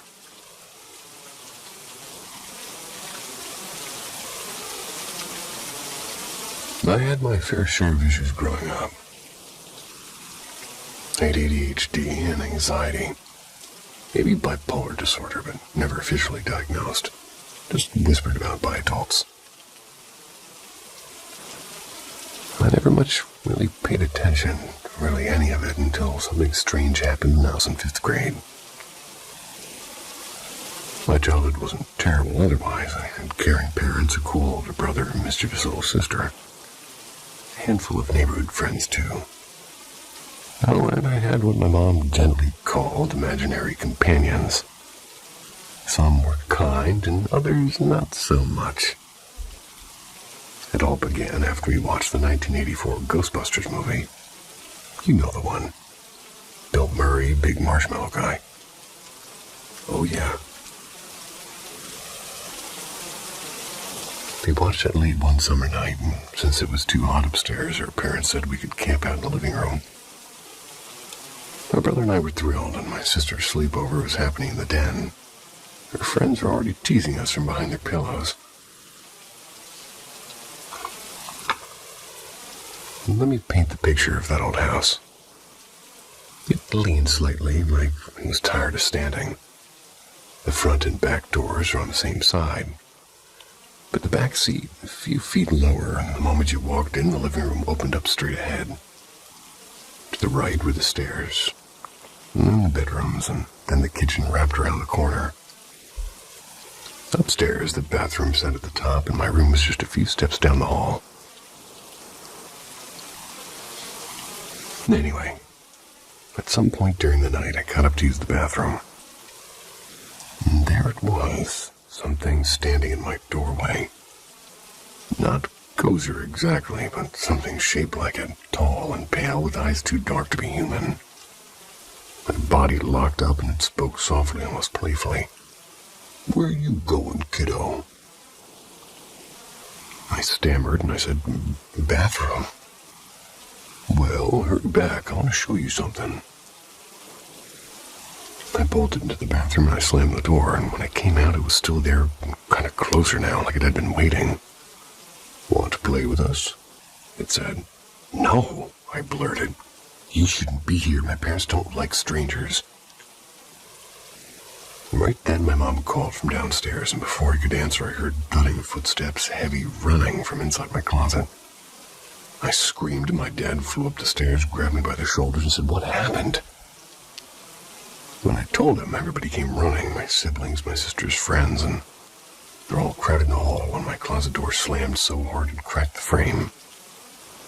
A second later, my bedroom door did the same. My dad's face went pale. He told everyone to get downstairs and told my mom to call the cops.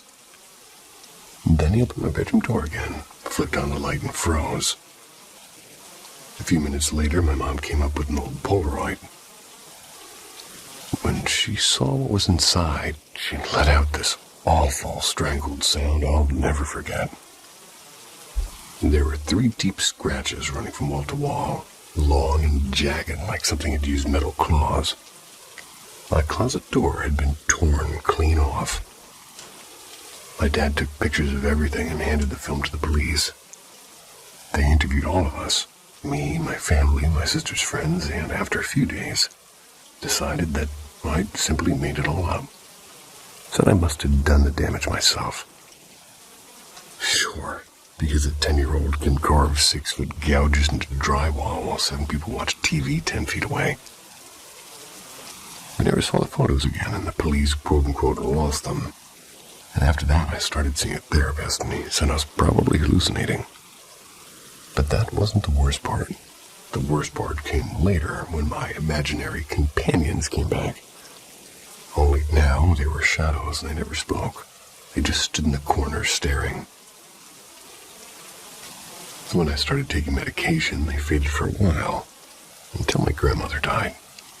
Then they returned with no pills, and, well, nothing's gotten rid of them since. I still sense them sometimes, watching and waiting, and I've written about them before, hoping that maybe sharing their story would take their power away, but it never does. People think I'm making it up, that it's some creepy internet fiction, but it's not, because I'm no Stephen King, and this isn't a story, it's just what my therapist later called me, the boy who invited shadows. Anytime I hear the name Stephen King, I think about his upper lip. Nothing comes after that thought, but that's what happens to me.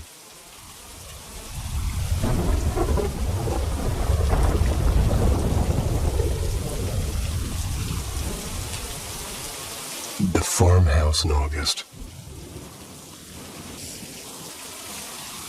I want to start by saying this happened when I was around 14, so roughly 20 years ago.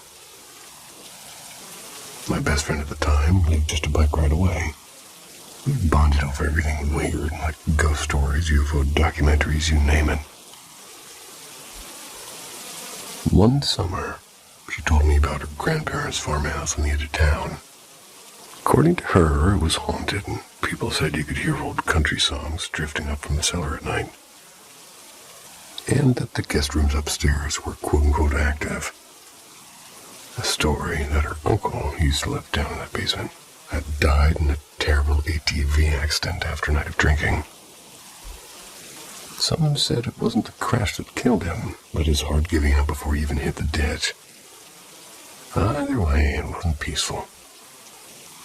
So one Saturday, my friend invited me and her cousin to help clean those 2 upstairs rooms. We were thrilled, half out of curiosity, half because we secretly hoped we'd see something. The farmhouse itself was old but well kept, and her grandparents were pretty far away, so the 3 of us had the place to ourselves.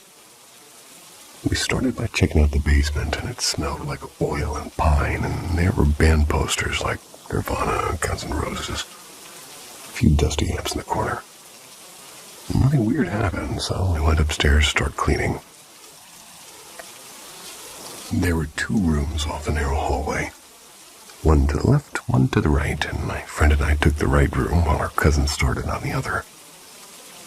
We were joking around, tossing pillowcases at each other when I noticed a small square panel on the ceiling, an attic door. It took both of us to pull it open, and as soon as we did, hot air rushed out. It was heavy and sour, like something had been trapped up there for years. I froze, feeling the strange pressure in my chest. We just looked at each other for a second before slamming it shut. A few minutes later, as I was wiping down the dresser, my friend just gasped. And there were faint smudges, like handprints. They were appearing on the wall near the window, and they were big. They hadn't been there before, at least, I swear. We both backed away, whispering to each other, trying to make sense of it. Then her cousin came in, rolling her eyes, thinking we were messing around. "Come look at her room," she said. So we followed her. The bed in her room looked freshly made, crisp white sheets and all, but there was a deep impression in the middle of it. It's like somebody had just lain there. She yanked the sheet back in one motion, and I'll never forget what we saw. A smoky, gray mist rose up like dust caught in sunlight and darted straight into the wall. Before we could react, the little fan in the window clicked on by itself and began to hum. The 3 of us bolted, and I don't think I've ever run that fast in my life. We tumbled down the stairs screaming for our mom, who's outside hanging laundry. And that was the last time any of us ever set foot in that house.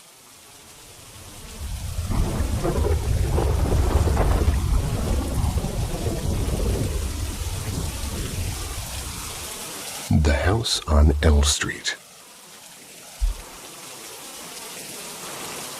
This happened quite a few years back when I was living in Washington, D.C. I had just moved into a small townhouse near DuPont Circle with 2 friends. It was an old narrow building with creaky floors and paper-thin walls, and a basement that smelled like dust and band sweat. Band sweat? We used that basement for rehearsals. Well, upstairs were 3 cramped bedrooms, and the living room always looked like we were halfway through moving out. The couple I lived with, I'm going to call them Dan and Lily, they had been together for years. And a few months after I moved in, Lily found out she was pregnant. Not long after that, strange things started happening. At first, it was just sounds and footsteps mostly. Light ones, like somebody walking barefoot upstairs and no one was home. Sometimes we'd hear it coming down the stairs and stopping right before the kitchen. We did live in a rough neighborhood back then, so the idea of a break-in was always on our minds. But every time we checked, the doors were locked and nothing was missing. And after a couple of weeks, it got weirder, and each of us at different times thought we saw a figure. A young woman, maybe in her 20s, long hair, and old-fashioned dress. Always in the corner of our eyes. None of us felt scared exactly, but more unsettled, and we joked about our roommate from 1910. Then one night, while Dan and I were out at practice, Lily called, absolutely terrified.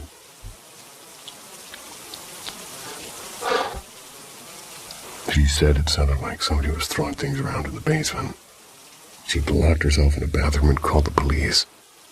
By the time we got home, about 40 minutes later, the cops had already checked the place and there was nothing, no open windows, no sign of anyone breaking in. After that, though, things escalated. The footsteps, the shadows, all of it. But the strangest part was how it all seemed to center around Lily.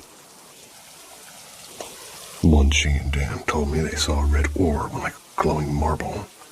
It drifted across the bedroom wall and disappeared. They swore it wasn't a reflection. And around that time, we'd also had moments where we felt a light tap on a shoulder. Every time we'd turn, there'd never be anybody there.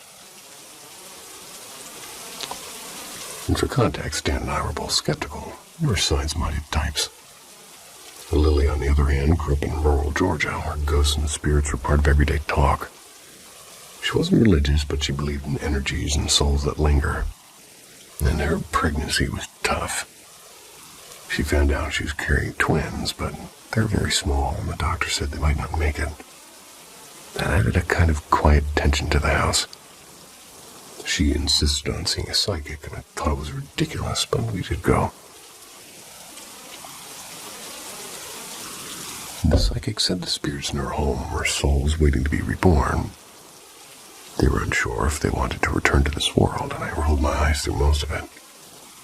But I would be lying if I said I wasn't a little shaken. A few weeks later, I had my worst night there. Dan and Lily were gone for the weekend, and I was alone. Around sunset, the basement noises started again, banging and dragging like someone moving boxes.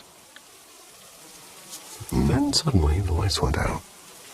Nope, I grabbed my jacket and walked fast to a friend's place a few blocks over.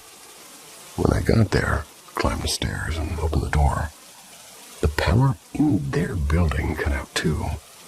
And at the same time, 2 paintings fell off their hallway walls. And I swear to this day, I wouldn't have believed it if I hadn't seen it. That night, while we were trying to laugh it off, we heard somebody whistling outside, just a slow, wandering tune up and down the street.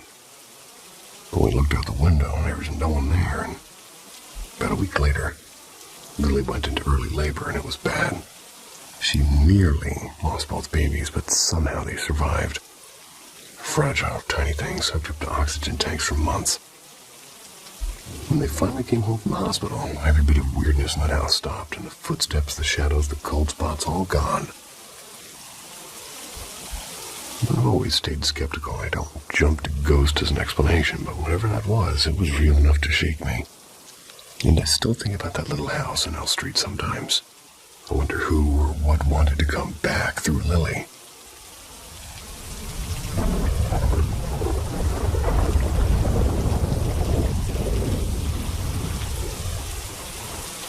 The night the covers moved.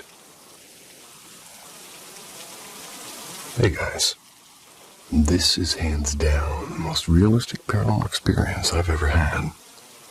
Even now, thinking about it gives me chills. I was around 13 or 14, I'm 25 now. My parents, my 2 cousins, and I stayed for the weekend at a beach house in Las Terrenas, Dominican Republic. The place belonged to one of my mom's old co-workers, and we didn't know anything about the house's past necessarily. Honestly, we still don't. I've asked my mom to check with her friend about it, but she always laughs it off. Anyway, the house itself was kind of a mix, an old structure, but with some newer touches here and there. First floor had nothing weird about it, but the second floor, that's where everything happened. I remember going up and seeing about 8 twin beds lined up side by side, all neatly made, like the place was ready for a summer camp. At the very end of the hallway was the master bedroom, but the room my cousins and I slept in was the first one right by the row of beds. That room had a small but strong wall air conditioner, white plastic chair, a closet with drawers, and a queen bed and a twin bed right next to it. My cousin shared the queen and I took the twin. Pretty normal setup until it wasn't. The first weird thing that happened was the chair moving at night. At first, we thought it was just the AC's airflow pushing it, so we tested it during the day, and yeah, it moved a little, but at night it would slide across the floor when it wasn't anywhere near the air conditioner. Still, I brushed it off, and I didn't believe in ghosts, so I convinced myself it was just the air somehow. The second weird thing happened when we came back from the beach one afternoon. The room was completely messed up. The sheets pulled off, the closet doors open and drawers out, light on, door wide open. And that same chair moved again. My parents said one of my cousins was probably playing a prank, and let's call the quiet one J and the mischievous one E. That night, J and E slept on the queen. I was in the twin bed beside them. The beds were so close it felt like one big bed, and here's where it gets freaky. I am a night owl, so I was the last one awake. Around 1 or 2 a.m., finally I decided to sleep. Put my phone down, put the blanket up to my chin, and it was freezing. Closed my eyes. Maybe 2 or 3 minutes later, the blanket was yanked straight down to my knees. I shot up instantly, and I thought maybe one of my cousins did it, but Jay would never do that. And he was way on the far side of the bed, and there was no way. I tried to wake them, shaking them, even tapping their faces, but they wouldn't budge. It's like they were in a trance, and I panicked. I wanted to run to my parents' room, but the thought of walking past those empty twin beds in the hallway? Nope. And I sat there terrified, just watching the dark room until the first light of sunrise came through the window. To this day, I can't explain what happened. There's no draft, no prank, no dream. Just the most surreal moment of my life. And the night the covers moved.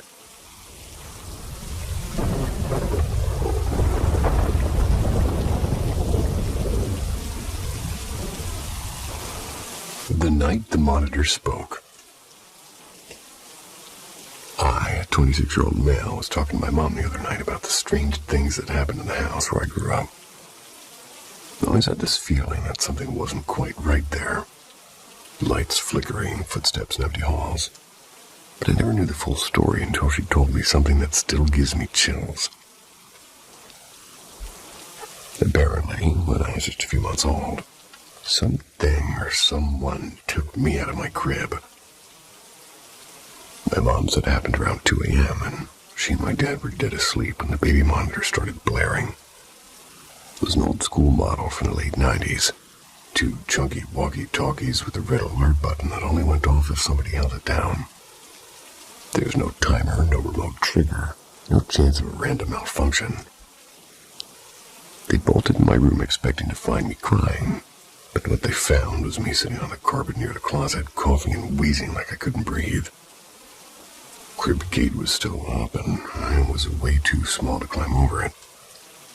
My mom swears the monitor on the dresser, the one with the alert button, was still warm, like it had just been pressed.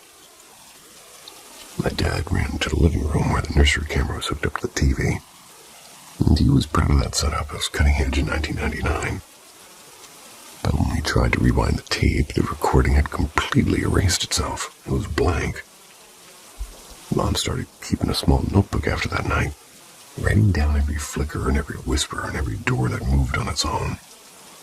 She says nothing ever touched anyone again, but she believes whatever triggered that alarm was trying to protect me, not harm me.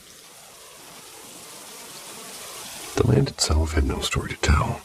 My dad had cleared the woods himself to build our house. No graves, no tragedies, just fresh timber and new paint. But maybe some places don't need a history to have something living in them. Over the years, I'd still hear knocks from the attic or toys turning on by themselves, but never anything as intense as that night. I'm not sure what to believe, but if something invisible really did lift me out of that crib to save me, I guess I owe it my life.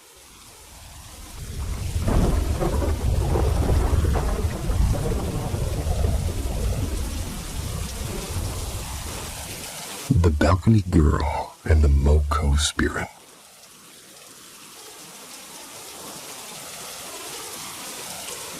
I come from a Maori Pacifico way now, where stories about the unseen aren't unusual.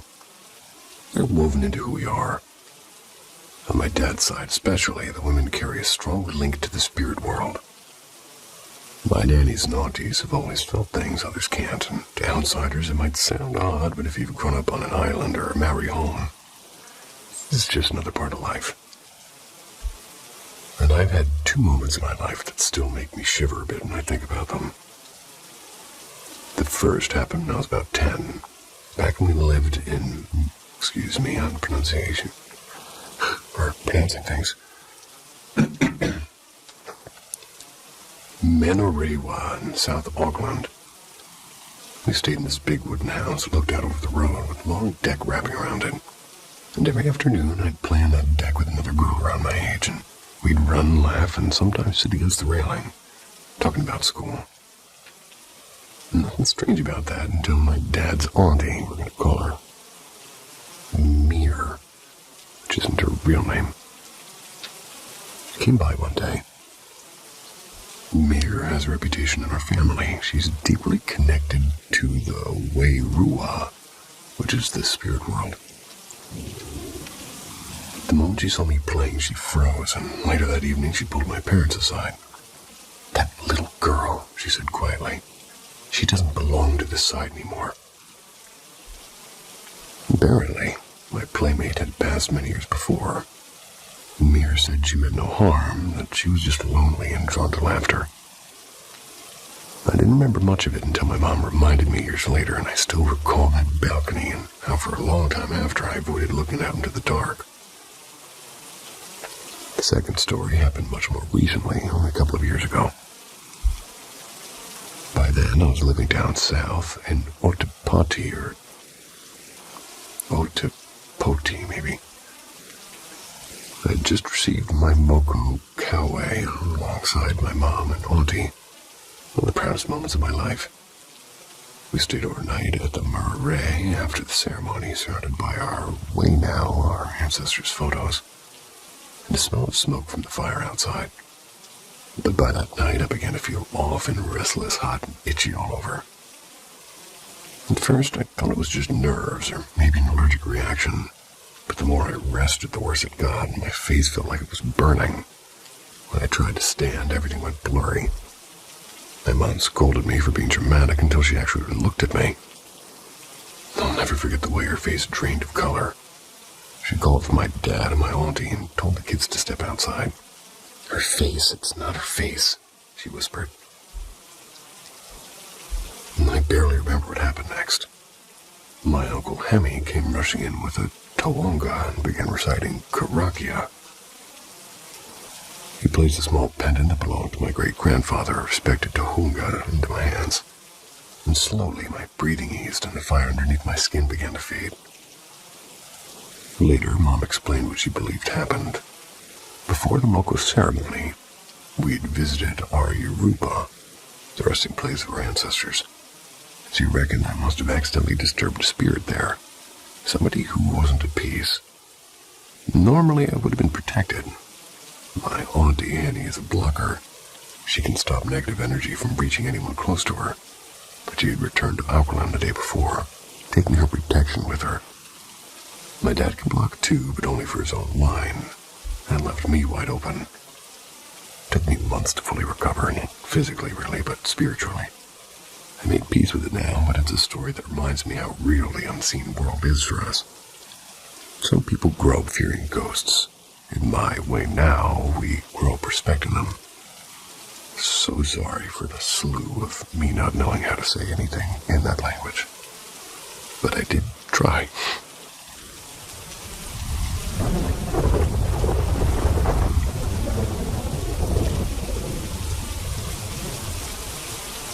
The house with too many eyes.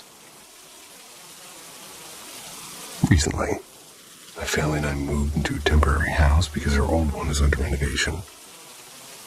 Honestly, I still can't figure out why my parents bought that place. It's on an insanely busy street and perfect for running a small shop. Just a few minutes from the city center where land costs a fortune. But apparently, the old owners sold it cheap because they had to move out fast. Something about that deal just doesn't sit right with me. When we first arrived, the whole place was covered in dust, and I started cleaning and opened one of the old wardrobes. And inside were these porcelain dolls, dozens of them. One in particular looked like a baby, but its glassy eyes gave me the creeps. I threw that one straight into the trash. Since we were only staying temporarily, my mom invited a Buddhist monk or maybe a shaman. Not so sure. Don't even really know what the English word is for that.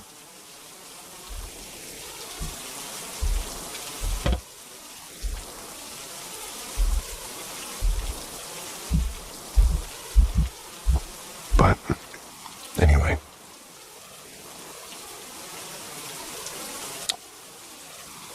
point is, they came to perform a welcoming ritual. He placed paper talismans at the corners of every room. My mom said they're supposed to keep bad spirits out. Personally, I think they might also be keeping something in, but who knows, right? Anyway, things started getting weird soon after, and my mom noticed her things kept moving around even when no one had been in her room. Her towel would fall off the hanger, and her watch kept ending up on the floor, always in the exact same position, leaning up against the wall. She swore she hadn't touched it. So she called another monk to perform a calming ritual for the house. From what I gathered, he said that there were multiple spirits, maybe 3, maybe 5. They were wandering around, not just in Mom's room, but throughout the entire house. And that includes my room and my sister's, though honestly, we were too lazy to care. Sometimes I'd hear thumping and knocking in my room, like someone punching the walls. I assumed it was my sister being annoying, but it happened even when she wasn't home. I also started losing random stuff. Small things, but enough to make me wonder if these spirits are borrowing them. Now, my mom crushes ginger and puts bits of it in my backpack and around my room, saying it'll keep the spirits away. I don't know if it works, but I'm not arguing. And that's it, really. Sounds like one of those ghost stories people make up for fun, except it's not. It's happening to us right now.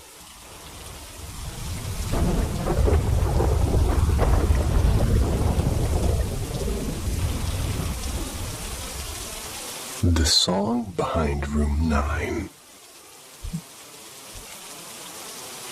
April 2016. Mrs. Daria has been unconscious since yesterday afternoon. We, the ones standing quietly beside her bed, can do nothing but watch. Dr. Lionel, who's been attending her case for weeks, sits silently near the monitor. His eyes are fixed on the screen, but his mind, I think, has already accepted what's coming. The beep slows. The green line on the monitor falters. By midnight, the room is filled with the soft sounds of crying. Mrs. Daria is gone. My name is Britt.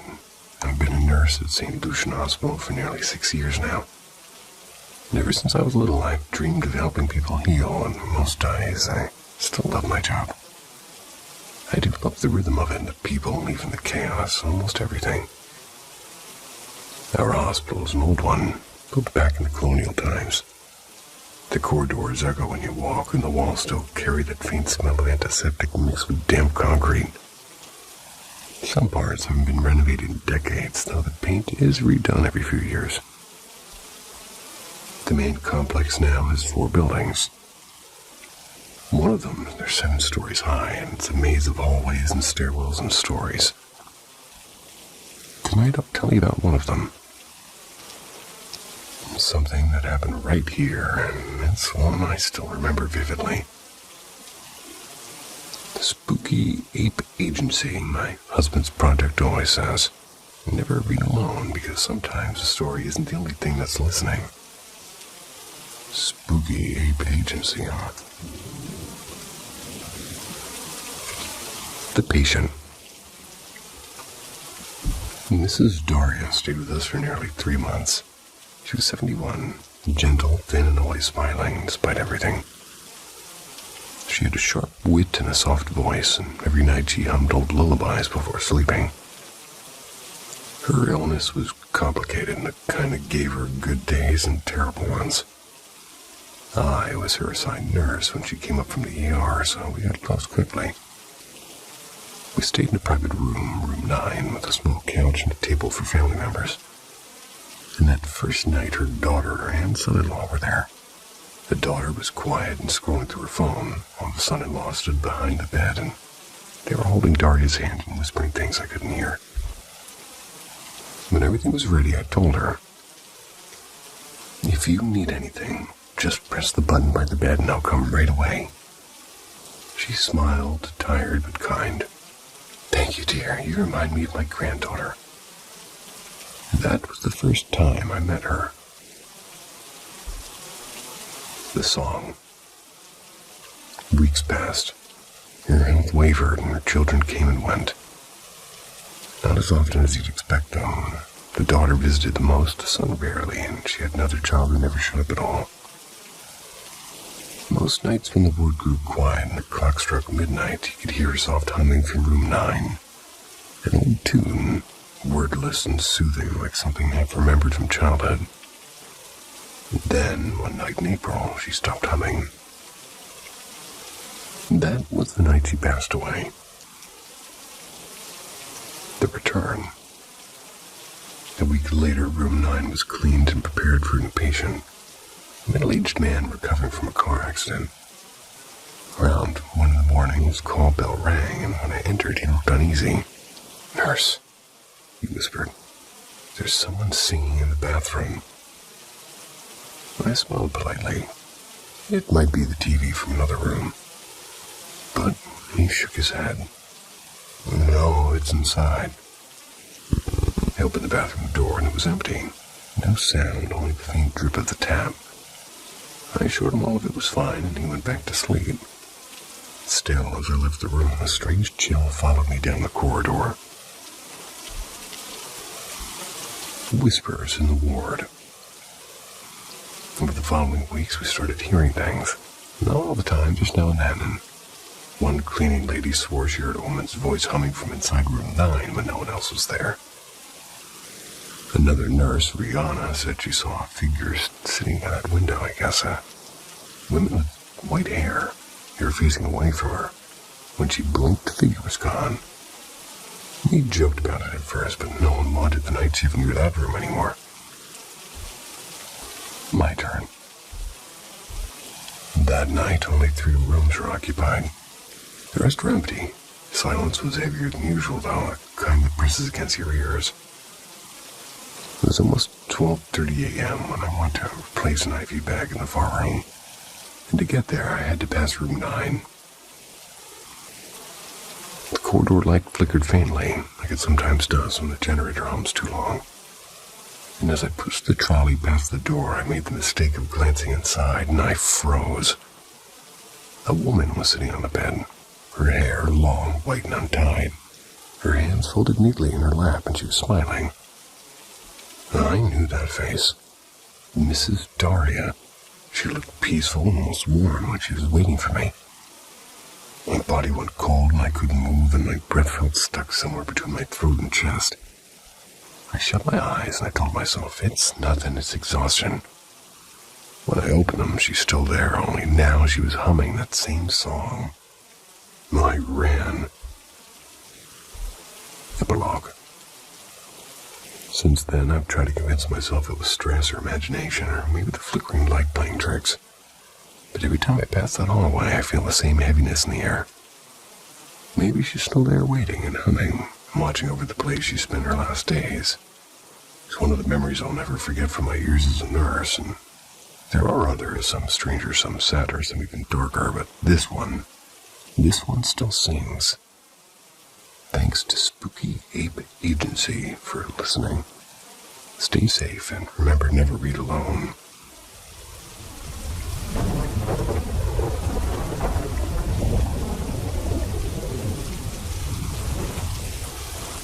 Night Night Shift Whispers.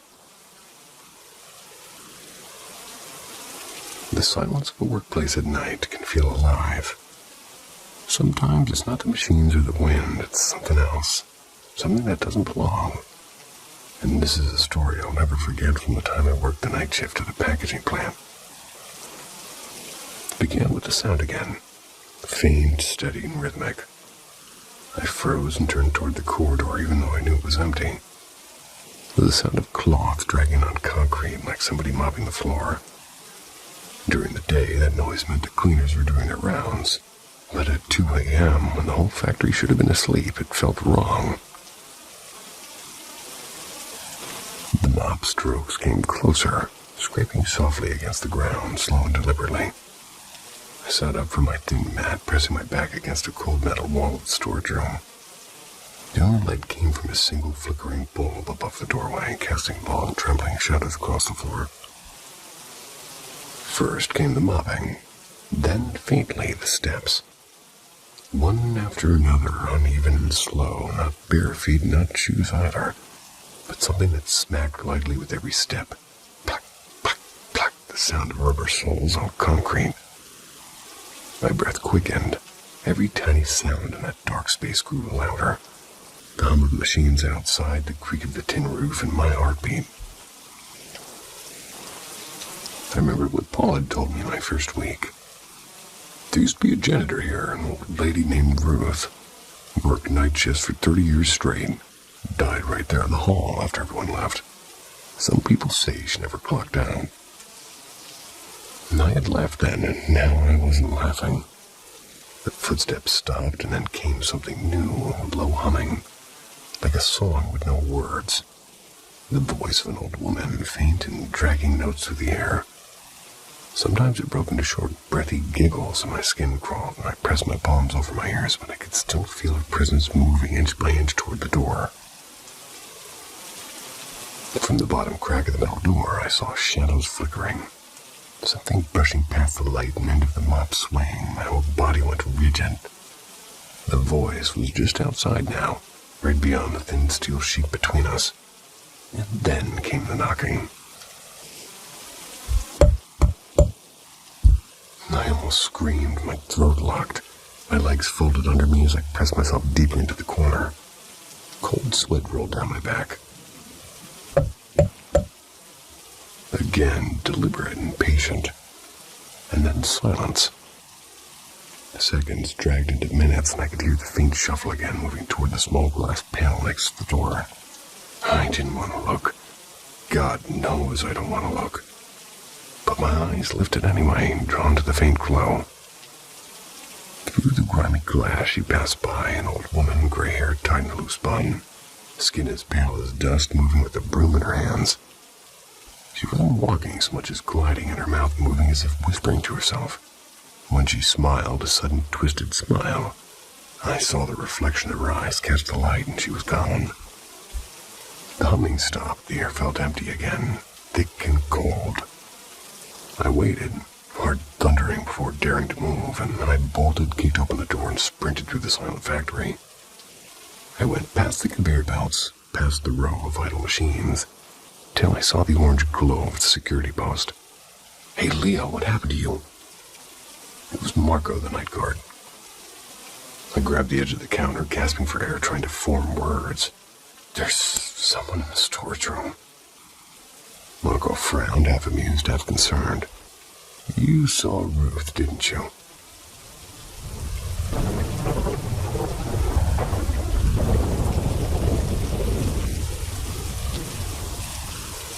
The night the old clock fell.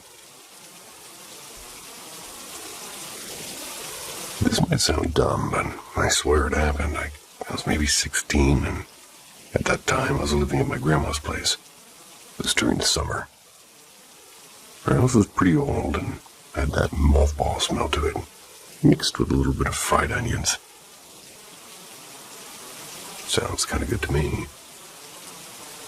I had the attic room, which was cool because I had my own little space, but a little bit creepy too, especially at night. One morning, half awake, I'm in that fuzzy state when you're not sure if you're dreaming or not. Had my little radio alarm set to some country station. It kicked on, playing low, and I just laid there listening. The light through the window was that dim blue, so I hadn't bothered turning on the lamp yet. Then the music started to fade, like not cut out exactly, but melt into static. Not fast, not sudden, just slow. I thought maybe the old wires or the antenna was loose. Kept getting worse until it was all static, louder than it should have been. Like way too loud for volume that I had it on. Start to get goosebumps because, I don't know, it just didn't sound right. Then I heard a dull thump. Not heavy, more like a footstep, but like something solid hitting wood, and I froze. Radio went silent right then, like somebody hit mute. No static, nothing, just emptiness. I couldn't even move, I just lay there staring at that ceiling.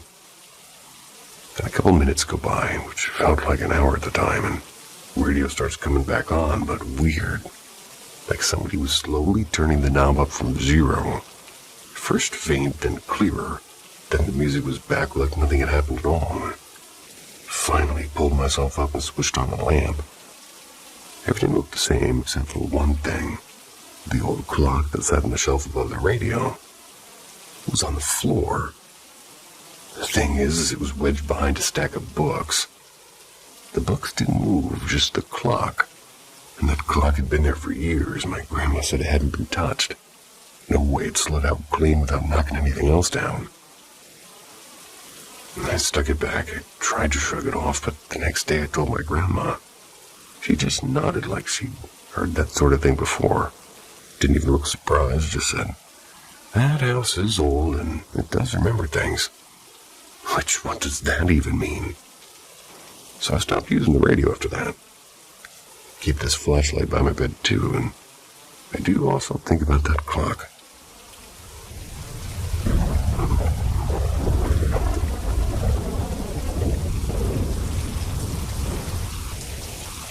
The thing by the barn. I was maybe 13. I was out in the middle of, somewhere in Kansas. This has been circling my head for about 20 years now. I never told anybody except for my cousin who was there with me, but I still think about it sometimes, especially when I'm walking past old barns. So my uncle had this place just outside town. It was like a farmhouse with a red barn that always looked like it was leaning a little too much. He let us stay there sometimes in the summer when our parents wanted a break. It was one of those trips where we stayed up late, sneaking Dr. Peppers and playing Game Boy until we passed out. Next morning we got bored and decided to go mess around outside. It was hot, like the kind of sticky summer heat where even the grasshoppers sound tired. Behind the barn there's this little patch of trees and a giant creek bed.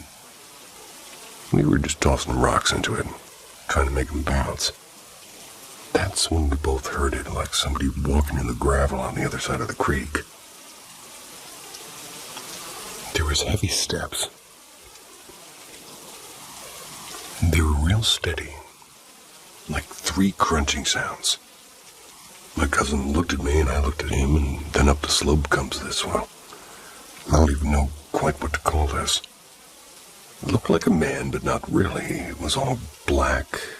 Not like clothes black, but like when you stare into the inside of a chimney. Just no detail. Shoulders, arms, boots, even the shape of a head, but no face. We froze, and I remember I still had a rock in my hand, and I just didn't throw it. My cousin, he actually said, hey. Like we'd just run into some neighbor. But there was nothing. The thing didn't talk and didn't move much.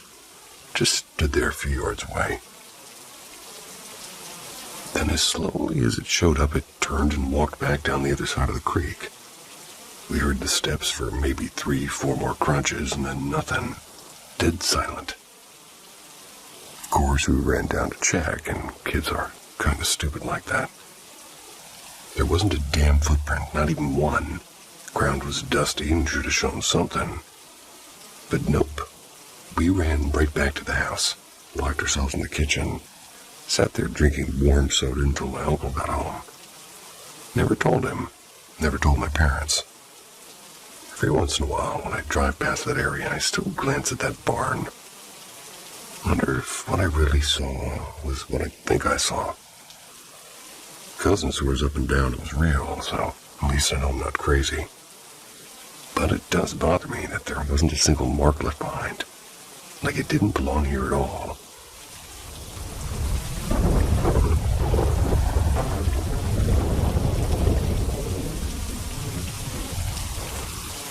The balloon face in the barn house. I don't even know how to word this right. Feels kind of dumb even typing it. But it happened, and it's stuck in my brain. Where I grew up, there are old barns just falling in on themselves everywhere. But in the same area, we rented this 2-story house, and it used to be a feed store in the 40s. At least that's what my dad swore. You could still smell the grain, at least in the wood, especially when it was raining.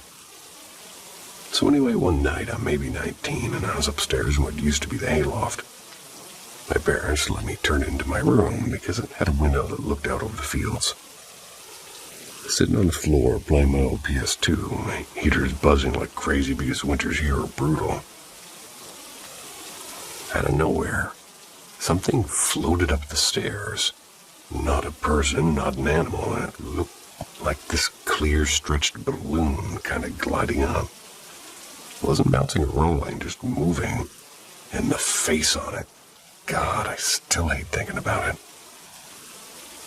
It was like Edvard Munch's The Scream, but twisted like somebody had drawn it on plastic and stretched it too far. It wasn't sharp like a solid thing, more like a reflection that wouldn't go away. Faint, but with more weight. You know, you can feel someone staring at you. Well, I had that too. And even though it didn't make a sound, I swear my chest felt this vibration.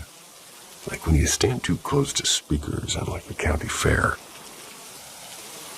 Or anywhere that might have speakers. So I froze, and the controller was in my lap, and I was just staring at it. Told myself it was headlights bouncing off weird off the wall, or maybe my eyes being tired. But no, it lingered too long. Moved too deliberately. Thought about running outside, but it was February. Snow piled to my knees. So I did the next dumbest thing. Pulled the blanket over my head like I was 6 years old again. Fell asleep shaking like an idiot. Funny part is next morning my mom mentioned she kept hearing somebody walking up the stairs in the night. No one was there when she checked. He brushed it off, but I didn't even try to explain my side of the story. I've seen shadows and I've seen weird lights before, but nothing like that. Balloon thing. With that screaming face. Has anyone else ever seen something float like that? Not a shadow person, not a mist, but something that feels halfway between a hallucination and an actual object. I can't shake it, it felt too real. And I really, really don't want to see it again. The thing by the barn. Last spring, late March. I still don't have a good answer for this thing. I live out in the country, like proper middle of nowhere stuff, and I've always been pretty comfortable outside at night. I mean, I grew up walking around the fields with just a lantern or no light at all. My dad always said, if you know the land, it won't bite you. And I believed him mostly. Anyway, one night I went out to check the shed because the wind had been banging something around. My wife was inside with her little boy, and I didn't want the noise keeping him up, so I pull on my boots, grab the old flashlight, and I head out. It's quiet, except for frogs and the wind in the pines, that kind of quiet that feels thick. And as I get near the barn, I see this thing, and the best way I can describe it is like a tall streak of light. Whitish with this weird green tint, almost like when you crack a glow stick but brighter. It wasn't standing still either, it was sliding or maybe rushing straight toward me. And it felt fast. Froze for maybe a second, then my legs just decided on their own, like, nope. Turned, ran back to the porch. My heart was hammering. I was half convinced I'd trip over my own boots and get eaten or zapped or whatever it was going to do. I didn't stop until I was back in the glow of the porch light, breathing like I'd sprinted a mile. Next morning, walk out there again, feeling a little bit dumb about the whole thing. Thought maybe the flashlight had bounced off the tin roof or caught the glass on like a chicken coop window. That could make sense, but I tried flashing it every which way and couldn't get anything like what I'd seen. The window's on the wrong side anyway. The part that stuck with me, though, was a week later. I was talking to my neighbor, an old guy named Harold, who's lived here forever. I mentioned the light, just joking around, like, guess I saw a UFO. And he got serious. He did it real quick, too, and he said, don't walk by the barn at night. Never have, never will. Then he just changed the subject and wouldn't explain it.